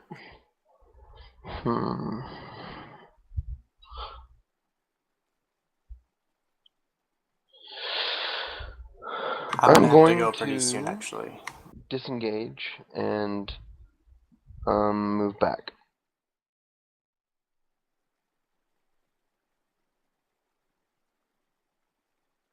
That will provoke 2 attacks of opportunity. No, I'm going to use the disengage action. Oh, sorry. Yes. Okay.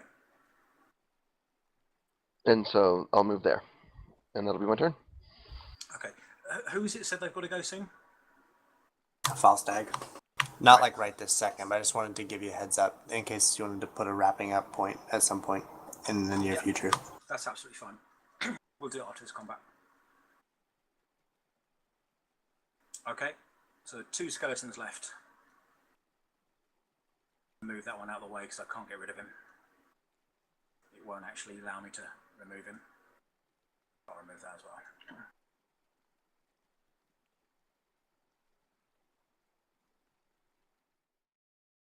One's going to go to an Atom, one's going to go to Falstag.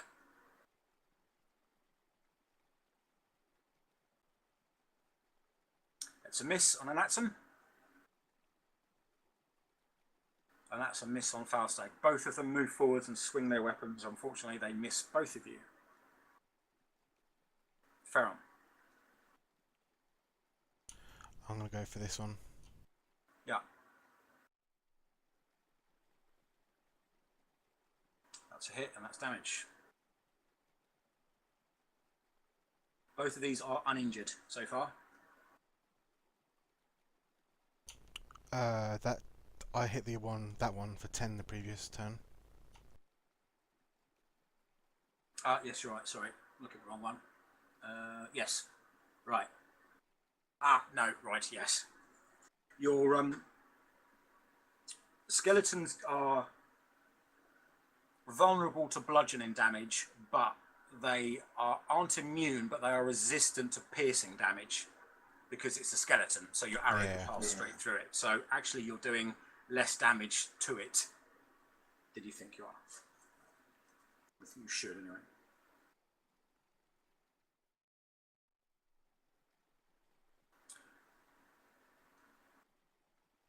And that's them. I will try produce flame again. Okay.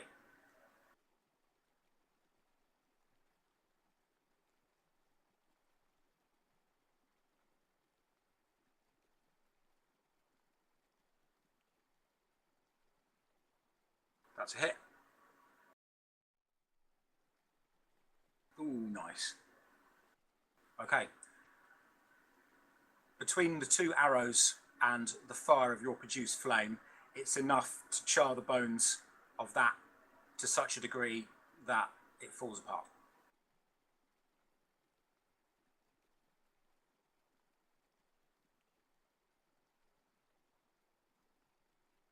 Just leaving the one on Falstag.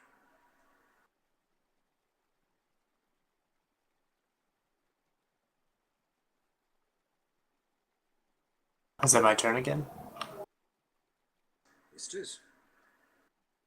Well, I just see one skeleton left. I'm going to pull out my two-hander instead, throw my shield to the ground, and hit this one in the face.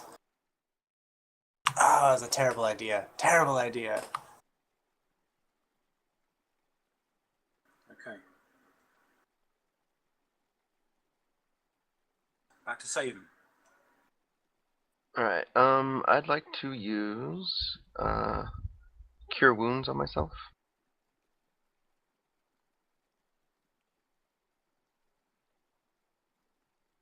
Let me just pull that up real quick.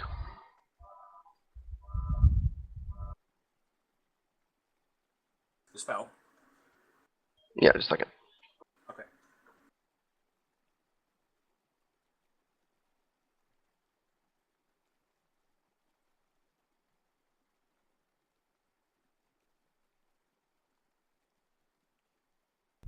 Alright, so this should post it in the chat. That's what I'm using. Oh, well, it's kind of all disjointed, isn't it? Okay, well, as you can kind of get the gist, it's D8 plus my spellcasting ability modifier, Yeah. which in my case is a 2, I believe. Yeah. Okay. Alright, so I heal myself for 8 hit points. So I should be back at full. Yeah.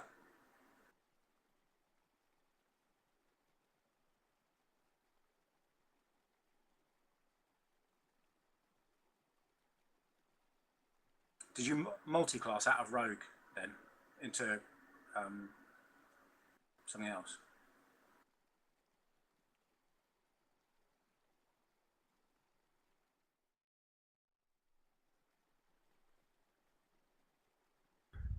Okay, and that's the end of my turn there. Okay.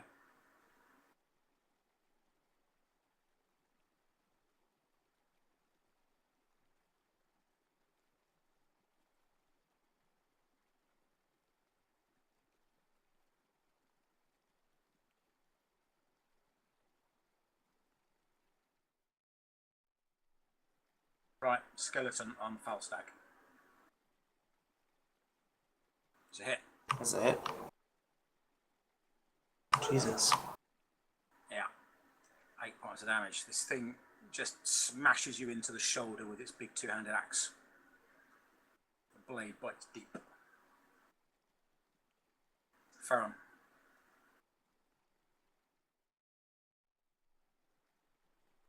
If I move and switch to a bludgeoning weapon, would that be that wouldn't be one movement action, would it?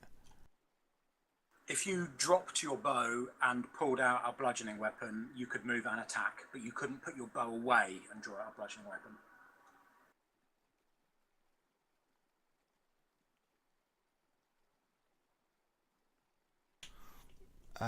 No, I'll stick with my bow.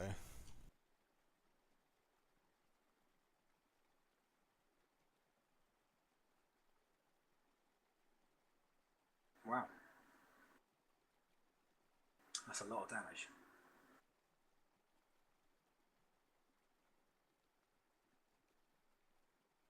Okay. Bits of chips of bone fly away from this thing as you stick it one.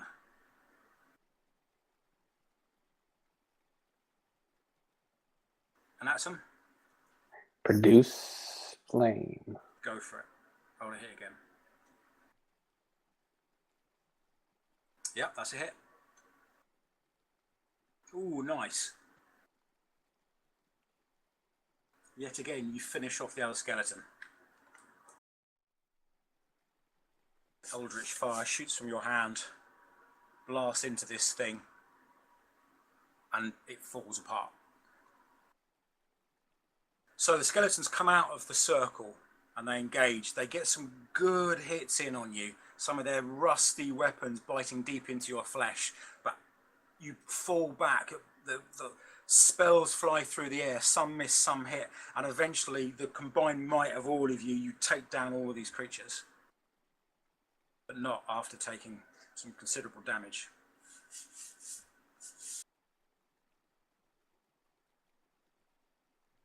That's probably a good point to leave it, really, isn't it? All right. If we, when you rest, do you regain all your hit points or no? You can roll hit dice up to and including the total number you've got, and for each one that you roll, you get back that many hit points. So Okay. if you're an 8 hit dice cleric, then you roll 2d8 for being second level and get that many hits back, for instance. Can I cure wounds on myself after combat? Yeah, if you've got the spell free, you can cast it. All right.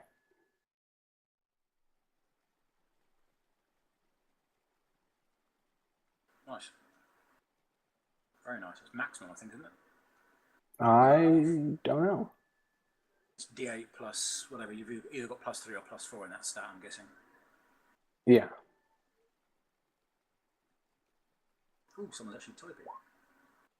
Ah, okay.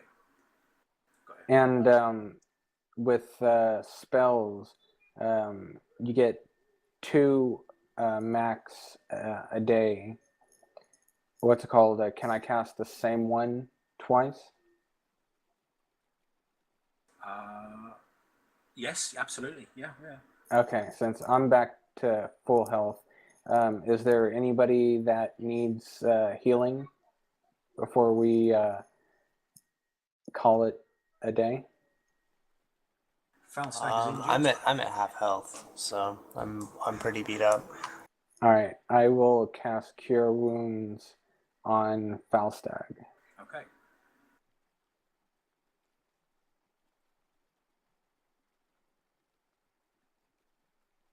I pick up my shield before I run off.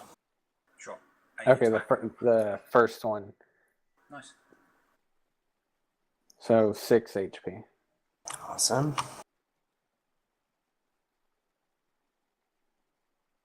Alright, I'm back. So, yeah, I still have another Cure Light Wounds spell. I'm good for now. I'm fine. Alright. Okay.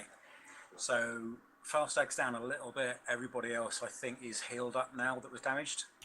I've got 4 points damage, but I've still got 16 health. I'm fine. Okay. Oh, wow. That, chaps, is probably a good place to leave it, I think. Alright, so, yeah, we'll loot the bodies next time and see if we can get that book. Yeah. I was hoping that we'd have some more people here. I would rather have carried it on with more, but hey. Yeah. C'est la vie. one of those things. Yeah, I don't know what happened to Chilled, and I mean certainly Griffin. Like, gosh, what happened to him? And Mutika never even turned up, so I don't know what happened to him. Hope he's all right. Yeah. Oh, All right. well. Before we go, Yeah. is there a difference between a shield and a wooden shield? No. Mechanically, no. There used to be. I don't think there is anymore. There used to be the number of people you can defend against, but I think now I don't really care. So no. Yeah, I mean the only thing I can think of is if the DM wants to, he can like put in some special rules for the wooden shield to be susceptible to like fire damage or something like that. And also, apparently, wooden shields degrade a lot quicker than metal shields, and you can only defend against two opponents, whereas bigger shields it's 3 or 4, and blah blah blah. But it's all rubbish. So no. Okay, because I still didn't really like equip my character, so I should probably add that shield in since taking so much damage. Sure.